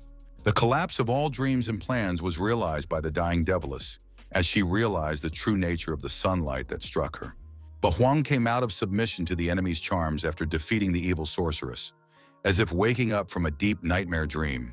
A strong, throbbing pain in his head was felt by the freed berserk, coming to his senses after a long mental enslavement. Complete incomprehension of what was happening was reflected on the face of the confused girl, trying to realize the strange events around her. The resemblance of the former adversary to ordinary dream spirits was noted by observant comrades, seeing her inability to control the chains. The villainess's previous being under the influence of the Ghost Clan was suggested by the experienced leader, indicating the permanence of her true nature. The exhausted dream goddess continued to sleep in heavy, magical chains, unaware of the liberation battle that had taken place. After much agony, the captive dreamer found the strength to open her eyelids, returning to consciousness. Han Yero was truly astonished at the sight of the awakened goddess appearing before her in all her splendor. The celestial creature addressed his loyal followers with the announcement of a long-awaited awakening after centuries of magical hibernation. A bright yellow light illuminated the entire underground hall as the freed goddess made her way to the ancient throne of power. The rightful place on the main throne was taken by the beautiful Lordess, restoring the broken harmony of this mysterious place. Motherly tenderness was shown by the goddess to the servant girl who had suffered from the forces of ghosts, thanking the heroes for saving her child. The tragic events of a century ago were recalled by the wise ruler when, after sealing the Ghost King, evil spirits bewitched her people. During her forced sleep, the goddess observed the great clash of the opposing forces of the universe, unable to intervene. Unable to discern whether the visions were warnings or mere dreams, the brooding goddess acknowledged, weighed down by the frightening images. Only through the creation of beguiling illusions for credible heroes could the ancient goddess awaken from her centuries-old slumber. The system notification solemnly congratulated Zhang Yi's team for successfully completing the Lost Goddess quest, awarding precious artifacts. The admiring gazes of the seekers went to the open treasure chest, noting the abundance of valuables for everyone on the trek. With a majestic gesture, the goddess called the young sorceress to her, drawing the attention of those present to the important moment ahead. An ancient staff of unprecedented beauty rested in the graceful hands of the divine Lordess, emitting a mysterious flicker of mysterious power. With solemnity, the Lord of Dreams handed over the magic artifact, the blessing of Honoroi, to the girl, increasing all the characteristics by 20 units. The amazing connection between the staff and the sorceress's magical talent map was noted by the smitten goddess, calling her gift the purest power of dreams. For the time spent on the rescue, decided to thank the hero's grateful unearthly creature, offering an instant return to the beginning of the journey. The teleported seekers found themselves in Meng Ling's transformed villa, marveling at the bright atmosphere of the once gloomy and sinister place. The dying girl's dying wheezes broke the silence of the moment of triumph, drawing the hero's attention to a new tragedy nearby. Disturbing sounds of distress caused the sensitive Hanyero to turn around, eager to find out the source of the restless rustling behind the nearby bushes. Priestess Lu Su, her recent companion, was found by the shocked sorceress among the broken branches and crumpled grass in a horrifying state. The unexpected appearance of the bloody army disrupted the dramatic moment, surrounding the heroes in a semicircle with clearly unfriendly intentions. Indignant cries of outrage at the audacity of reappearing here erupted from the lips of the enraged admiral, who recognized the men he hated. Revenge for the defeat of a fallen comrade had brought the Bloodgate warriors here. As the calm Zhang Yi shrewdly remarked to his friends, Hanyaru decided not to waste precious moments on idle talk, activating her newly obtained dream blessing against her enemies. A scornful accusation of possessing a fake artifact was hurled by the arrogant commander at the young sorceress, unaware of the true power of the item. The opponent's idle chatter was ignored by the impatient Ba Huang, swiftly snatching up a formidable weapon for a decisive battle. The fearless Zhang Yi joined the battle, offering his enemies, blinded by pride, to reveal the authenticity of the powerful artifact. The magical power of the dream blessing was applied by a talented sorceress, granting all team members an impressive 20% bonus to characteristics. The amazed old commander refused to believe his eyes, seeing for the first time the legendary power of the object of his many years of searching. The true relic of the dream goddess, which had been hunted for so long and unsuccessfully by an experienced warrior, was now displaying power in the hands of a young girl. About the persistent unwillingness to recognize the inevitable defeat asked the enemy warriors, confident in the superiority of Zhang Yi. The need for a tactical retreat to regroup was tried to warn their leader by prudent subordinates.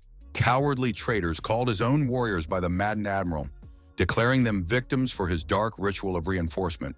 The life energy of his own subordinates began to be absorbed by the cruel commander, mercilessly killing one by one in front of the shocked heroes.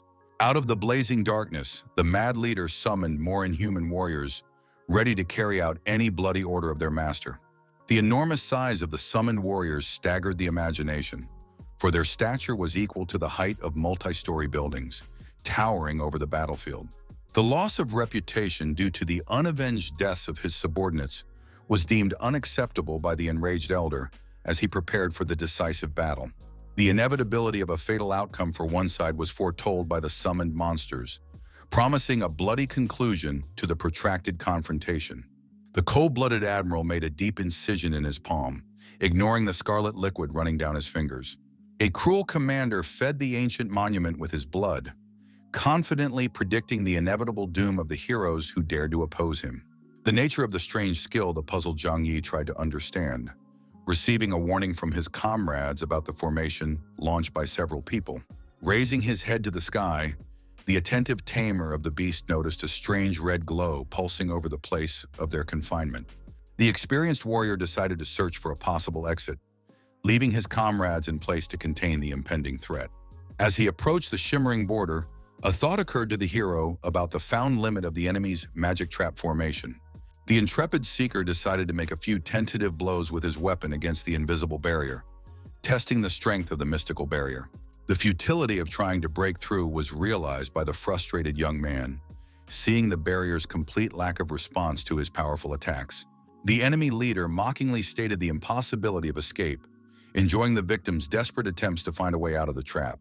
The insurmountability of the blood sacrifice formation was emphasized by an admiral confident of victory, anticipating a swift massacre of his enemies. A chagrined Zhang Yi returned to his team, confirming the inability to break the barrier with ordinary physical strength. Outside, the deadly formation ordered the cruel general to his obedient puppets to reinforce the magical circuit with additional power. Numerous undead creatures began to emerge from the blood-soaked ground due to the increased effects of the dark spell. The impending danger was noticed by the alarmed warriors, warning their comrades of the approach of hideous creatures from beneath the ground. Brave fighters rushed toward the zombies emerging from the ground, ready to fight to the last drop of blood against the superior forces. The true purpose of the formation was unraveled by the astute Zhang Yi, realizing its purpose to slowly deplete the opponent's spirit and strength. An unexpected attack from behind was felt by the guy focused on analyzing the situation as the swarthy warrior crept up unnoticed. A firm hand on his neck felt the hero caught off guard before he could react to the sudden attack from behind. A seductive whisper about the impossibility of escape was heard by the captive young man, feeling the dangerously close breath of the unknown woman. Beginning to strangle her victim, offered the devious stranger to stay with her forever, enjoying the slow fading of life in the eyes of the hero. Concern about the ever-increasing number of ghosts was expressed by an angry Ba Huang, realizing the need to find a radical solution. The four-stone steles were identified by the astute berserker as key elements of the magical construct that required destruction for release. Red lightning bolts began to run through the body of the determined warrior as he began to execute his plan to destroy the magical anchors. The nightmarish creatures with sharp teeth protruding without skin rushed towards the guy surrounded on all sides, narrowing the circle of attack. The futility of a scattered attack across the formation was realized by the tactically minded Ba Huang, realizing the impossibility of achieving a result this way. Concentrating all available forces at one critical point could create a gap in the magical defenses, giving a chance for salvation. A pink-haired thief girl wandered around Meng Ling's luxurious villa, complaining about her bad luck with the reward for the elite monster and her overwhelming boredom. A sudden flash of red color was noticed by the surprised adventurer, perplexed by the continuation of a long, completed quest. Curiosity overcame caution in the bored girl, causing her to jump inside the mysterious glowing vortex without a second thought. The many prostrate bodies of the Blood Guild warriors were seen by the shocked traveler, finding herself in the midst of an event unknown to her. The ancient formation of blood sacrifice was recognized by the experienced adventurer, noticing even an elder of a well-known guild among the participants in the ritual. The last use of this terrible spell in the attack on the Ice City came to mind, claiming the lives of countless innocents. The possibility of capturing this strategically important place arose in the thoughts of the observant girl analyzing the Blood Guild's goals. Through the gap formed in the magic dome, the experienced thief noticed her old acquaintance Zhang Yi, wondering at his presence here. The blood of the elders supporting the formation fed a large magical construct, the vulnerability of which became apparent when one of the creators fell. The perfect moment to intervene in an unequal fight had arrived, according to the determined girl, ready to act without delay. A deadly blow was struck by the nimble thief to one of the huge monsters, taking it by surprise with her sudden and swift attack. The confusion about the origin of the defiant girl was reflected on the shocked face of the elder, who had not expected a new entrant to the battle. Providing as much help as possible, the brave girl hoped for the strength of her friend, realizing that the further outcome of the battle depends only on him. Inside the magic trap, the swarthy stranger froze in surprise, feeling her supernatural power suddenly weaken. The sudden decrease in the ghost's power was sensed by the attentive Zhang Yi, noticing the change in the force balance of the confrontation. Taking advantage of the enemy's moment of weakness, the agile fighter managed to topple the insolent foe, freeing herself from her death grip. Frightened cries of possible body damage broke out from the defeated ghost girl, losing her magical defense.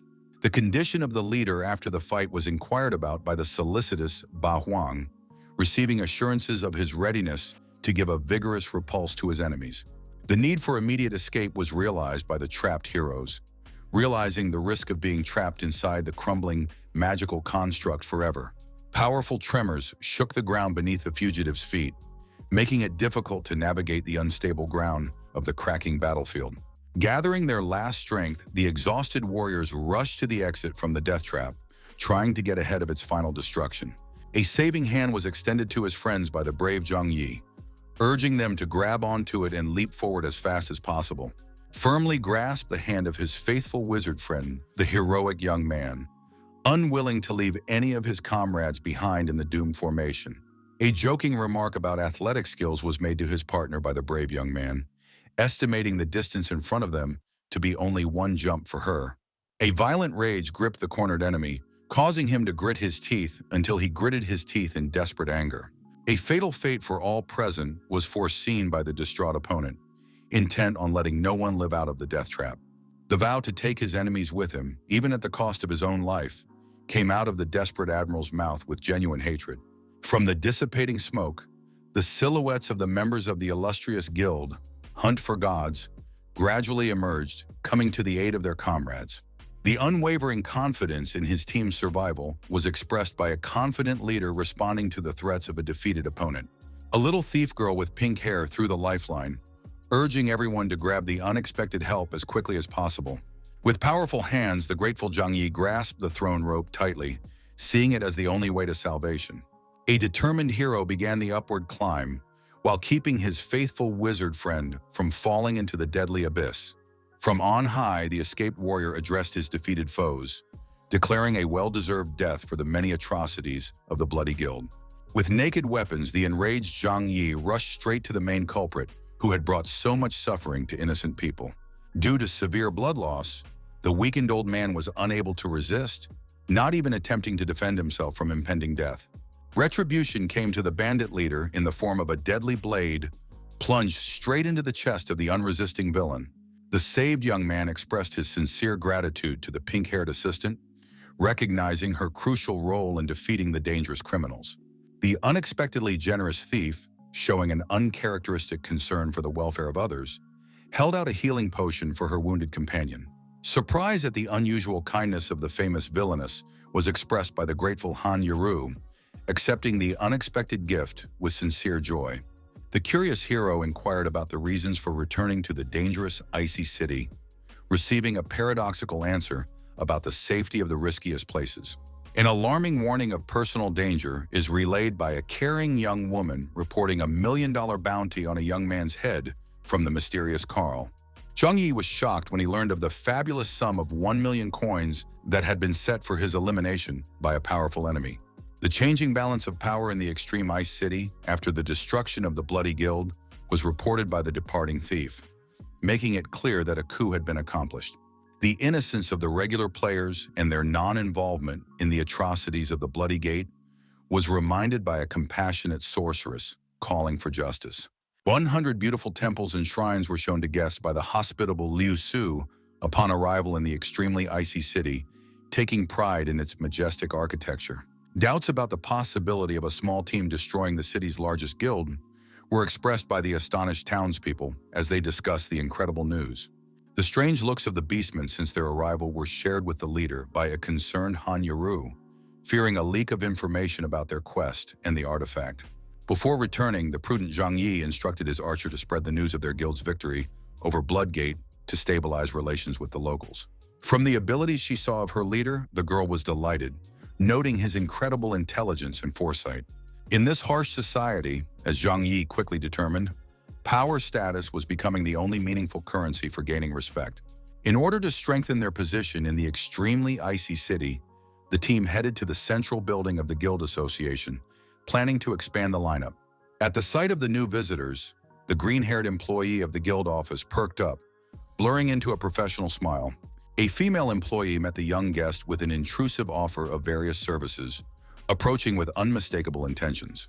Waves of murderous aura nearly knocked the empathetic leader off his feet, coming from the jealous Han Yaru in response to the administrator's behavior. Without wasting a second, the young man politely declined all additional suggestions, focusing only on the official registration procedure. After successfully raising the status of the hunt for gods, the enterprising founder's thoughts turned to finding the strongest players among the locals. In front of the gathered crowd of citizens, the charismatic Zhang Yi unfolded his speech, reminding them of the deliverance from the tyranny of the Bloodgate. An inspirational speaker called for unification under new and just banners, promising equality to all who joined his guild. A determined male voice sounded from the back of the crowd, volunteering to be the first to join the prospective community. Between love and peace drew a parallel to the philosophy of his guild's eloquent leader, winning the hearts of potential associates.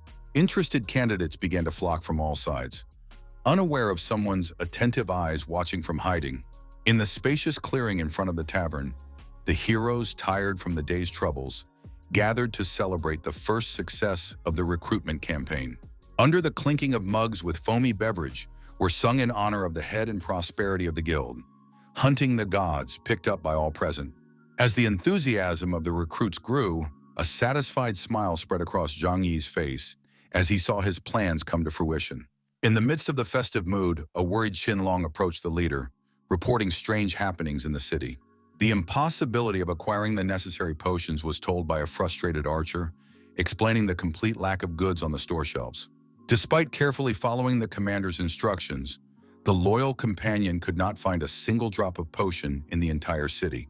Zhang Yi instantly drew a strategic conclusion from his subordinate's words, realizing the impossibility of replenishing critical resources.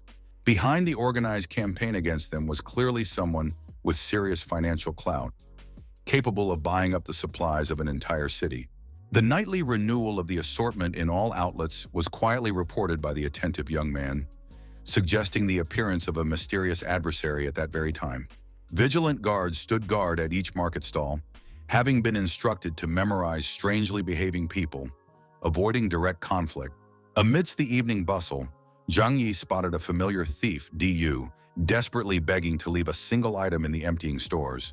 The attentive leader asked his companions to follow the original plan, while he himself investigated the events taking place. From the ample pocket of the mysterious stranger in the robe, pursued by the thief, several smoking bombs flew out directly into the town square. With genuine bewilderment on her face, the dazed girl froze, not understanding the sudden appearance of explosive devices in a peaceful neighborhood. The outraged cries of citizens for fines for violating the strict prohibition against using explosives within the city limits spread throughout the square.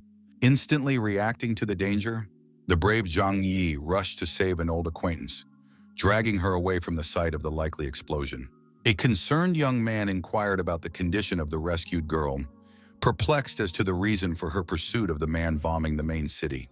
Ever since entering the city, the shrewd Du had been following the suspicious couple relentlessly, casually noticing their large-scale buying up of all goods.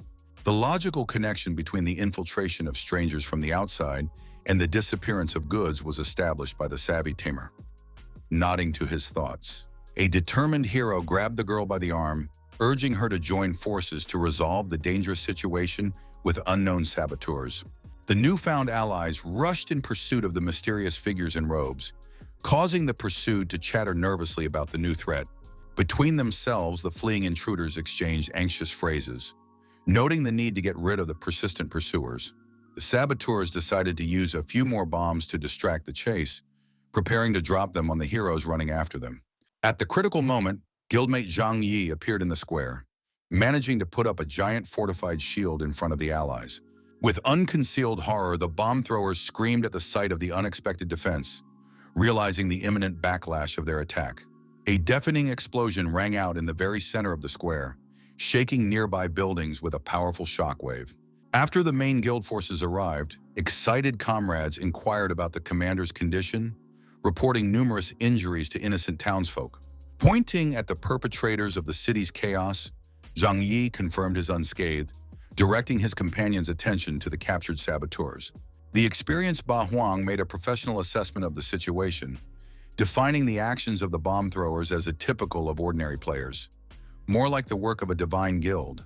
The observant leader noticed a familiar symbol on the captive's clothing, recalling its connection to the sinister Carlo behind the attack. Zhang Wei expressed his gratitude to the devoted Han Yaru, asking her to stay in the Ice City to control the situation, while he himself went to the Moon City. A determined Dai Yu announced her intention to join the expedition, recalling her personal vendetta against common enemy Carlo. With sincere indignation, the brave girl spoke out about the insidious plans of the enemy to spoil the city, promising to return the favor for the trouble she had caused. At the gates of the Moon Castle, overbearing guards blocked the way, incredulous at the purpose of the uninvited guest's visit. With a nonchalant look, Zhang Yi displayed the special badge, rebuking the guards for their blindness and mentioning the fictitious assignment of the president himself. Hasty apologies were made by the embarrassed guards, justifying themselves by not immediately recognizing the high-ranking envoys in plain clothes. As they moved deeper into the castle, quiet cheers of joy were exchanged between the successful tricksters, proud of their acting talents.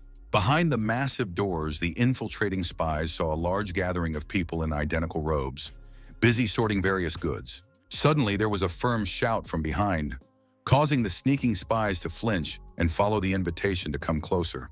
The ostensible employees were severely reprimanded for lateness, dodging a minor delay on the way back.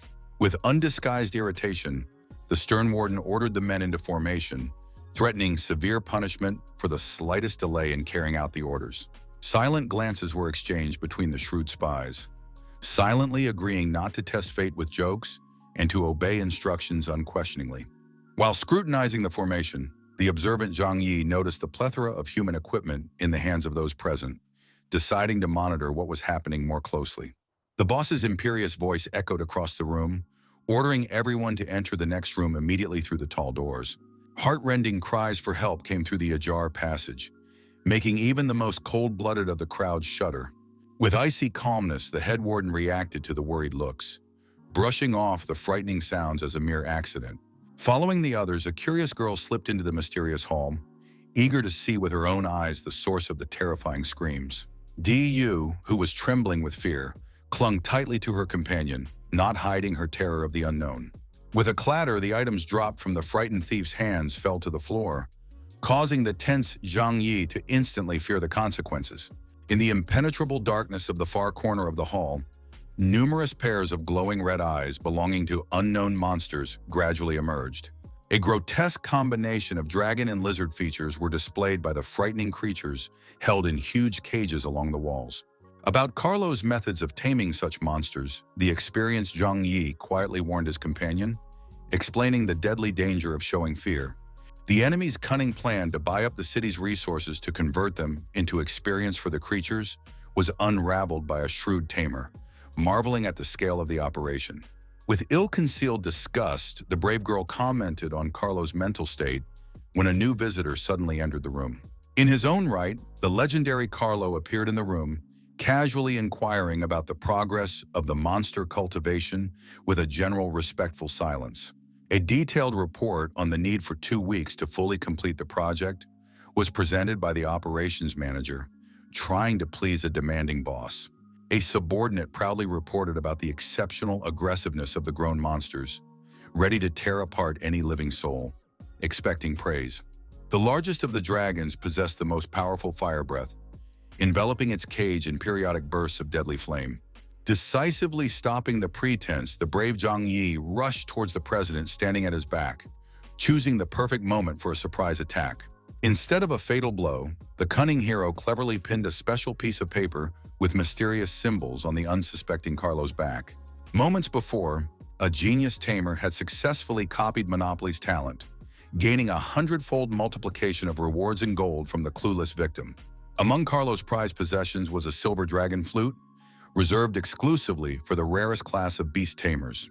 The mighty Carlo used a mysterious silver flute to completely control the surrounding monsters, extracting otherworldly melodies from it.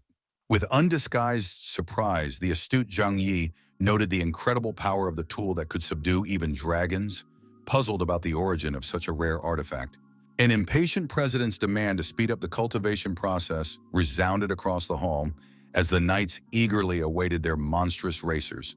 After obtaining the necessary information, the cautious tamer quietly suggested to his companion that they leave the dangerous place before they were exposed.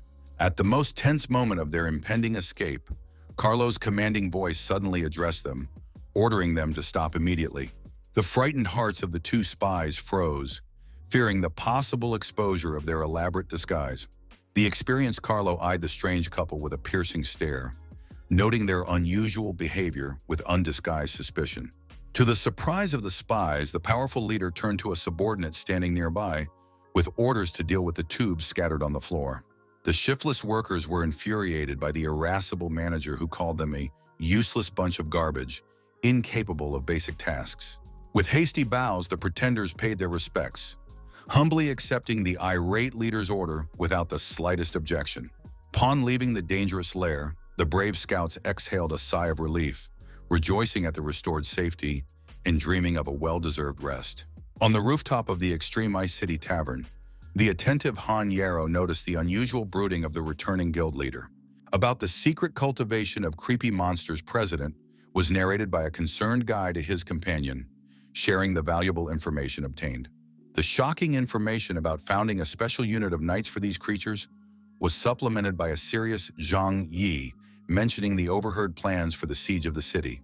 With undisguised concern, the excited Tamer asked his comrade about the possibility of holding defenses against such a threat. A realistic guide gave an objective assessment of the city's defensive capabilities, noting their starting level and potential resources. An elemental feldspar with special properties was recalled by a knowledgeable warrior, capable of temporarily resisting dragon flames and strengthening city buildings. With a look full of determination, the wise leader turned to the devoted sorceress, preparing to voice an important request. The division of duties was suggested by a shrewd strategist, planning an independent search for the elemental rune while the enchantress defends the city. Relying on his knowledge of goblins, the experienced Zhang Yi set off, mindful of their habit of settling far away from human settlements. During the search, a strange footprint imprinted on the soft ground of the forest trail caught the attention of the observant explorer. The gigantic size of the mysterious imprint made an experienced traveler wary, assessing the possible danger. After comparing it with the footprints known to him, the astute tamer came to the surprising conclusion that the print belonged to a giant atypical for these places. The erudite seeker pondered the traditional feud between goblins and giants, recalling the confrontation between brute force and ingenious cunning. Distant shouts interrupted the attentive lad's reverie, causing him to instantly shift his gaze in the direction of the disturbing sounds. The menacing roar of a hunting giant, anticipating the capture of a small goblin, echoed around the area, breaking the usual silence of the ancient forest. With a menacing growl, the giant demanded to see the contents of his clasped hand, towering over the small figure. Zhang Yi instantly reacted to the cries for help, activating the magic power of the maul to rescue the stranger. From the powerful energy blast, the huge body of the enemy flew backwards, shaking the ground as it fell into the dense thickets. Furious curses were hurled at the impudent man by the enraged giant, who had not expected such a sudden attack. The unwillingness to put up with the bullying of weak creatures was expressed by a determined young man explaining his intervention. Of the imminent retribution for intruding into his affairs, the infuriated giant roared, clenching his massive fists until they crunched. With a deafening crack, ripping the nearest tree out of the ground, the monstrous foe prepared to crush the defiant little man. The giant's original victim froze in mute horror as she watched the unequal confrontation unfold before her. Instantly assessing the physical superiority of the enemy, the experienced fighter focused on finding his vulnerabilities. The bulky creature's eyes filled with dull bewilderment as he lost sight of his lightning-quick opponent. Moving lightning fast behind the enemy's back, Zhang Yi pointed out the giant's clumsiness as a major advantage in battle. The monster's head, cut off by the precise movement of a sharp blade, ended the unequal duel in favor of the agile fighter. Thanks to a cheat ability copied from Carlo, instantly reached level 62 Seeker after defeating the monster. Suddenly, the expression on the hero's face changed as he noticed an unusual movement in a nearby tree after the battle. The tiny goblin girl was discovered by an attentive savior in a hidden hollow tree, where she was hiding from the giant. After confidently reporting that there was no danger, the good-hearted hero invited the frightened stranger to leave the shelter. The little gobliness regarded the stranger's words with obvious disbelief, questioning the veracity of his claims. After a brief hesitation, the miniature stranger extended a trembling palm to her unexpected protector. Tears of gratitude for the rescue flooded the face of the emotional goblin girl, touched by the heroic deed. Noticing the valuable crystal pendant, the practical Zhang Yi inquired about the possibility of acquiring elemental stones. The special importance of the pendant was emphasized by the young goblin girl, offering to help in return on the condition of a safe escort to the camp. Without hesitation, the noble savior agreed to escort the little girl home, vowing the complete safety of the journey. During the leisurely journey, the curious young man asked his companion about the search for the chief god of the goblin people. Deep thoughts about the connection between the disappearance of the goblin god and the recent ghost invasion occupied the hero's analytical mind.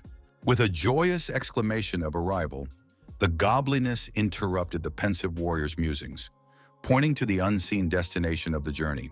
The mysterious crystal was taken out of the pendant by the little guide, holding it gently in her open palm. With the magical glow of the stone, ghostly butterflies appeared around them, dancing a mystical pattern in the air. The true identity of the ancient being was revealed by the enigmatic smile of the little guide, transformed by the magic of the crystal. A mysterious seal suddenly opened before the astonished travelers, manifesting itself right on the ground. Without hesitation, the brave Zhang Yi jumped inside the shining symbol, dragging his little companion with him. Two figures instantly disappeared from the gloomy forest, transported by ancient magic to an unknown destination. About the economic value of various ores, the practical young man inquired, receiving confirmation of the rarity of elemental crystals. A small goblin girl was talking about the high quality and difficulty of mining the stones he needed, when her story was interrupted by a loud, hungry sound. Carefully offered his companion a chicken leg to the attentive Zhang Yi, noticing the girl's signs of hunger. With rapturous comments about the extraordinary flavor, the peckish little girl pounced on the offered treat. After a short rest, the travelers continued their journey through the mysterious mines, going deeper into the underground. From the sight ahead, the shocked Zhang Yi froze in shock, unable to believe his own eyes. The unfinished food fell to the ground from her weakened fingers as the little gobliness saw the horrifying scene. A real nightmare appeared before the travelers. Many lifeless bodies of warriors amidst the flames raging everywhere. Bitter tears flooded the face of the shocked gobliness, who did not understand the reasons for the terrible tragedy of her people. An observant Zhang Yi speculated about the invasion of the goblin camp by the giants, noticing signs of a fierce battle everywhere. The sequence of the attack through the mountain pass was reconstructed by an experienced tracker, analyzing the location of bodies and destruction. In the residual energy fields, the skillful tamer recognized the similarity to the elemental crystals he was looking for. Immediate action was called for by a determined young man, offering to escort the girl to meet the cruel giants.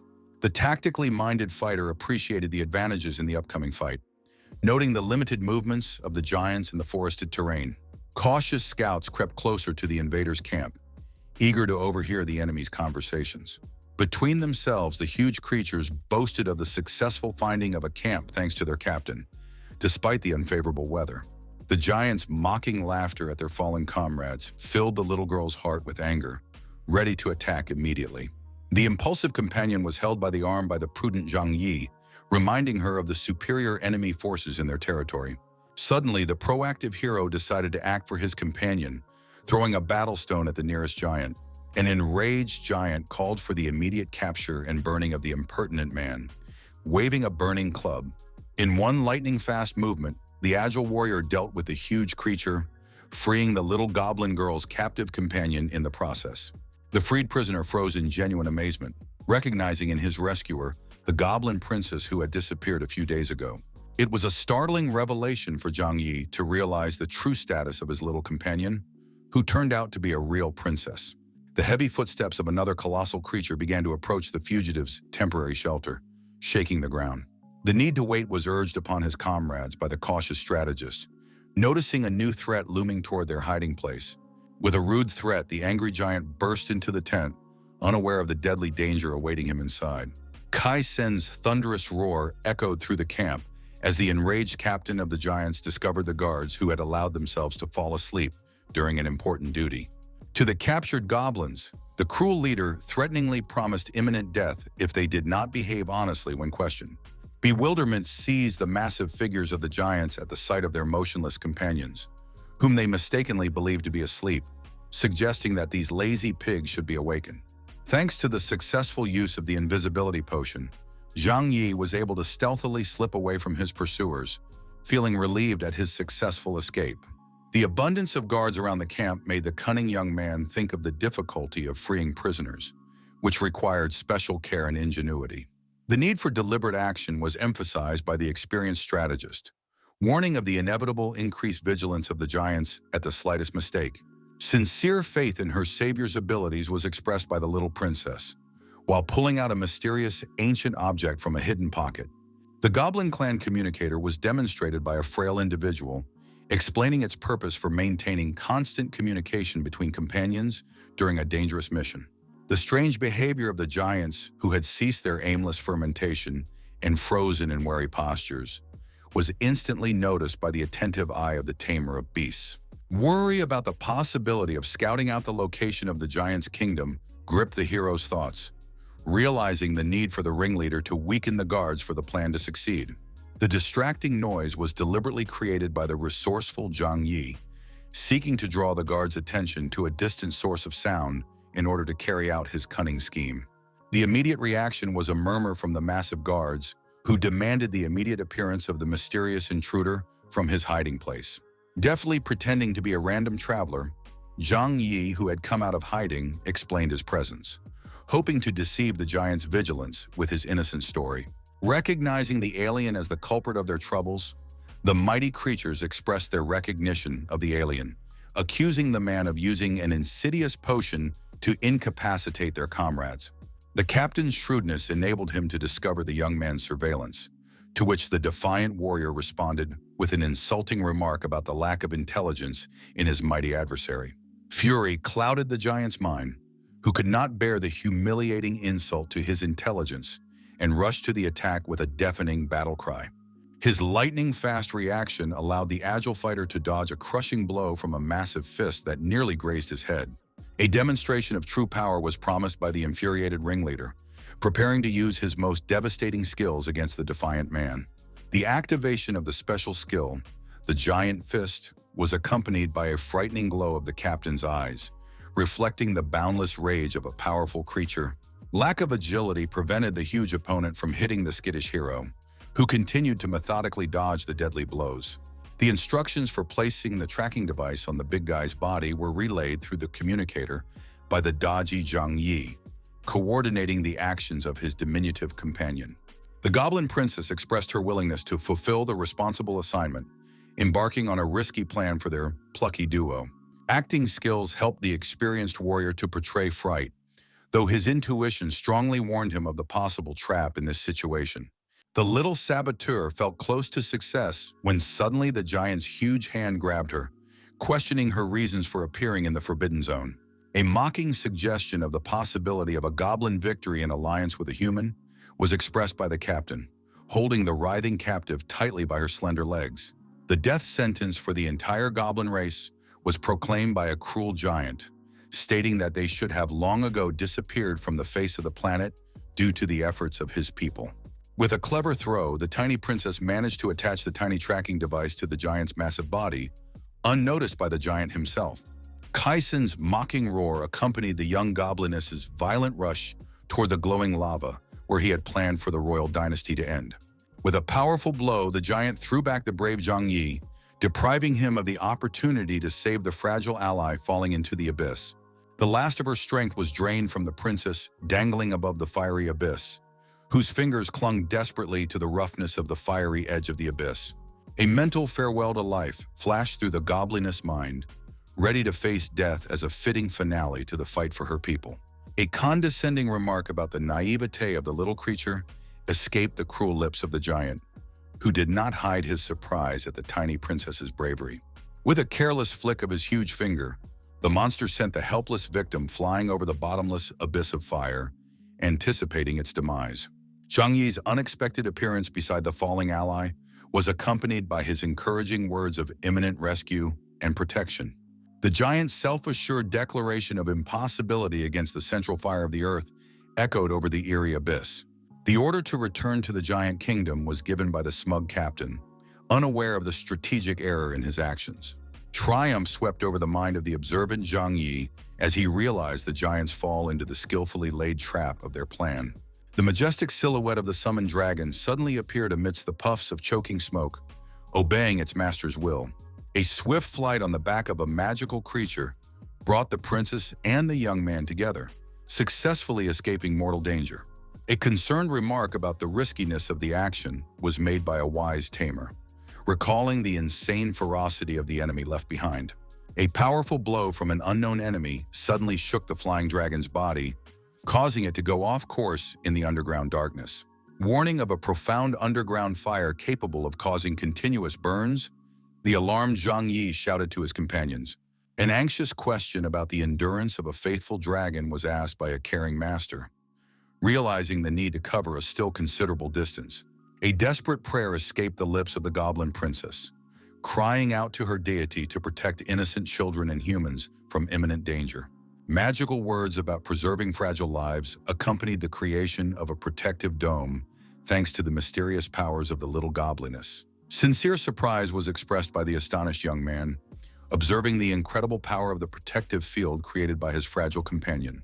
The divine origin of the amazing artifact was revealed by the princess, explaining the secret of the powerful protective magic. The sad story of the departure of the chief god and the salvation of the sacred relics was told by a young guardian who managed to save an ancient book and a pendant. An alarming crackling sound spread across the surface of the protective dome, foreshadowing its imminent collapse under the onslaught of external forces.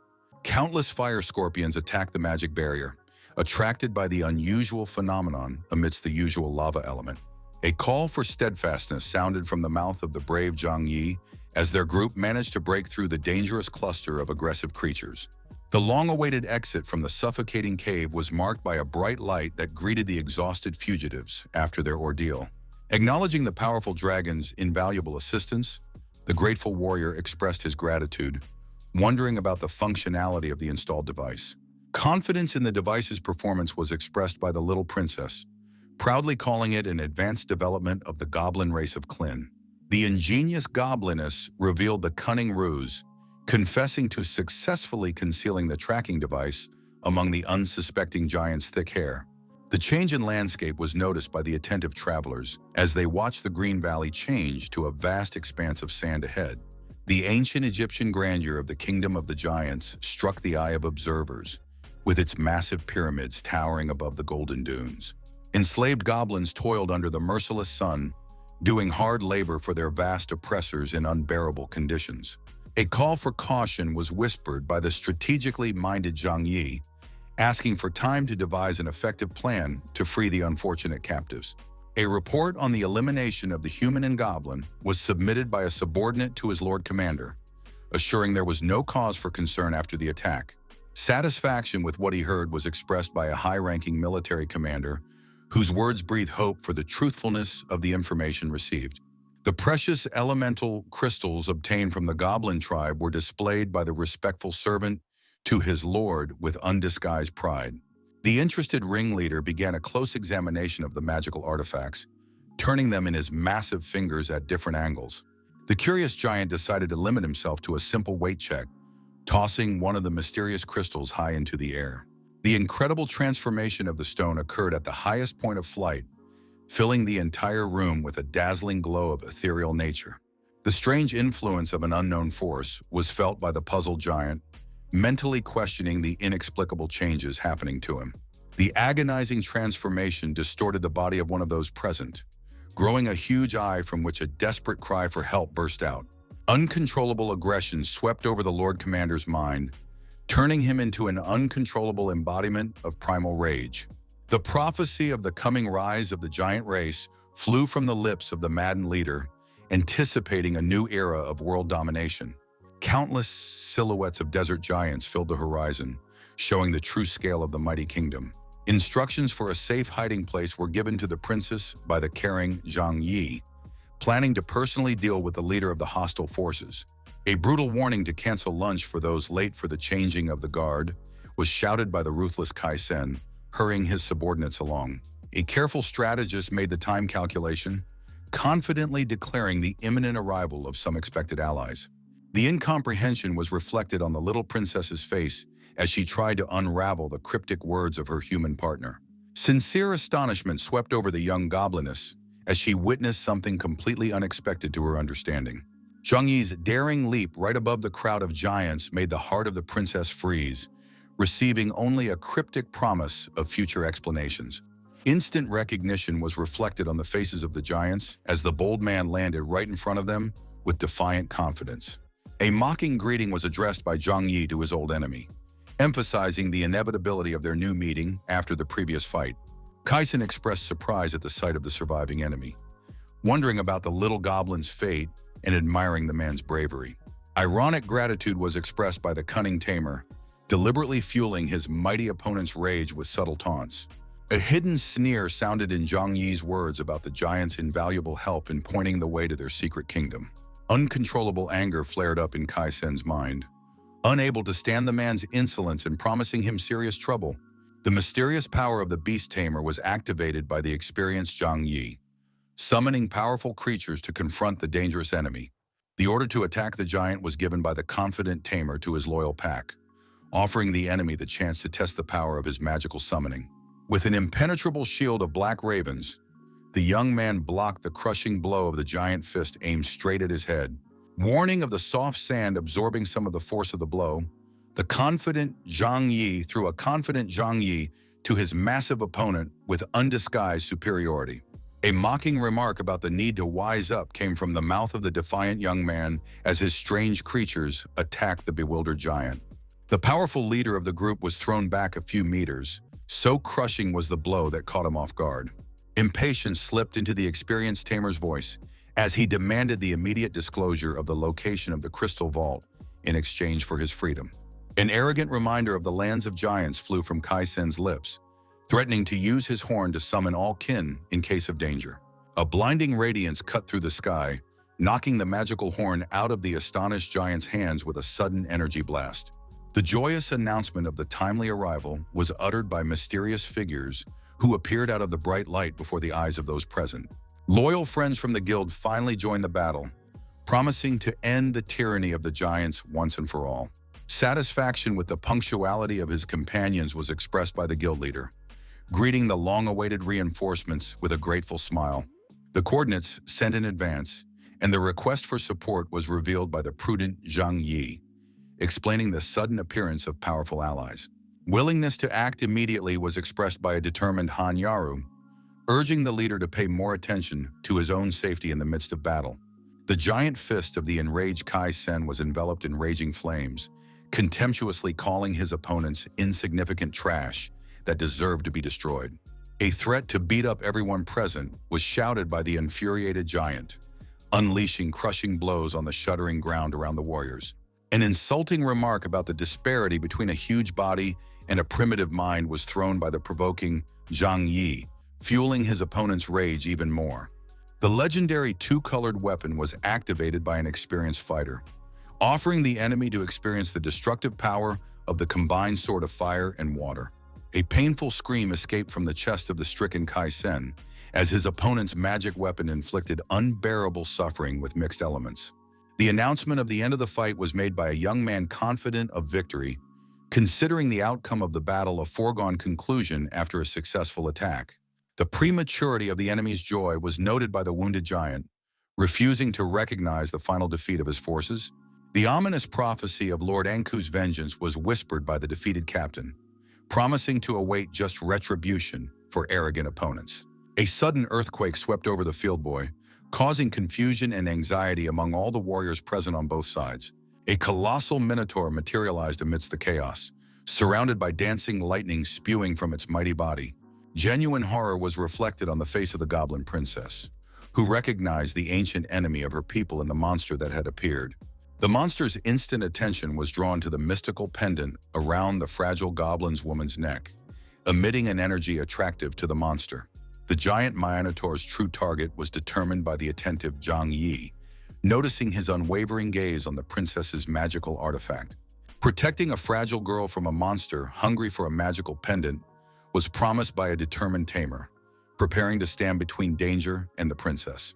Challenging the mysterious opponent was a fearless warrior, declaring himself the only worthy opponent in place of the defenseless gobliness. The ruthless order to devour absolutely everyone present was given by the terrifying monster to his faithful servant with a blood-chilling roar. An incredible stream of energy began to form in the monster's huge palm, preparing to rain down on the brave defenders with unrelenting force. A powerful energy wave threw the young man back, denying him the opportunity to approach the terrifying foe from a safe distance. An inner realization of the Minotaur's superiority over the defeated Kai-sen flashed in the eyes of an experienced fighter assessing the enemy's strength. An urgent call to his guildmates flew from the lips of a determined strategist, urging his companions to immediately attack. The legendary flame weapon was used by a focused warrior to dissect the invisible soul matter of an opposing creature. The supernatural speed of the blade stunned observers as the deadly sword cleaved the air in a dance elusive to the eye. The protective energy shield activated the Minotaur, completely neutralizing the powerful attack without taking the slightest damage. A brief reprieve of 5 minutes was requested from his friends by the cunning strategist, whose head had already produced an ingenious plan to defeat the monster. Confidence resounded in Zhang Yi's voice as he promised an undoubted victory after the required 5 minutes of preparation for the decisive strike. A disturbing observation about the monster's impenetrable defenses was voiced by the fighting warriors, urging their companions to use extreme caution. The heroic efforts of the 4 fighters shattered against the enemy's indestructible armor, preventing them from inflicting significant damage. Helpless immobility was felt by the healer girl, whose body began to gradually sink into the strange quicksand around her. An ominous takeover has begun for the careless fighters whose limbs find themselves trapped by a mysterious sand trap. Deep meditation was practiced by a focused Zhang Yi in lotus posture, concentrating radiant yellow energy in the area of the heart chakra. The brave defense of the meditating lad was provided by the goblin princess, forbidding the monster to even think of approaching the warrior. The cold-blooded minotaur did a thorough analysis, identifying the young man as a major threat with a score of 80%. With a careless motion, the monster tossed the little princess aside, treating her presence as a minor nuisance in his path. The bitter realization of her own powerlessness slammed into the mind of the discarded gobliness, unable to protect the man she held dear. Crystal tears rolled down the cheeks of the distraught princess, mentally crying out to the higher powers to grant her the power she desired. A mysterious transformation began around the girl's frail body, enveloped in pulsing clots of bright blue magical energy. An unknown creature emerged in the princess' place, emitting a murderous aura with an incredible danger index of 90 units. The imperious order not to approach the meditating young man was repeated by the transformed goblin princess with unexpected strength in her voice. Astonishment swept over the minds of the observers, who noticed the incredible changes taking place to the once fragile and defenseless sylph. The dramatic transformation of the princess from a little girl to an impressive warrior was accompanied by a daring challenge to a mighty adversary. The enraged gobliness flew swiftly toward the enemy, promising immediate death to the monster who dared threaten her friends. A blinding flash of blue energy marked the princess's successful strike, severing the massive arm of the astonished minotaur. Regenerative abilities were demonstrated by the mighty monster, instantly regenerating the limb it had just lost. The minotaur considered the girl's bold attack an unforgivable insult, and immediately rushed towards her with a fierce intent to destroy her. Only 30 seconds remained before Zhang Yi's mysterious ritual was completed, remaining completely still in meditation. The last 3 seconds separated the warriors from the unknown, as the enemy grew more and more furious, sensing the approaching threat. Mortal danger loomed over the goblin princess as the ruthless monster almost reached her, preparing to strike a fatal blow. A sudden awakening from deep meditation was experienced by Zhang Yi, whose eyes flew open, filled with an unprecedented strength. A lightning leap was made by the awakened warrior, rushing towards the scene of the battle to destroy the monster threatening his friends. The legendary stance of the dragon god was adopted by the mighty tamer, forbidding the monster to even think of approaching the young princess. An incomprehensible mystery to the analytical mind of the minotaur was the level of danger of the enemy, which could not be accurately calculated. The destroying dragon goblet brought down the brave Zhang Yi on the dumbfounded minotaur, not leaving his opponent a second to think. The body of the mighty monster suffered irreversible physical damage, disintegrating into pieces under the incredible force of the impact. An urgent order to dispatch all but those remaining with the slaves was given by the resolute head, anxious to preserve order among his subordinates. Delighted cries of release burst from the guild members' mouths as their powerful leader won a resplendent victory over the enemy. A magical transformation happened to a goblin princess who returned to her miniature body after an incredible transformation. Sincere gratitude was expressed by the caring Zhang Yi to the fragile girl, gently communicating the end of the danger despite her loss of memory. The immediate dispatch of a scout to search for the captured goblins was reported by the efficient Han Yaru, showing her foresight. The suggestion to leave the inhospitable desert was voiced by a tired warrior, suddenly interrupted by a mysterious sound that caught his attention. The precious find was made by an attentive tamer, discovering among the sands a legendary crystal of incredible value and power. A deep understanding of the connection between the disappearance of the goblin god and the actions of the giants flashed through the experienced traveler's perceptive mind. The covert surveillance of the group of heroes was conducted by invisible spies, reporting to their captain on the movement of targets at a distance of 4,000 meters. Deadly cannons were being loaded by the belligerent giants, preparing to rain down aimed fire on the unsuspecting fugitives. Thundering explosions shook the air, causing the shrewd fellow to warn his companions to immediately retreat from the approaching threat. The brave searchers made a hasty escape to the accompaniment of deafening explosions, not noticing another approaching object. A momentary turn of the head was made by the wary Zhang Yi, trying to discern the source of the new sound among the sand dunes. The amazing sight of a deserted goblin boat appeared before the young man's astonished gaze, suddenly appearing out of the sandstorm cloud. A life-saving invitation to board was shouted by the friendly goblins, beckoning the heroes to their amazing vehicle. Concern for the health of the adored princess was expressed by her loyal subjects, hurriedly examining their ruler for possible injuries. The fate of the absent comrade was inquired about by the attentive Zhang Yi, learning of his friend's detention by a squad of ruthless giants. Curiosity about the origin of the amazing ship capable of moving across the sands was expressed by amazed travelers who marveled at the technology. Information about the last invention taken away by the ugly opponents, the princess proudly narrated, rejoicing in the return of valuable property. The alarming warning of an approaching attack of giants targeting the ship was sounded by a vigilant warrior counting down the final seconds. Activation of the protective barrier was accomplished by an experienced goblin mechanic pressing a mysterious button on a complex control panel. The yellow energy shield showed incredible power, successfully deflecting all the projectiles of the furious pursuers. Calmly allowing the goblins to flee was uttered by the elder of the giants, plotting a more insidious plan to capture the daring intruders. The order to activate the quicksand trap was given by a cunning leader, wanting to prove the true superiority of his people in the desert lands. A death trap appeared directly in front of the fugitive ship, activated by the sinister design of the pursuers. Desperate maneuvers were made by the ship's skilled driver, trying to avoid falling into the treacherous trap of quicksand. A gradual sinking into the sandy quagmire was experienced by the anxious passengers, as they felt an invisible force dragging their vessel into the depths. A soul-wrenching scream burst from Princess Sylph's chest as she realized the mortal danger of falling into the bottomless abyss beneath the sands. The decisive calling of the raven was made by the shrewd Zhang Yi, seeing the need for powerful support to overcome dangers. A wise trap detection strategy was developed by an experienced handler, planning to use the bird's sharp eyesight to maneuver safely. Short commands to turn right and left were shouted by an attentive observer, coordinating the ship's movements through the danger zones. Virtuoso evasions from all dangers were performed by the skillful helmsman, eliciting the sincere admiration of Zhang Yi, who was watching him. The majestic pyramid of giants appeared on the horizon, marking the hero's approach to the main citadel of powerful opponents. The information obtained from Kaisen's memory suggested the location of the lair, where the brave warrior had to infiltrate in order to win. An anxious Han Yero made an unexpected stop, restraining the impetuous young man from rash actions before an important mission. A touching concern for Zhang Yi's safety was expressed by the beautiful enchantress as she confessed her inability to see him suffer again. The determined warrior made a fearless declaration of his intention to go inside, ignoring the presence of the formidable guards at the entrance.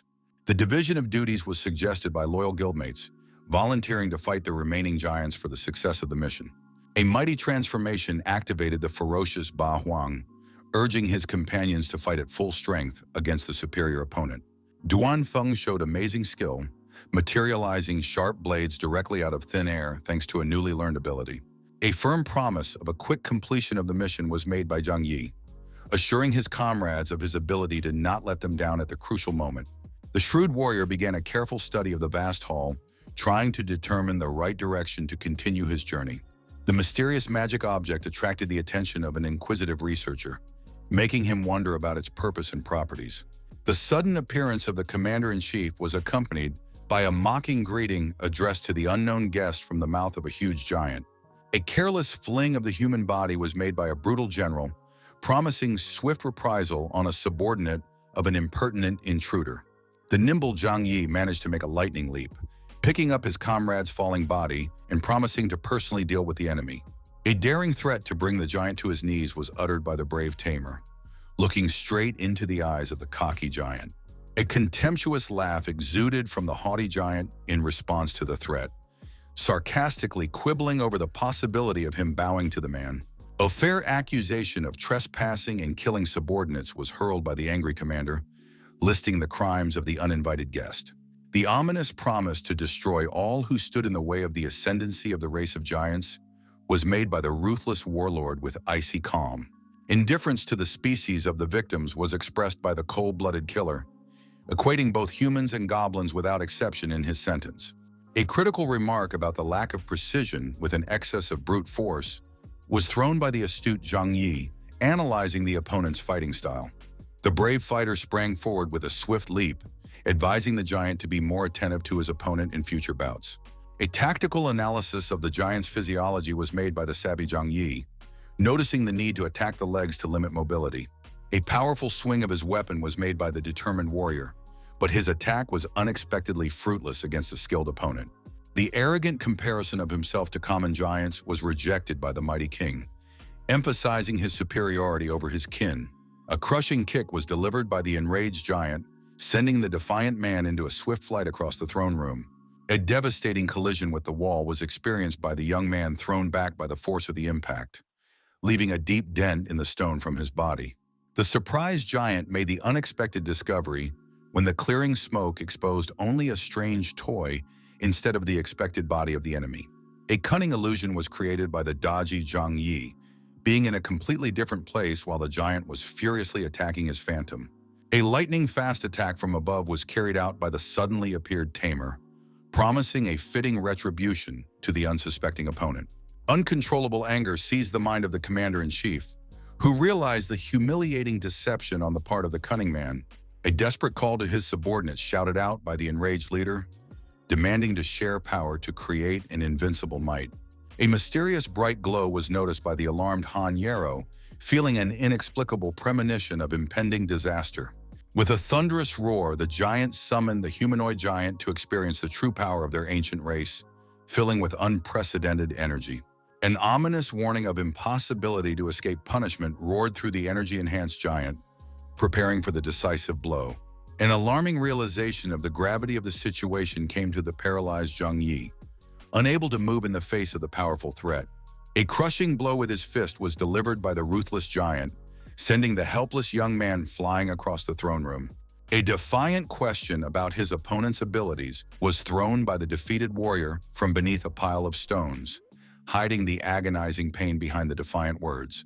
A furious roar was emitted by the furious leader, promising to punish the insolent man for his disrespectful words with another round of blows. A strategic comprehension of the limitations of the immortal body was made by the cold-blooded Zhang Yi, desperately searching for a way to effectively counter. The harsh conditions of the dragon race's elevation were recalled by the focused timer, calculating the prestige earned among humans and local creatures. A sudden insight visited the tormented mind of the brave warrior, revealing to him the only true solution to the situation. The tactical need to stall for time was identified by the strategically minded Zhang Yi, realizing this as a key element of his plan. A strange weakening of the opponents was noticed by the observant Ba Huang, noting the slowing of the giant's movements after the flash of yellow light. The tactical advantage was realized by the overjoyed warriors, anticipating a quick massacre of the weakened mighty foes. Deadly blows struck Duan and Ba, severing the heads of the elite giants with a victory cry, ending the bloody battle. A well-deserved reward of 200 Goblin Clan reputation points was awarded to the team for successfully slaying a pair of elite monsters. The long-awaited achievement of the requirements for the dragon race enhancement was realized by the determined Zhang Yi, gaining the ability to improve immediately. Mystical energy began to permeate every cell of the warrior's body, signaling the need to activate the level-up process. A painful transformation was experienced by the resilient Zhang Yi, overcoming the agonizing sensations to achieve a new powerful state. The triumphant promotion to Dragon Soul Master was completed by a tenacious warrior, overcoming all obstacles on the way to the new level of power. Genuine amazement was reflected on the stunned giant's face, unable to understand how the man had managed to achieve such an incredible transformation. A sarcastic thanks to the enemy race was expressed by a mocking Zhang Yi, explaining the gaining of the necessary reputation points due to the actions of his comrades. A warning of his turn to attack was uttered by the renewed Dragon Soul Master, offering the giant a chance to experience his newfound power. The new level's stunning ability reduced the enemy's health regeneration to 0, denying them a chance to heal in combat. The mighty body of the King of Giants collapsed to the ground. The monarch, who had lost touch with his own flesh, could not believe what was happening. With a cold glance at the defeated enemy, Zhang Yi announced that he had stripped at one of the giant's strength, turning the formidable opponent into a nothingness. More strength, pleaded the desperate commander-in-chief, whose voice trembled with the realization of inevitable defeat in the decisive battle. Without further ado, the cold-blooded victor drew his deadly weapon, unwilling to listen to the pleas of one who deserved only death. The mysterious club caught the attention of the hero's inquisitive mind. Perhaps this thing explained the giant's invasion of the Goblin lands. As he approached the mysterious artifact, the warrior realized that in front of him was a rare elemental crystal of unprecedented power. Determinedly, the young man reached out his hand, eager to touch the mysterious object that radiated the attractive energy of ancient magic. A sudden energy pulse threw the defiant researcher away from the crystal, preventing him from making contact with it. A bright blue glow spilled around the pyramid. The ancient structure began to vibrate, as if awakening from a centuries-old sleep. Worry for her friend's fate gripped the anxious Hanyaro, who assumed the need for immediate assistance to the leader trapped inside. A unanimous decision to check the situation was made by the brave members of the guild, wanting to find out the cause of the mysterious glow inside the pyramid. From the threshold of the throne room rushed to his friend the faithful enchantress, whose worried voice betrayed genuine concern for his safety. Caution was urged upon his comrades by the experienced tamer, warning of possible traps, despite the death of the king of the giants. The wise sorceress expressed her consent to watch from afar, promising to warn in time of any danger noticed. Pensively looking at the strange mechanism, the goblin princess felt a vague recognition, as if she had seen it before. A sudden insight visited the young ruler, the image in the ancient book. In the same instant, her pendant soared upward, drawing the owner away. The helpless girl began to be pulled toward the glowing club, some invisible force lifting her above the ground against her own will. Desperate cries for help burst from the chest of the terrified princess, unable to understand the nature of the mysterious force that had seized her. An immediate promise of rescue was given by Zhang Yi to his little ward, urging the rest of his comrades to remain vigilant. A lightning dash to the mysterious club was made by the fearless warrior, not thinking about the possible consequences of his heroic act. After the girl's fall, the caring young man managed to pick her up, anxiously inquiring about the well-being of the shocked gobliness. A mysterious figure began to emerge from the glowing club, the unknown man excitedly announcing his long-awaited release. A demanding call for help came from the lips of a mysterious sorcerer trapped in a magical portal between worlds. A perplexed look was cast by Zhang Yi at the strange alien. Where could this person come from in the heart of the Pyramid of Giants? A stunning revelation pierced the minds of those present. Before them stood none other than the legendary goblin god himself. The incredible find stunned the searchers. The one they had been looking for all this time materialized right in front of their astonished gazes. A reverent affirmation of the god's identity was uttered by the trembling princess, who recognized the deity from ancient images in sacred books. The difference in appearance was pointed out by an observant gobliness, noting the youth of the god in the portrait compared to the figure appearing before them. An incredulous astonishment was expressed by the shocked Zhang Yi, not believing that a deity could actually be encased in a magical artifact. A mocking remark about the youth's lack of understanding of true treasures was made by an ancient god whose gaze sparkled with thousands of years of wisdom. The sacred essence of the elemental heart of the race was described by an ancient god, explaining its ability to extract energy from crystals and release it. Reconciliatory words were directed by Zhang Yi to the irritated deity, asking him to turn his anger on him for the carelessly spoken phrases. A vague uneasiness gripped the tamer's soul, despite the obvious accomplishment of the task of finding the god and the expected reward. The mysterious incompleteness of the quest after the discovery of the deity raised suspicions in the mind of the shrewd young man, who began to guess a catch. A soothing promise to visit the tribe was addressed by the caring warrior to the little princess, assuring her that all problems would be safely resolved. The sad sadness of the impending parting was expressed by the touching gobliness, whose eyes filled with crystal tears. A childhood vow on their little fingers was made to each other by parting friends, sealing the promise of an inevitable meeting in the future. Clear instructions were given to the experienced sorceress by the guild leader, sending her to the Ice City to recuperate the injured shield maiden. The mysterious need to finalize certain matters was voiced by a pensive Zhang Yi, without revealing the true reasons for his decision. A reminder of the previously launched quest to find the god turned the attentive tamer to his companions, pointing out the unclear situation. Logical inconsistency noted the analytical mind of the hero. The quest remained unfinished, although the god had already appeared before them in the flesh. The imperious command to obey was shouted by the self-proclaimed god of the goblins, reminding the giants of their leader's death and the centuries-old confrontation between the races. The haughty giants protested indignantly, refusing to recognize the authority of a goblin they felt had no right to command them. Furious dissent was shown by one of the giants, rushing to attack the strange old man and shouting for the eternal freedom of his people. The mysterious action was performed by the ancient goblin, tossing the mysterious cube high into the air with undisguised confidence in his gaze. The mighty elder demonstrated monstrous strength, destroying the attacker and declaring to the others that there was no choice but to obey. The insidious shifting of blame was voiced by the cunning goblin, suggesting that the giants should only blame their misfortunes on the dead lord who had ordered the attack. An unexpected cry from the princess cut through the tense atmosphere of the throne room, demanding that the captive giants be released from their magical shackles immediately. A respectful invocation to the ancient deity was uttered by the plucky sylph, recalling his earlier teachings of kindness and mercy to other races.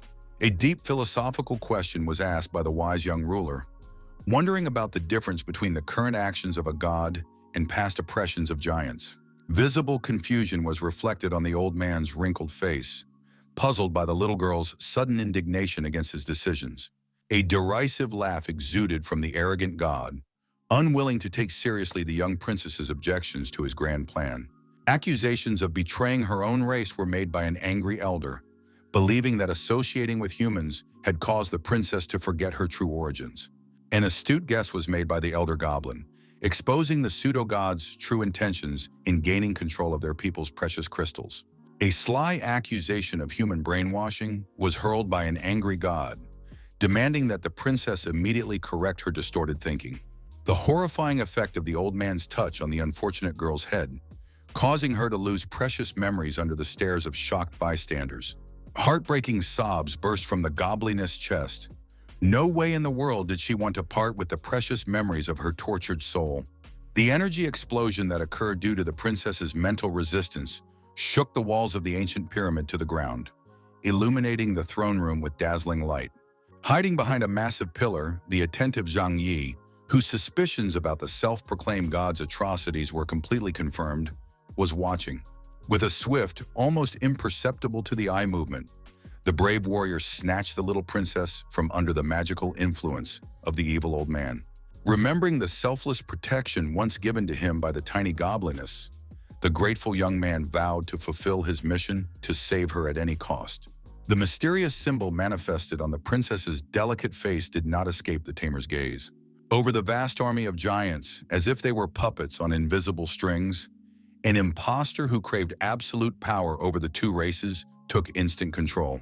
The false god named the bold man as his main enemy, ordering his new subordinates to capture the rebel who dared to oppose the divine will. Zhang Yi's perceptive mind froze in utter bewilderment before the incredible sight of the mighty giants submitting to the will of the little goblin without a single word of resistance. Adopting a defensive stance with naked weapon, the experienced warrior warned the approaching opponents of the deadly danger awaiting each of them. The irritated old man came to the realization of the need for personal intervention after several unsuccessful attempts to deal with the unruly man by the hands of the giants.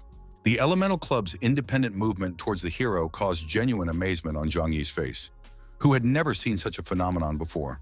The magical fetters of the elemental blockade entangled the hero's body at the beckoning hand of the insidious elder, depriving him of the ability to resist. The fate of memory absorption, energy absorption, and subsequent agonizing death was announced by a gloating impostor, enjoying the helplessness of the trapped victim. Categorical refusal to submit to the sinister will express defiant Zhang Yi, ready to fight to his last breath against the insidious plans of the false god. From the unbearable pain piercing every cell of her being, the princess could not even open her eyes, clouded by suffering and unshed tears. Soothing words of encouragement were quietly whispered by the caring protector in the ear of the frightened girl, trying to ease her overwhelming agony with his presence.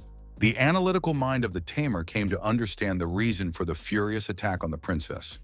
The information stored in the girl's memory posed a deadly threat to the impostor.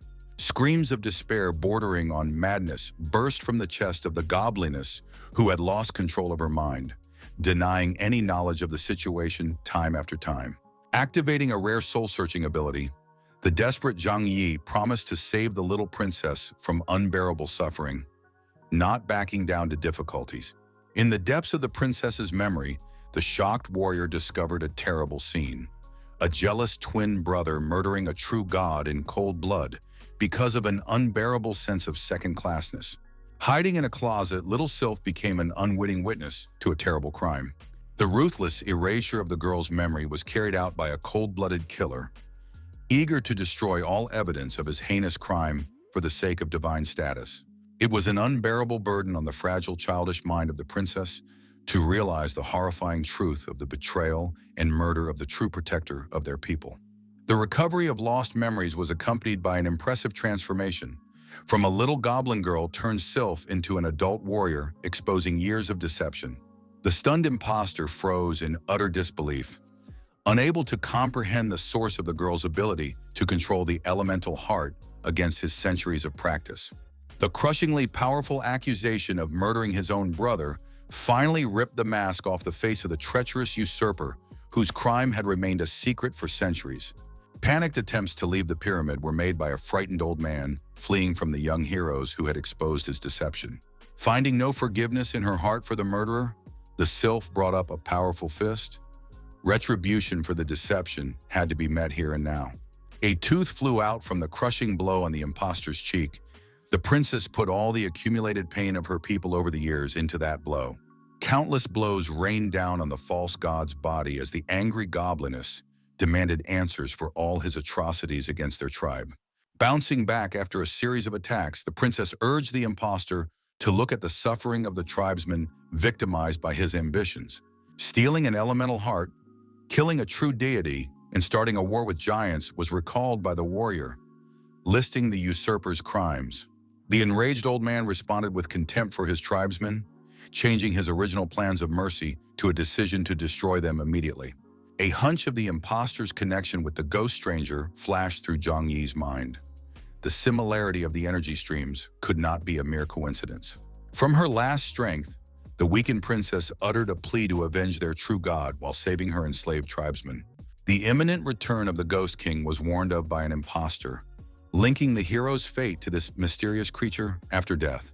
Disagreeing with the gloomy prophecy was expressed by the fearless Zhang Yi, having his own opinion about his fate in defiance of his opponent's predictions. A purple crystal appeared in the tamer's hands, blaming the old man for the many misfortunes caused to innocent beings of both races. Sincere shock was reflected on the imposter's face at the sight of the mysterious crystal. The source of such rare power seemed impossible to him.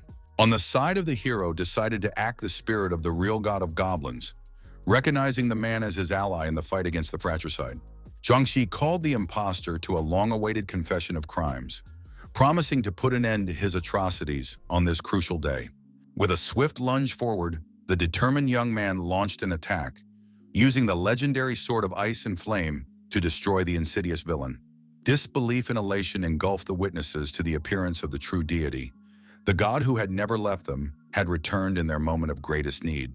Uncontrollable tears of happiness streamed down the princess's cheeks at the sight of the amazing return of the revered deity of their ancient people.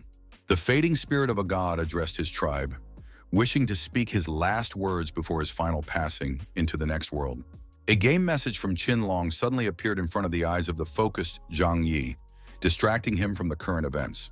An attack by strange winged creatures on the extremely icy city was reported by a concerned comrade, describing the devastating bombardment. The information of 6 monsters with bat wings and a dragon was discussed by the worried defenders. 2 monsters had already been destroyed. The memory of similar monsters in the secret room of Carlo's castle surfaced into Yu's mind, tying together the disparate pieces of the puzzle. The tentative nature of the current attack was speculated on by the shrewd Ray as he assessed the modest number of monsters sent against the city. The need to report to the head of the city about what is happening was expressed by the responsible warrior. Realizing the importance of timely informing the leadership, a mysterious figure materialized from the puddle behind the unsuspecting guy's back, silently appearing like a ghost. Sitting on the throne, Carlo heard the disturbing information about Zhang Yi's absence from the city, while his subordinates were brazenly impersonating him. The perfect time to attack was recognized as the absence of a leader by the subordinates. Never before had the city been so vulnerable to a surprise attack. A sudden coughing fit shook the president's body in the middle of an important conversation, the disease choosing the worst possible moment to manifest itself. The mysterious reaction of the divine talent card made one think of a possible connection with Zhang Yi. Coincidences of this kind don't happen. The need for immediate departure was explained by Carlo to his cronies. All important matters would be discussed later, after his return. Something amiss in the desert was signaled by the strange reaction of the divine talent card. Carlo's intuition rarely failed him. The young princess was addressed by the true goblin god before leaving, her kindness and perseverance earning the deep approval of the entire nation. Uncontrollable sobs flooded the girl's face at the thought of parting with her newly found deity, her soul refusing to accept the inevitable. A golden glow enveloped the sobbing girl's body after the god left, the unknown transformation beginning without warning. The sacred title of the goblin god was being handed over to the new chosen one at that moment, a mystical ceremony of succession being performed before the eyes of the shocked witnesses. A bright flash of transformation was noticed in the distance by a wary Carlo. Such a glow could only be possessed by the rarest artifacts of unprecedented power. Slowly, the princess's eyes opened after completing the mysterious metamorphosis. A new era had begun for the ancient people. The transformed goblin girl appeared as a mature beauty. The title of god now belonged to her, despite her lack of experience and strength. Sincere gratitude for the help was expressed by the newly appointed goddess, handing the precious artifact to the man as a token of appreciation. The chances of defeating Carlo had increased by 10% due to the artifact he had obtained. Zhang Yi's analytical mind instantly assessed the strategic advantage. Unspeakable rage gripped Carlo, who had received a mysterious clue about someone acquiring a rare artifact before he did. The grim vow of annihilation of the enemy was made by a president whose gaze had already seen through space the future rival who dared to precede him. The message from his comrade reminded the mission-focused Zhang Yi to keep up with the news. Getting carried away, he had forgotten about this important duty. The need for an urgent return to the Ice City was reported by the young man to the new goddess. His comrades needed his help more than ever. Riding a mighty dragon, the caring leader left the desert, offering the goblins refuge in the Ice City in case of more trouble. Worry about the whereabouts of the absent leader gripped Qinlong. Without leadership, the situation was rapidly spiraling out of control. The deadly fireball rushed towards the defenseless Du. There was almost no time to dodge for the girl who was caught off guard. Hanyaru miraculously returned after her brother reinforced the city's protective shield. Supporting her comrades became her top priority. An endless stream of strange bats and dragons continued to attack the city. The number of monsters only seemed to increase by the minute. The exhausted defenders called each other to a determined fight. Only by joining forces could the attack of the mysterious creatures be repelled. The tight tension of the bowstring accompanied Qinlong's preparations to fire. The enemy's huge dragon posed a deadly threat to all the defenders. A glowing fireball formed in Hanyaru's palms, silently asking for cover from her comrade to carry out her devastating attack. Suddenly, fiery shells raining down from the sky frustrated the defenders' plans, and a carefully prepared counterattack failed. The fearless warriors miraculously managed to dodge the deadly fireballs, avoiding imminent death at the last moment. A mad fire show was put on by the enemy dragon, spewing streams of flame in all directions with unprecedented fury. The grim assumption of the monster's intention to wipe out all the residents was voiced by the alarmed Du as she assessed the extent of the destruction. Recognizing Carlo's dragon flashed through Zhang Yi's mind, the city walls unreinforced by elemental crystals remained vulnerable to attack. The resourceful tamer came to the idea of using a recently obtained artifact, assessing the critical situation from the top of his flight.